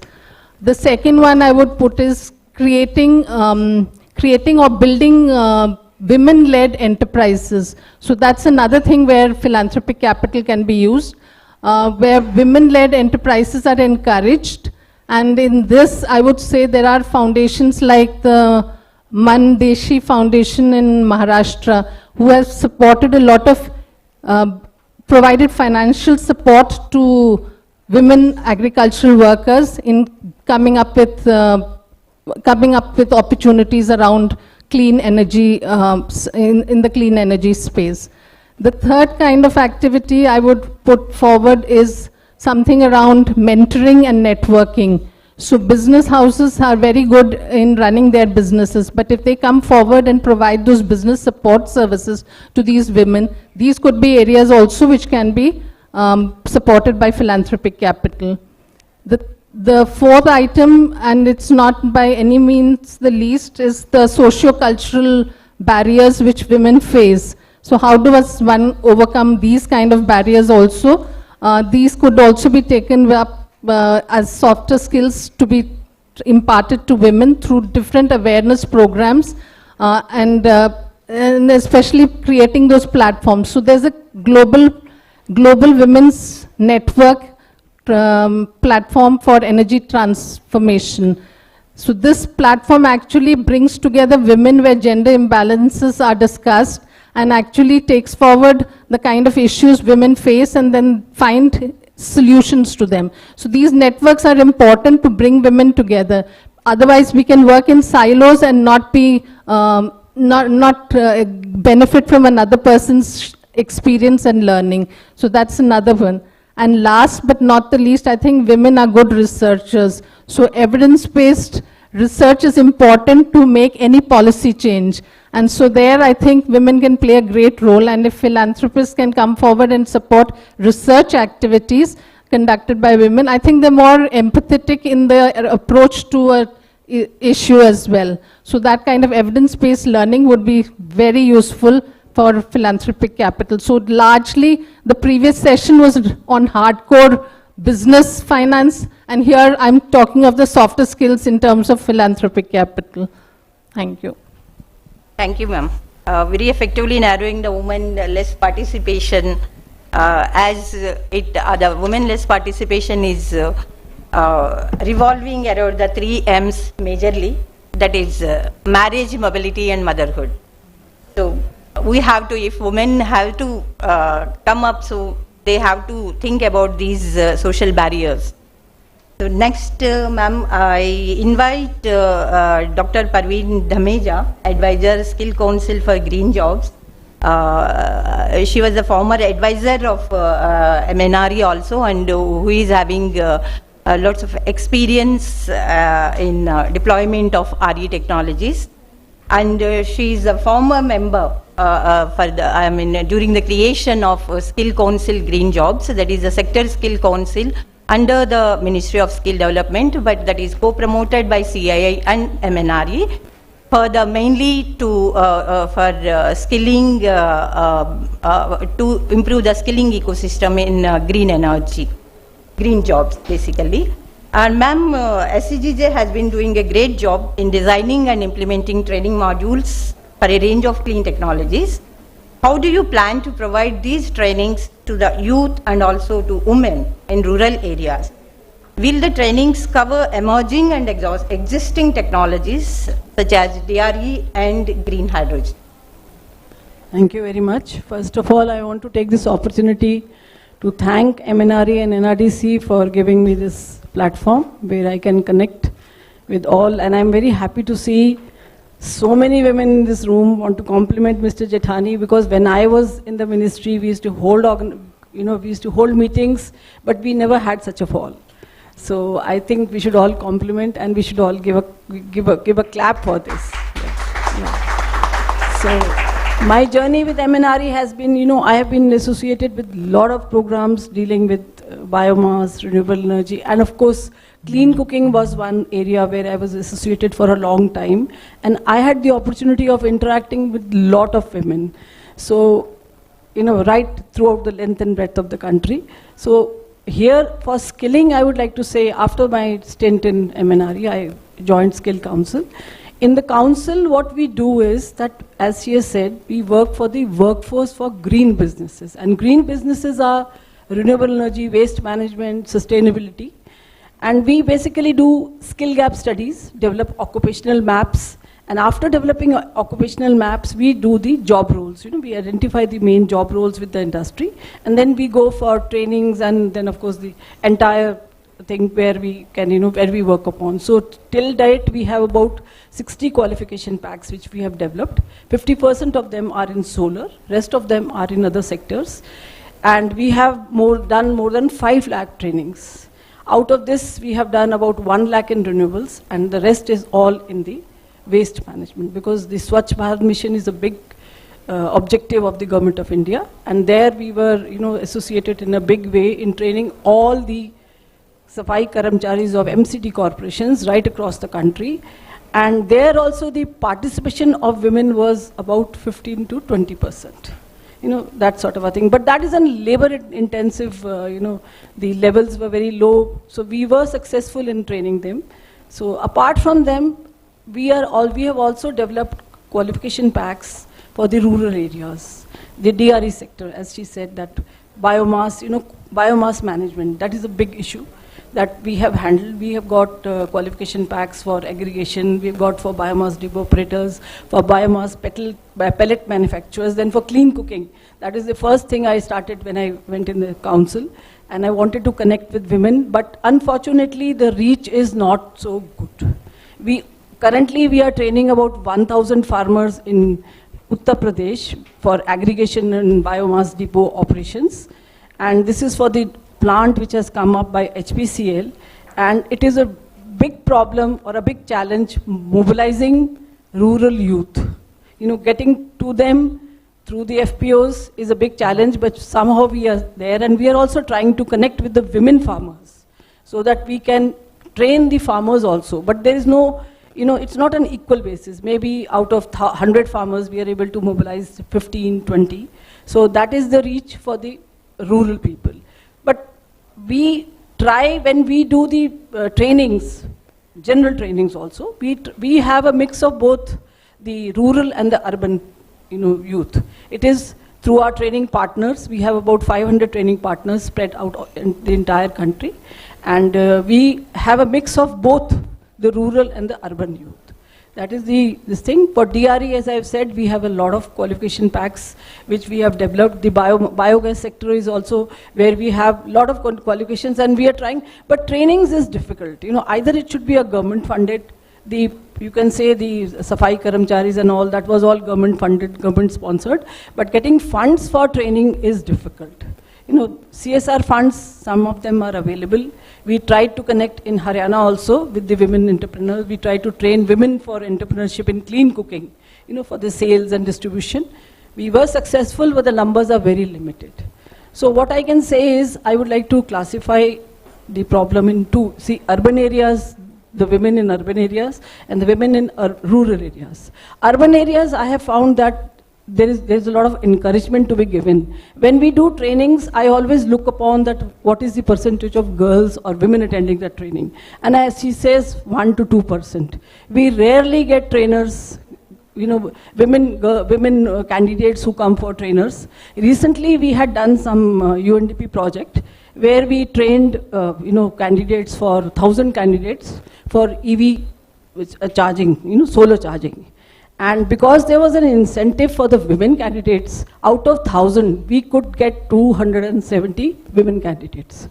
So some sort of incentivization, some sort of encouragement to the women candidates is required, because they should not feel, though when we had recently we had a study which we launched, there we called the Ola head. She also said that we are developing a total women fleet of auto drivers, and of course the Blue also said that we're giving a lot of encouragement to women. But I feel that a lot of encouragement, mobilization, this is required for women.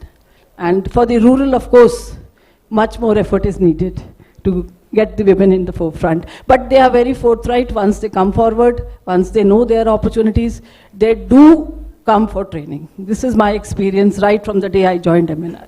Thank you very much. Thanks, ma'am, for providing the details about the qualification packs and training modules taught out by the SCGJ, which is very important in developing our ecosystem, skilling ecosystem mainly. And now we have three panelists. Ms. Sweta Sinha, Chief Program Lead, IT and Digital Products, Thermalife. Mr. Vinay Jaju, MD, Switch On Foundation, and Mr. Kunal Bhai, Director, Resham Sutra Private Limited. And these three eminent CEOs and MDs, they are all promoting RU products and contributing to the capacity building and skilling to rural youth and women with varying mechanisms and strategies in their own ways. So, sir and madam, given the extremely fast pace at which the clean energy sector evolving amid just transition, energy transition, because we are going to lose so many jobs in fossil fuel sector. So the skilling, upskilling and reskilling have become equally important as skilling. So what are the main gaps in skilling ecosystem? Because actually you are working in a ground level. and your interactions with, you are having interactions with rural mainly. So what are the biggest challenges in providing critical skills at the grassroots levels? So, I mean, one by one you can share your thoughts and views regarding this. So, Ms. Sweta Sinha, you. Thank you first to giving this opportunity to talk on this platform. I'm really honored. Coming to the gaps and the challenges, actually the first gap when it comes to rural women is that there's no end-to-end solution when it comes from the entire funnel, starting from sensitization and counseling to training, and then providing support for their livelihoods and jobs. And for Dharma Life, what we are doing is that we are using our, we have trained entrepreneurs, we recruit women. We have heard one of our entrepreneurs speak in an earlier platform, Ms. Rohini. So we recruit these rural women, we train them in finance, we train them in business planning, in marketing, sales, and a lot of soft skills also. And then we equip them with starter kits, we equip them with financial aid, we help them get financial aids, so that then they become these empowered women, they become change makers in their own village, and they then achieve their own SDG goals by promoting these renewable energy products, the pure products which we carefully select and give them. So this is one way how we are reaching out to most of these grassroots, these women in the rural areas, because otherwise they don't have that opportunity. Half the time they don't have childcare services to take care of the children or help with their household activities that they are doing, to find time to step out. Like they don't have access to energy, which will make their household work easier to do, which keeps them really occupied, and they're not able to like go out and do it. So there's also a lack of digital literacy, which prevents them from taking online courses sitting at home. So that is another place where we are using our daily network to improve their digital literacy, make them more technical savvy so that they can at least use their phones. And we at Dharma Life, we have a platform called Jaya, which is an upskilling platform. We have developed it in collaboration with Accenture and LBS. And we run online as well as in-person classes through the Jaya platform to help skill these women.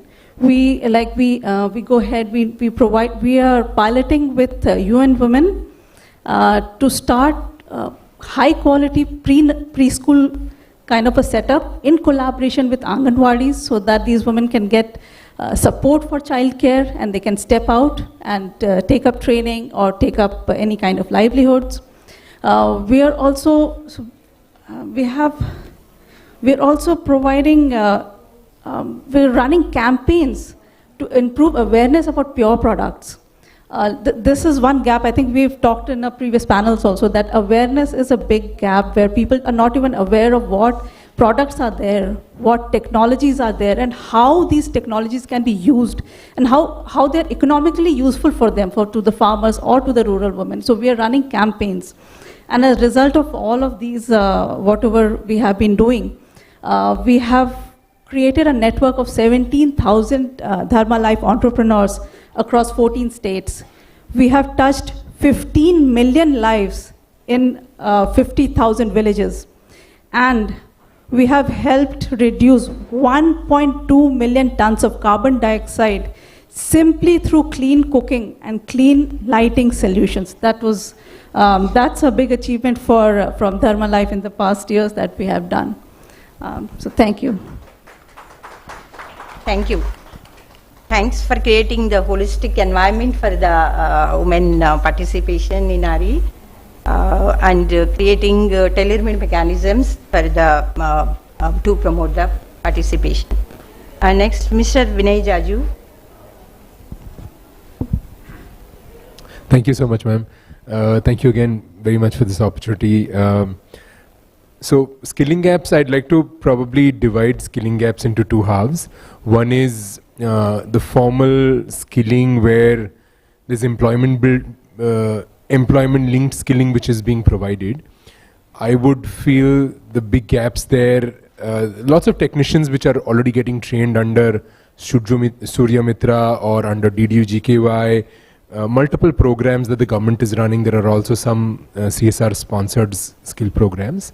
There I would feel designers is probably the gap, but where I honestly feel the big gap, where especially there's a large role for women to come in and play, is a lot of distributed renewable energy solutions are being put on the ground. So if we just look at the MNRE program of PM Kusum, it's a very, very ambitious program. A lot of solar pumps are being installed. A lot of them are to be installed. There, the big skilling opportunity is in maintenance and service. And this is something that we've seen working very closely on the ground, facilitating installation of these systems. So what we have, the program that we've designed is small workshops which could last anything from a few days to a few weeks, where women could be, and particularly focused on women. And again, a little background, what we did was with Jharkhand, and especially in Jharkhand, was we worked with Jareda in getting solar pumps installed for specifically tribal women communities. They would not be able to access these systems because they did not have the land parcha. And so by working with Jareda, getting affidavits from their husbands or from their fathers, gotten these systems installed. But what is important is these systems get installed, but for simple service maintenance issues that the person who's installing it is not able to explain over the installation of how to maintain or service these systems.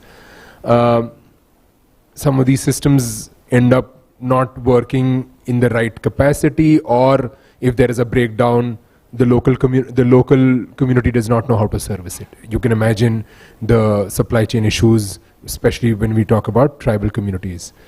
So what we've done is we've designed these programs which could last from a few days to a few weeks, and they can of course progress over a period of time. And we've started to do these these trainings in collaboration with the state nodal agencies, with the renewable energy development agencies. So they give us a list of where the highest number of systems have been installed, and also going there, we collect the name of these beneficiaries, identify amongst them who could be entrepreneurs, who could take these trainings and actually also create a livelihood around it. So again, two issues are resolved here. One, we are creating entrepreneurship opportunities, and second, ensuring that these are systems which are then maintained and serviced.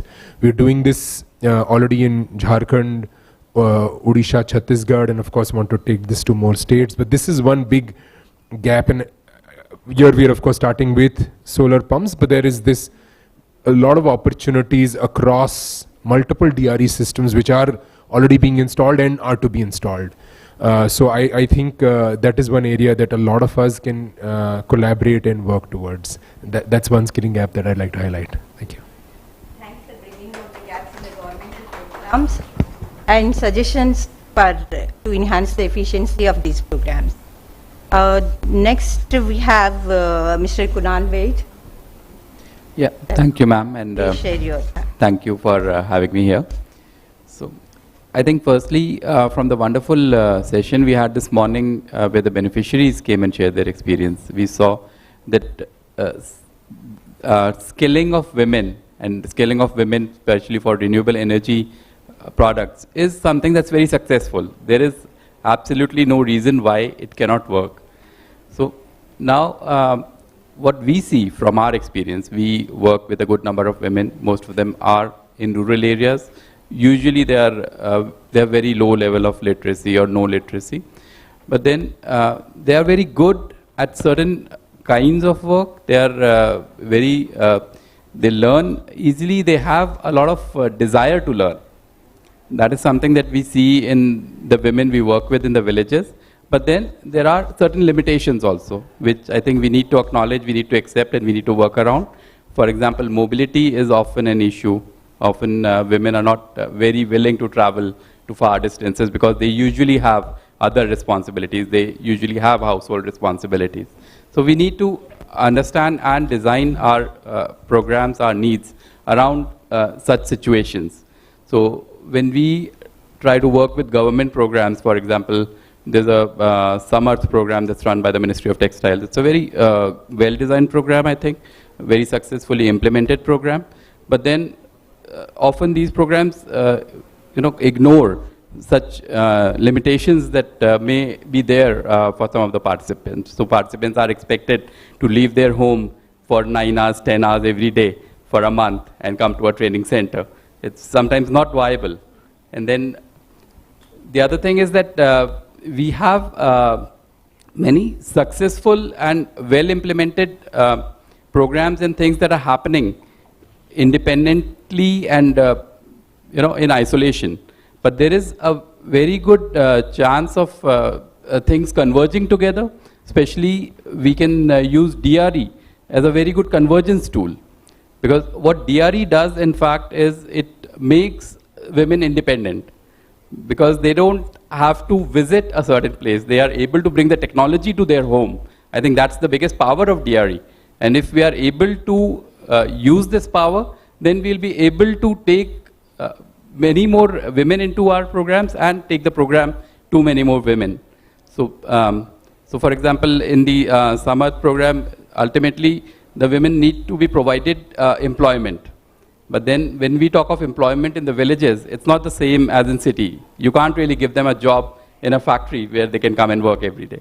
So the most obvious and easiest way that they can get employment is if they can work from their home. And for that, they need a different kind of support. They probably need working capital. They probably need training in digital and financial skills, soft skills, as ma'am was talking about. So this is the things which need to bring into the programs, and they need to be customized, especially for rural areas, for women, and they cannot be really one size that fits everybody. Thank you for talking about the mobility, one of the important issue in the RE participation, I mean women participation basically, and and the need for creating local level possibilities, mainly RE, etc. And now, ma'am, the second round, I want to know the climate and clean energy sectors in India are continuously evolving with new and innovative technologies being experimented and deployed. So in this backdrop, how can philanthropic capital can be channelized into the skilling ecosystem to ensure a just transition in India? Yeah. So we have, I mean, the country has set itself very important and very large, you could say, targets to be achieved. And it cannot be achieved by a single organization, a single individual, or a single community. It has to bring together everybody in this. And in that sense, I think when everybody comes together in different forms, they would require some kind of assistance from philanthropies also, who are established in their own right, to come forward and help them. It could be, as mentioned, softer skills. It could be in terms of learning a particular skill which is not there.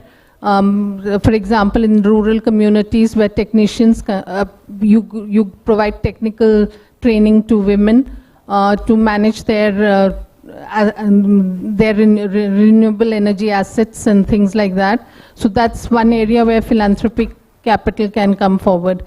The other thing I still emphasize on the research and evidence base, because many of these things can happen only when policies are enablers in making things happen. And for policy to change into a particular favorable position, evidence-based research is important. And if we can, if women can be helped in gaining this kind of coming forward and getting this research, research-based evidence gathered, that would be an important step, which becomes. And lastly, I would also say it's not just inputs. Outputs also make an important factor in this particular space. So the monitoring and evaluation which happens at the end, that's also equally important, so that corrective action is taken at the right time and not go past. So you make those learning and corrective actions at the right point in time. these are some of the ways where I think philanthropic capital can help. And as I mentioned, not just in technical and skill building, it will also mean in terms of softer skills to be managed. Yeah. Thank you. Dr. Dhameja, considering SCGJ has designed most training modules within the clean energy sector, what is your strategy to update these modules as per the recent developments and the changing scenario of energy transition, especially in the face of technological and advancement? As I told you that we have a cycle. Am I audible? Yes.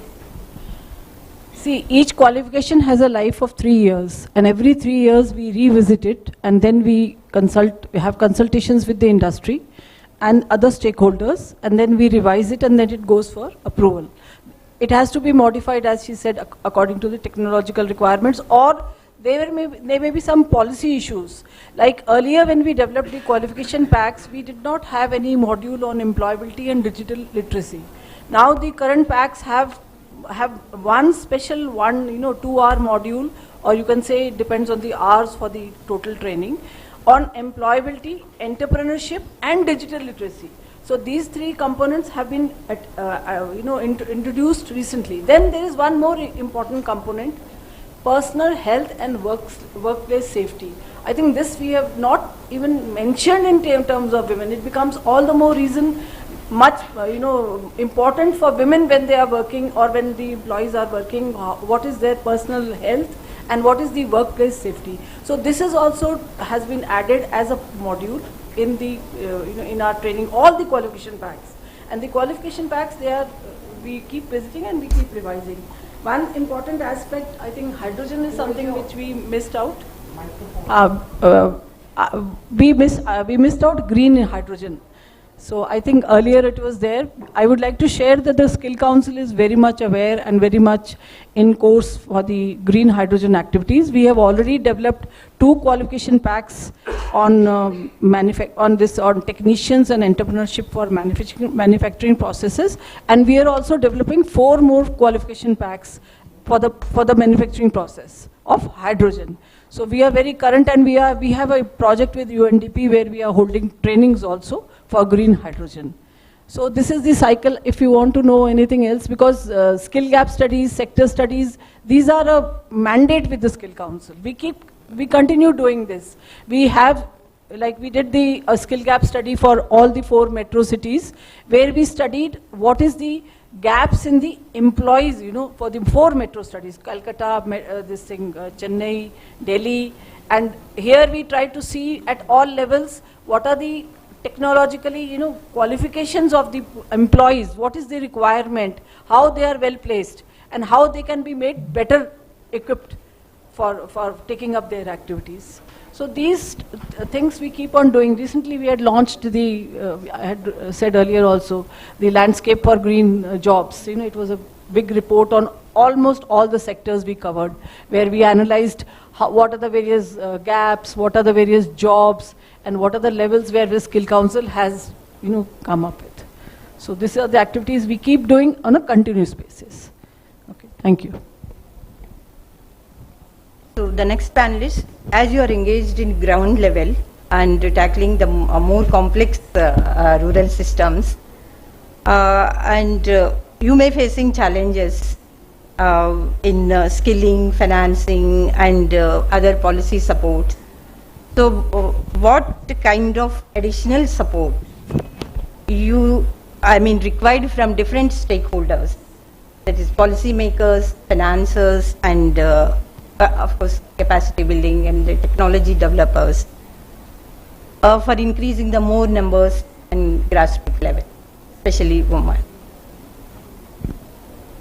One of the challenges that we have been discussing, that it's difficult for women to step out, especially for long hours, going to a training center, spending days, or even half a day becomes a challenge for them. So one key thing that we would want the training centers and any skill agencies is to come up with online platforms. Now we have a lot of technology has really come up, and we have teaching online has become quite easy compared to maybe 2-3 years ago. So there is a need to create more online platforms so that women can, at least from their homes, they can learn skills. Sitting from, from their homes itself, they can take up courses.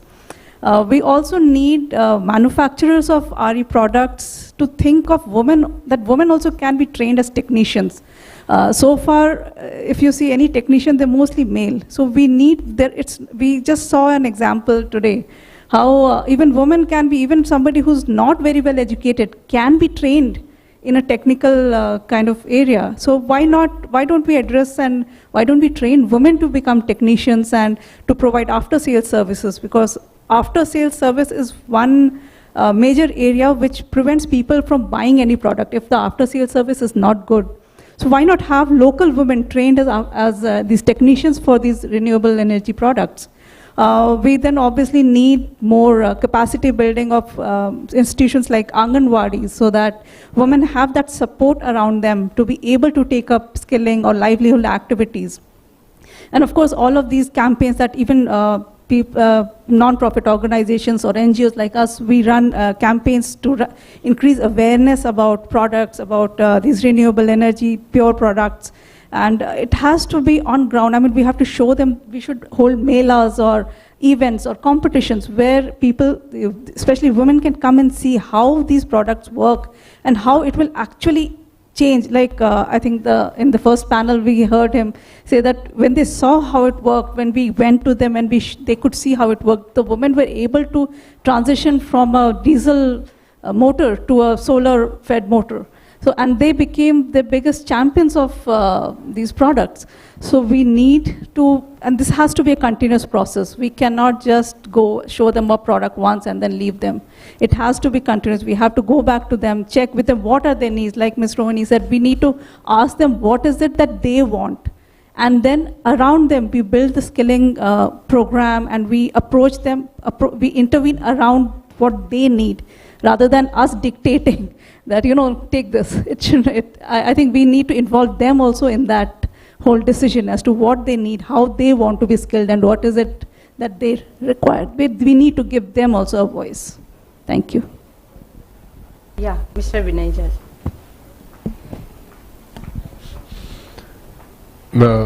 मैं थोड़ा हिंदी में भी चेष्टा करूंगा बोलने का, क्योंकि कुछ दीदी हमारे साथ यहाँ पर हैं, तो हिंदी इंग्लिश में मिला करके कहना चाहूँगा. तो what I feel we need to be very innovative. इसमें बहुत innovation लाने की ज़रूरत है when we think about how to then deliver this need that we've identified. तो इसमें सबसे ज़्यादा मुझे जो लगता है, और हमने इधर सबने माना है कि एक साथ बाहर निकलना घर से किसी के लिए भी, कोई भी दीदी के लिए या कोई भी माँ के लिए, or even for that matter anyone who's employed somewhere, it's not possible for them to be out there for a long period of time. ये एक हुई बात. और दूसरी हुई बात, how can we go to reach them instead of them coming to us, coming to training centers. So how can ये training centers कैसे मोबाइल हो सकती हैं कि वो ट्रेनिंग सेंटर आपके पास पहुँचे, गांव-गांव में पहुँचे, इंस्टेड कि आपको आना पड़े ट्रेनिंग सेंटर में. तो काफ़ी इनोवेशन की ज़रूरत है. दैट ऑल्सो मीन्स कि how do we find qualified trainers who can do this. So can be then, इसका ये मतलब है कि हम कुछ इस तरह के ट्रेनिंग मॉड्यूल्स बना सके जो हाइब्रिड मोड में रहें, where some of the training is online and there is someone जो जा करके उसको डिलीवर कर सके ट्रेनिंग. तो क्वालिटी भी हम कॉम्प्रोमाइज़ नहीं करें, ट्रेनिंग की क्वालिटी भी कॉम्प्रोमाइज़ नहीं हो. शॉर्ट टर्म ट्रेनिंग्स रहें जहाँ पर may be few hours every day training centres पहुँचा जाया सके. और ये सारी चीज़ें हमें गांव में जहाँ पर इसकी नीड है वहीं से हमको, we are learning from there, उधर से हम सीख रहे हैं. अब इसमें बहुत इनोवेशन की ज़रूरत है और बहुत सारे स्टेक होल्डर्स को लाने की ज़रूरत है. And coming to your question ma'am कि किस तरह से स्टेक होल्डर्स आ सकते हैं इसको to make this happen. So what would be ideal is if you can have trainings designed for maybe a few hours, but वो उनकी जो डिलीवरी हो रही है ट्रेनिंग वो हम गाँव में जाके कर पा रहे हैं, ऑडियो विजुअल्स के साथ कर पा रहे हैं, एग्जाम्पल्स दिखा करके कर पा रहे हैं, लोग जा करके फील्ड में जा करके देख पा रहे हैं.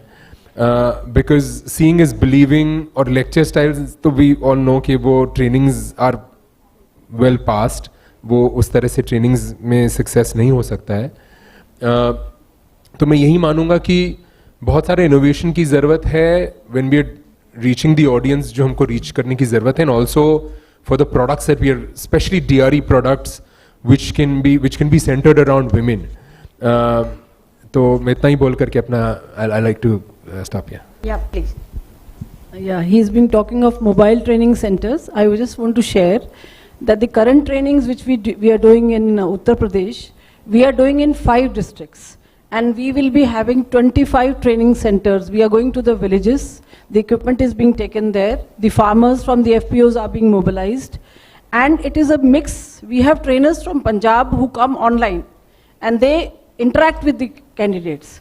And some of that is it in the all the audio, video, all modes are being used. So mobile training centers, you know, the Skill India portal has a mandate that when we create a center, it has to be geotagged. So the photo from that particular center has to be geotagged and the center can be created on the portal. So this facility is available under our trainings which we are doing. And we are quite successful. The only problem is mobilizing the farmers, for which HPCL has been, you know, taken a lot of effort in trying to contact the FPOs and getting the farmers on board.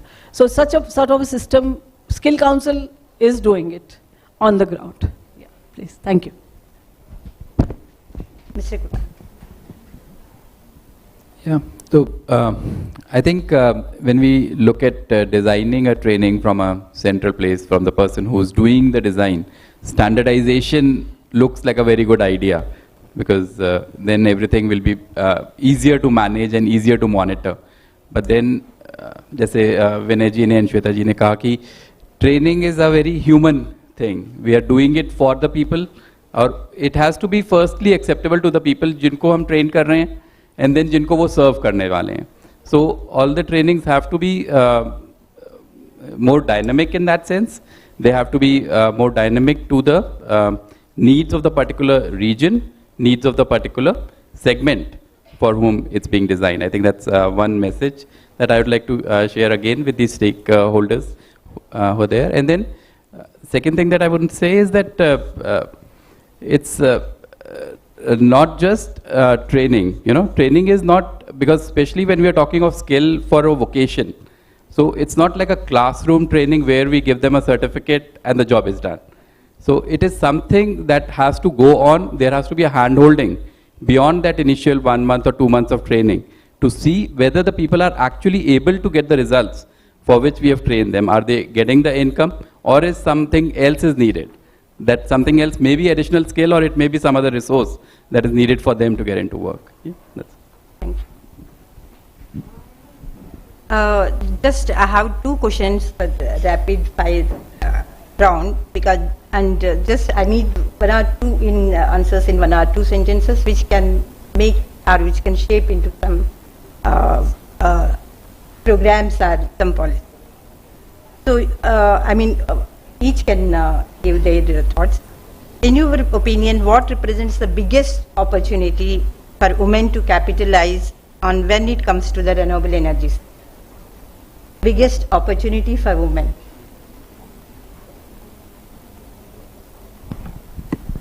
I think the target set by the government itself is a biggest opportunity for women to grab it by both hands and come forward and go for whatever kind of training and skill is required. I think that's the biggest opportunity, I feel. And also, what represents the biggest barrier that prevents women from being actively involved in the REs?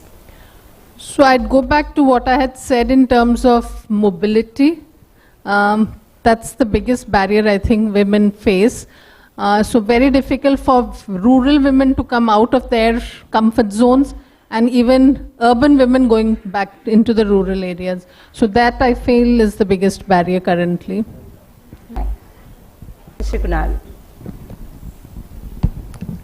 I think women have always been the biggest consumer of renewable energy. They are the ones who have been using the cooking tools or whatever, lighting and everything. So in that way, they are very familiar with renewable energy. So I think the biggest opportunity for the women is in realizing that this is bringing them independence. This is giving them the independence to work and do whatever activity they want to do wherever and whenever they want to do it. It's a freedom. As soon as they realize that, I think they embrace it. And I think the biggest barrier is mostly in the terms of mindset, because it is something that's seen as a technology, something that they're not familiar with. So people around them don't expect them to understand it and use it. And that, I think, in a way, reaches them also, and they stop expecting themselves to understand and use it. When we talk about a rural setting, cooking on an open fire is the biggest contributor to not just air pollution, but to bad health of the women in the household, because they are the ones who are totally exposed to them, and especially exposed to that fire and the smoke almost the entire day.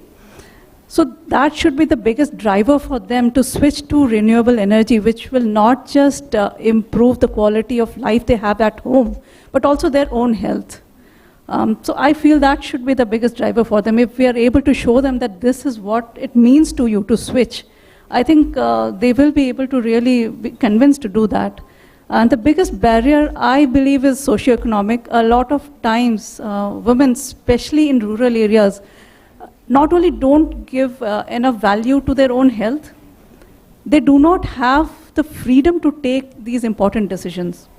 They're not decision makers, especially when it comes to spending money or taking this. This is a big decision, so they're not decision makers. So it's a need to sensitize the community so that they can encourage these women to take themselves also, give importance to their own health themselves, and also be able to take these decisions that directly impact them.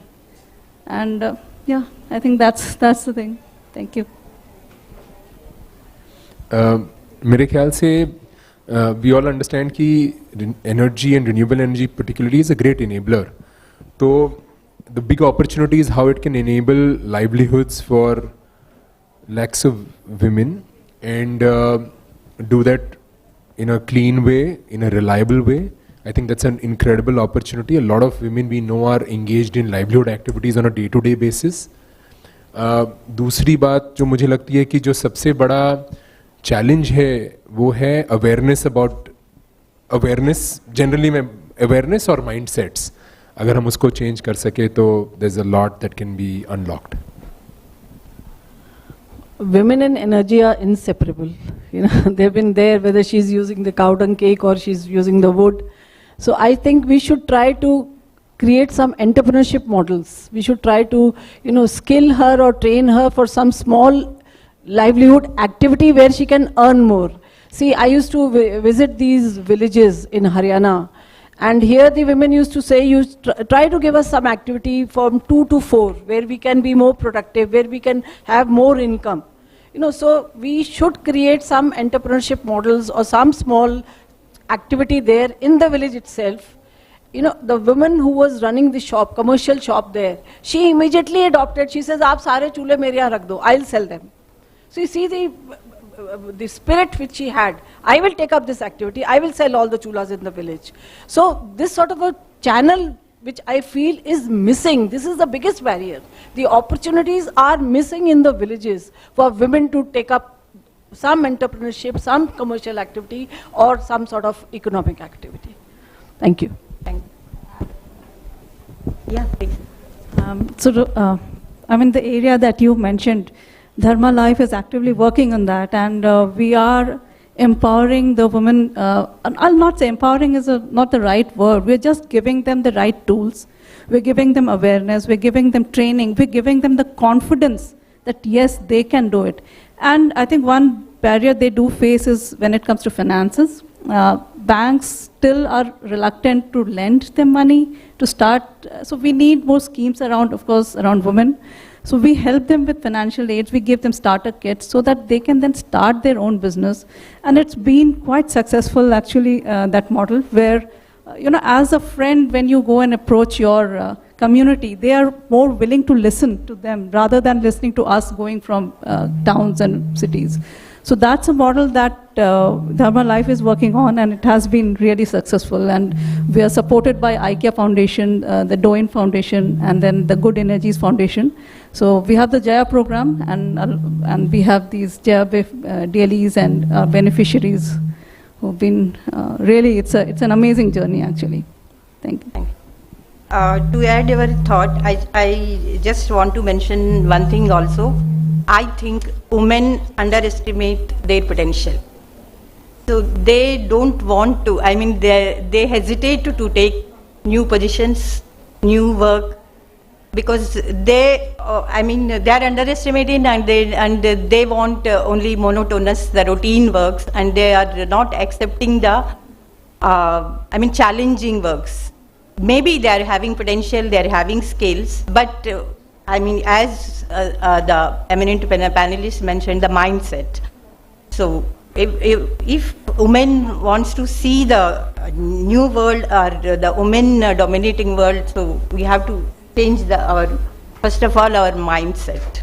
So because mindset, whatever be the challenges that are faced, maybe it's due to mobility, maybe it's motherhood, or maybe it's marriage, whatever may be, that is the mindset. So I think there is a need to change the mindset. So now I think maybe audience, they're having curiosity, and then they want to know something about from our eminent panelists.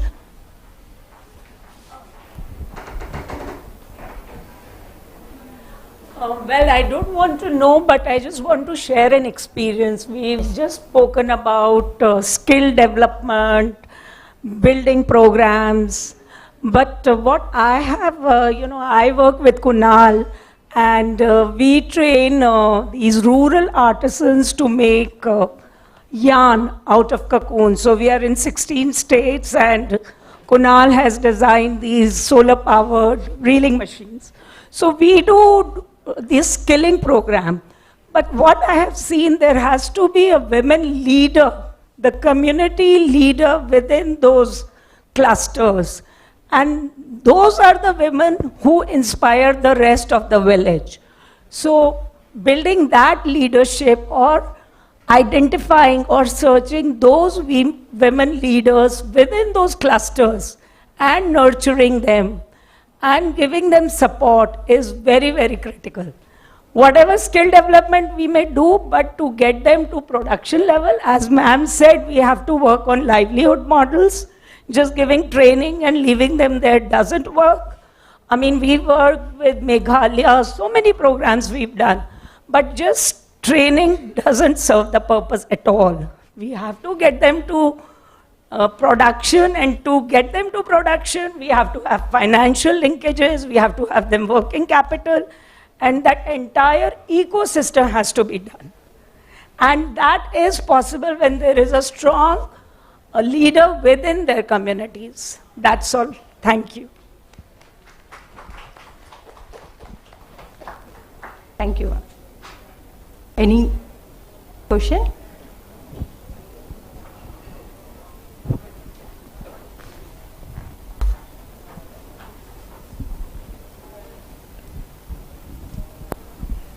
मैंने सौर ऊर्जा लगाया जब से मेरा व्यवसाय बहुत बढ़ गया। जैसे कंट्रोलर यूएसपी कंट्रोल लगाया जब से मेरे बहुत सारी मशीनें चलती हैं उससे। सौर ऊर्जा से पहले तो पंप ही चलता था, तो कंट्रोल लगाए उसके बाद में मैंने 15-20 मशीनें चलती हैं मेरी उससे। जैसे गोकास्ट के लिए गोबर से लकड़ी बनाना उसकी मशीन है, दीपक बनाना उसकी मशीन है मेरे पास, और जैसे गमले बनाने वाली है, बहुत सारी हैं इस तरह, चाप कटर है, चक्की है, और पंप जो मैंने एक फार्म पॉन्ड खोल रखा है उसमें वो सौर ऊर्जा का वो लगा रखा है पानी का वो। और हम ट्रेनिंग भी देते हैं, जैसे 1.5-2 से लेडीज़ों के मैंने जो गोकास्ट का जो प्रोडक्ट बनाए ना उसकी ट्रेनिंग दी है। तो वो अपना घर में जो रखते हैं, गाँवों ग्रामीण एरिया में तो सबके पशु होते हैं, तो उससे ट्रेनिंग लेके अपने ही घर में, अपने खुद के घर में जाके वो अपना बिजनेस स्टार्ट कर देते हैं। इस तरह बहुत सारी सौर ऊर्जा के बहुत सारे प्रोडक्ट बनाते हैं हम,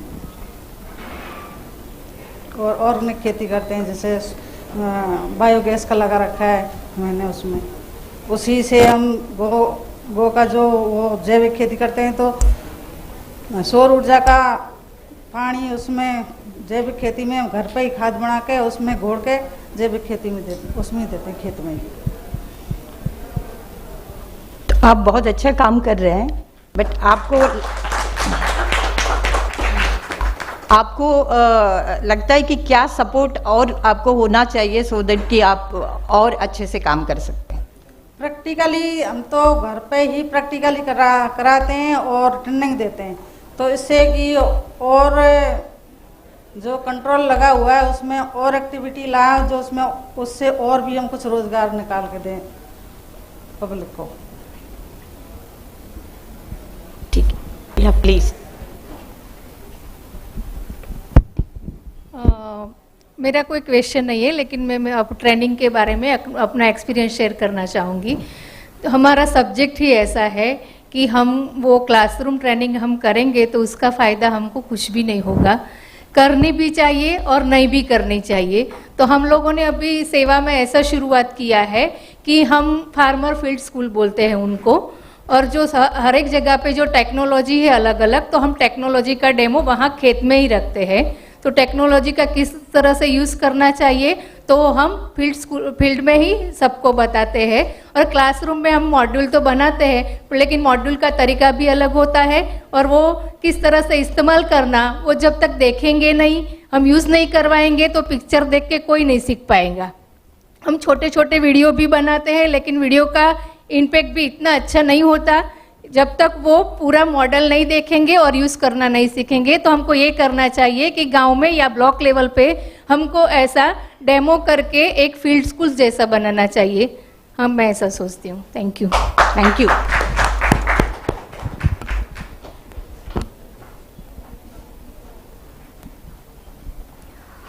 Hello. Thank you very much to the panelists for such insightful thoughts.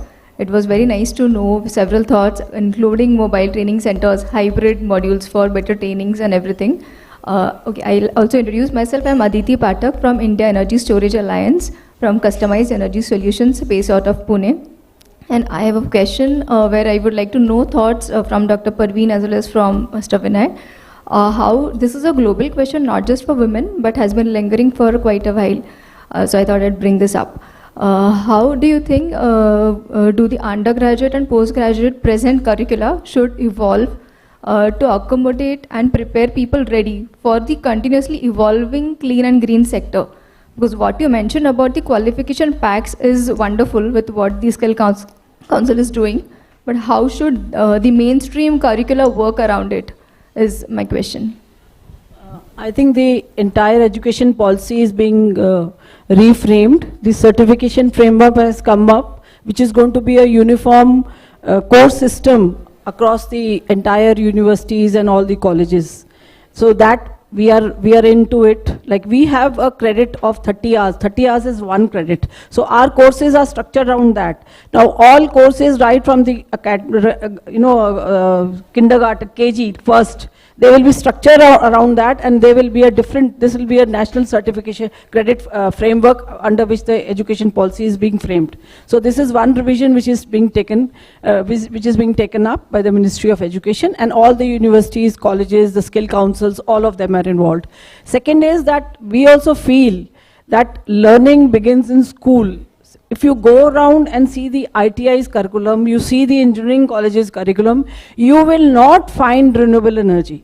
You will not find green jobs. You will not find any access. I just want to share a personal experience. I was invited to one that, Engineers Day lecture in one of the colleges here in Greater Noida. I went and I told them something about climate change and all these things which I feel is my domain. No one was interested. None of the students were interested. I really had to, intervene in between. If you are not interested, I will stop my lecture and I will go. But then they all became very attentive. But there was nobody who had shown, if had I been from the automobile industry or from another sector, with which they can connect for jobs or which they can connect as an industry, they would all have been interested. So this is the type of trend you see in the colleges. I don't blame them. So what we are doing is, at the school level, now in Gujarat, there's a World Bank project we have with the Skill Council. From 9, 10th, 11th, 12th, 4 curriculum, on solar modules. Solar we have given for approval, and we will be introducing these modules at 9, 10th, 11th, 12th for the students. So let's see if this is successful, then we can go around, and with the ITIs also. We want that a person who is specializing in electrical, he should also know something about solar. So these are the people we pick up for the training courses. So some sort of connect should be there right from the beginning. So this is missing in our academic curriculum, and it is being very well recognized. Let's see, the regulator, the NCVT is also recognizing it, that it is missing. So see, wastewater treatment. People, children from chemical technology department, they will come for an internship, through the plant. They may come, it's a specific trait in the master's level, but in the graduate level, maybe they may not be knowing so much. We had an online training course, prepared with GIZ, and I wanted the students to enroll. It was a self-learning thing. Only 3 people enrolled. So this sort of a connect we have to create. We are a very small body. But maybe we'll try to impact more. I hope I've answered your question. Yeah. Very briefly, जब हम entrepreneurship पढ़ाते हैं तो हम बताते हैं कि customer को बीच में रखें. तो इसमें भी if you're trying to create anything in the school or colleges, तो इसमें हम बताएंगे कि industry को आप keep industry at the center of it, because the innovation, a lot of innovations happening by the industry, understanding customer needs. तो जब भी हम करिकुलम बना रहे हैं या कुछ भी स्कूल्स या कॉलेजेस में हम इसको इंट्रोड्यूस कर रहे हैं, तो industry has to be at the centre, and of course again be innovative there. We don't do workshops on the sidelines, field visits. I think that becomes really important.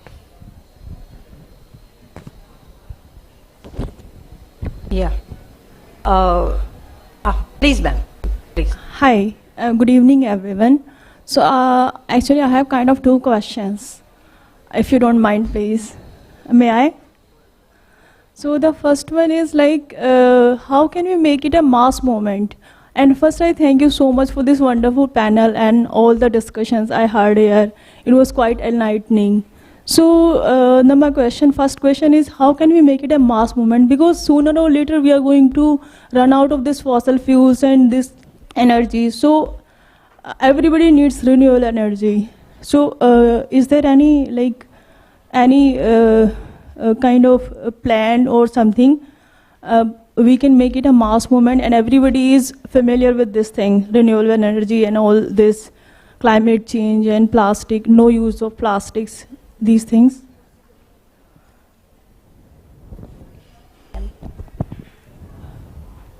Like to respond on that one. Basically, if you ask me, the biggest advocate for promoting renewable energy is your Prime Minister. So if he is championing this big thing with so many different programs which he has brought out, I think that itself shows that there is an intent from the top in taking this forward. And so it would be then for us to then match up to his aspirations. I would put it that way. Respond? See, energy transition has to be a just transition. That means that jobs which are based on fossil fuels, some of them will go and some new jobs will be created. So we cannot do it in a, overnight we cannot do it. It has to be a very phased way. A mass movement is there. Everybody is involved. See the industries. Today the industries also have got their sustainability goals. They have to give up, they have to announce their goals, that this is what they'll do. And I think Blue is one example. All the companies, they are trying to change their transport fleet into electric. So the goals are there and the movement has begun, but it cannot be overnight. Yes. See, what is just transition, how the coal workers, they were, they were just put out, and that is how the just transition movement came. So we have to be very careful. If you go by the statistics, we have 3.5 crores additional jobs which are going to be created. See, but it is a time-bound manner. So the movement has started. Everyone is geared. I think you also must be what you were in the younger days and what you are there and on what we are now. We are all aligned to those goals which our Prime Minister has set or which we have set up for our own country. When I was with the IPCC, we came out with the outcome that by 2050, 75% of the energy has to be from renewable energy. I never used to go and proclaim this because I thought this is a very tall claim. You know, that time, that was 211, the report was released. So today, everyone is talking, we have to go 50% renewables by this date, we have to do 70% by this date. So the mass movement has begun. And we all are a part of it. And we all have to support it and we have to contribute to it. This is what I feel. So in response to your PM's like aspirations, last year he has made a like no plastic bags and no plastic things. But after a few weeks, like 3-4 weeks, we were back to all the normal things. I saw on the road that government peoples were snatching polythenes from the vendors, from the rickshaw, so from the thela people. And just few weeks, like 4 weeks or 5 weeks, it was just 4-5 weeks, and we were back to all the polythenes and all the everything. So. May I add something here? Only way to see a change is to be the change. If each one of us promises that we will change ourselves and we become an ambassador, so I think that's the only way to make it a movement. Movement cannot be started from one person, so everyone has to start it. Okay. My second question is more important actually from all these. So I'm an entrepreneur and I outsource some of my work to the ladies in home. So generally the main question is, how can they get more work? They generally keep me asking, और काम चाहिए हमें, और काम चाहिए. So how could we solve this thing for them? Because in cities, in Delhi itself, there are so many women who wants to work and who want more work. It's in Delhi itself. And I meet so many women of this kind of, who wants more work, who want to be more financially free and want financial freedom. So I was supposed to ask this question, the panel from the lunch before, but it was because we were getting delayed for lunch, so I couldn't ask, and there was no opportunity to ask this question. So please answer this question. Anyone can answer this question, and everyone can answer. I will be really happy to help those people, those women especially. In the hall, we should try to answer this question. How you can generate more work. So I'll try to answer. In fact, my question was about that only. So I'm from Dharmalap. So we had a Dharmalap entrepreneur model wherein we appoint a Dharmalap entrepreneur in each village, and she is the change maker for that particular village. And whenever I heard about all these things and discussions were going on, whenever any girl or any female says to other females, that's a credible thing. If I can go and say lots of moons and suns and all that, they won't believe on me.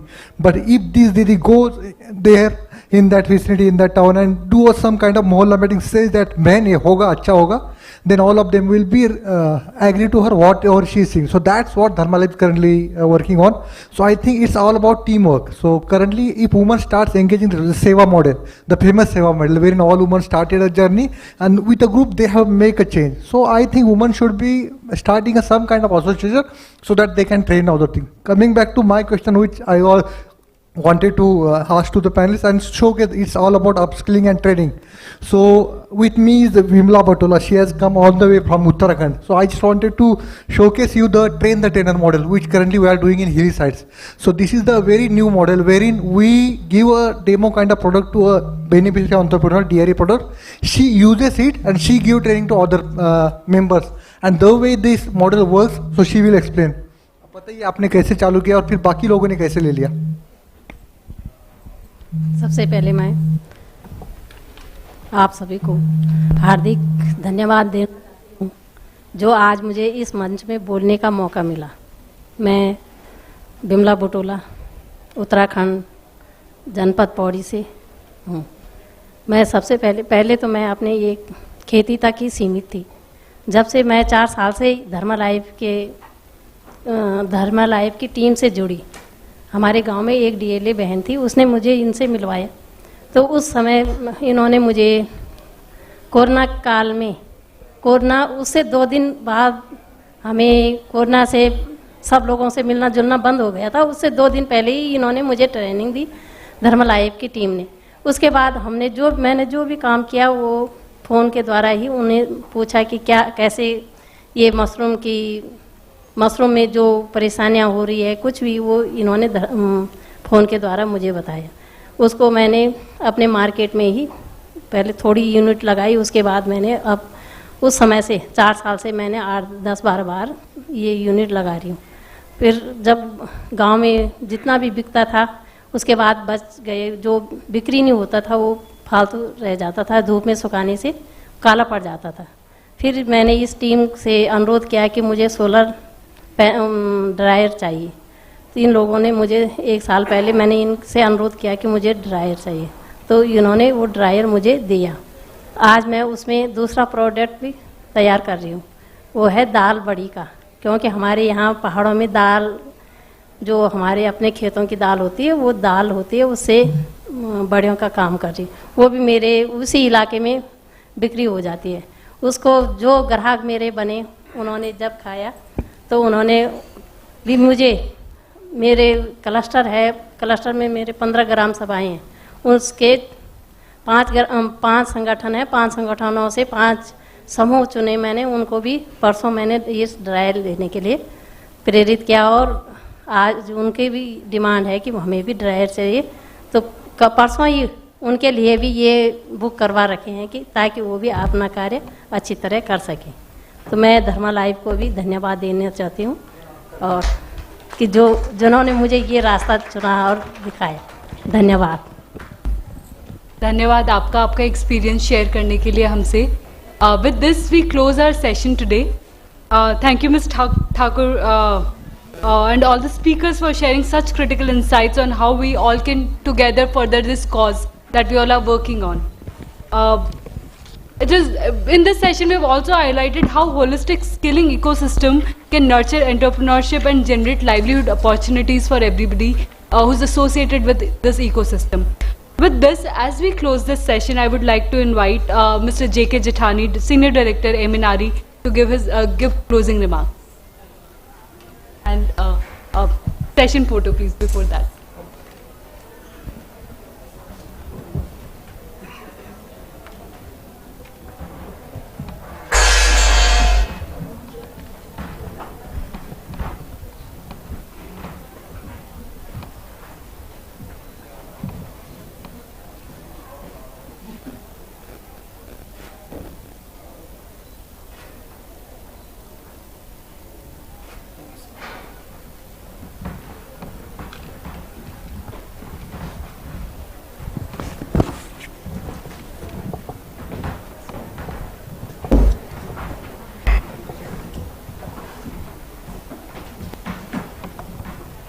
First of all, thank you all of you for participating in this Women in RE event. भारतीय संस्कृति में नारी को शक्ति स्वरूपा माना गया और इतनी सारी शक्तियां हमारे सामने हैं, उन सभी शक्तियों को मैं प्रणाम करता हूं। और उस शक्ति को सिर्फ जगाने की जरूरत है। हमने भी देखा एक्सपीरियंस, सेवा 50 साल से काम कर रहे हैं। लीला देवी जी को देखा, उन्होंने अपना एक्सपीरियंस शेयर किया, मास्टर्स ट्रेनर हैं, फ्रांस जर्मनी कॉन्फ्रेंस अटेंड करके, कितनी पढ़ी लिखी है, 3 क्लास 3। तो ये एक शक्ति है, इसको सिर्फ जगाने की जरूरत है, इनको सिर्फ बताना है कि आप पावरफुल हैं, आपको एम्पावरमेंट करने की जरूरत नहीं है, यू आर ऑलरेडी एम्पावर्ड। तो ये जागृति चाहिए। ये जागृति जब तक नहीं आएगी तब तक हम, जैसे डॉक्टर वसंता ठाकुर ने कहा कि माइंडसेट, एक माइंडसेट है, माइंडसेट से बाहर निकलने की जरूरत है। जैसे ही आप बाहर निकलेंगे आपको पूरी दुनिया आपकी है। ये एक्सपीरियंस हमने भी देखा। रोहिणी जी थी, उन्होंने बताया कि कैसे महाराष्ट्र में उन्होंने काम किया। तो बड़ा पावरफुल इंटरेक्शन रहा। There were 4 sessions. In the morning we had heard our Secretary MNRE, Honorable Minister in the inaugural session. And today we are targeted, this hall capacity is just 150. So we were targeting that 150 people will come. But we got registration more than 200 and the participation in them is more than 180 for this session. And still the hall is full. So thanks to all of you, all participants, all those who have shared their experience, panelists, and I also thank my team in MNRE and team in NRDC. They have made it successful, today's event. I think today Honorable Minister has missed one point which I would like to announce on his behalf. That is related to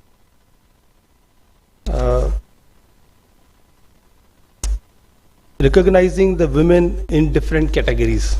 So we have decided to recognize women in different categories, their work in different categories. So these categories are, first one is the fostering a gender diverse workplace. Second one would be the outstanding women entrepreneur, is including startups and excluding rural women. And the third one would be the rural women entrepreneurs. Fourth one would be NGOs or civil society organizations encouraging women for the use of renewable energy. And the last one would be women leading the change for renewable energy in urban areas and rural areas separately. So there will be, practically there will be 6 recognitions, and we'll target to have the first recognition be announced very soon. We'll have a committee that will evaluate, call the nomination, evaluate, and then we'll have another function like this wherein we are going to announce the winners of that. So coming back to today's discussion, in the morning, our Secretary MNRE has given the data about how many women are there in renewable energy and how we have to build our capacity. Then the Honorable Minister has also pointed out about the DRE technologies and clean cooking solutions, and also suggested that the curriculum of the engineering college and others should be there, so that the more and more women be coming into this sector, joining this renewable energy sector. In the first session, we had the discussion on the policy where Mamta Verma, Rasika Chando, Vardhini Ratlala were there. And they discussed about how the policy changes are required in the renewable energy sector. And then next session was very powerful section where we heard the experience from those who have actually working in the field. So that was really powerful and enlightening for all of us, how the women, they are not much literate, still they are making the change. So women are having the intrinsic qualities related to the management, related to the research. They manage the complete family. Even a MBA student cannot manage a family, but they are doing it. So these are the quality of women. They have to understand their quality. So afternoon session we had finance and technology, what could be the innovation and how this innovation can change the women livelihood and other things. And in the last session we have heard about the skilling and other things. So with all these, I think now the time to do things in field, in practical. So we had a discussion, now we'll take forward this discussion in actual implementation. We have learned a lot. There were a lot of inputs and many important aspects have been highlighted today by the panelists, by the audience. I could see that even the last session, the question answer was going for half an hour or so. So that shows the enthusiasm, that shows this, the sector's importance about bringing in the women in the renewable energy field. So with these words, I think I thank you all, and I now invite Akansha for a vote of thanks also. Thank you.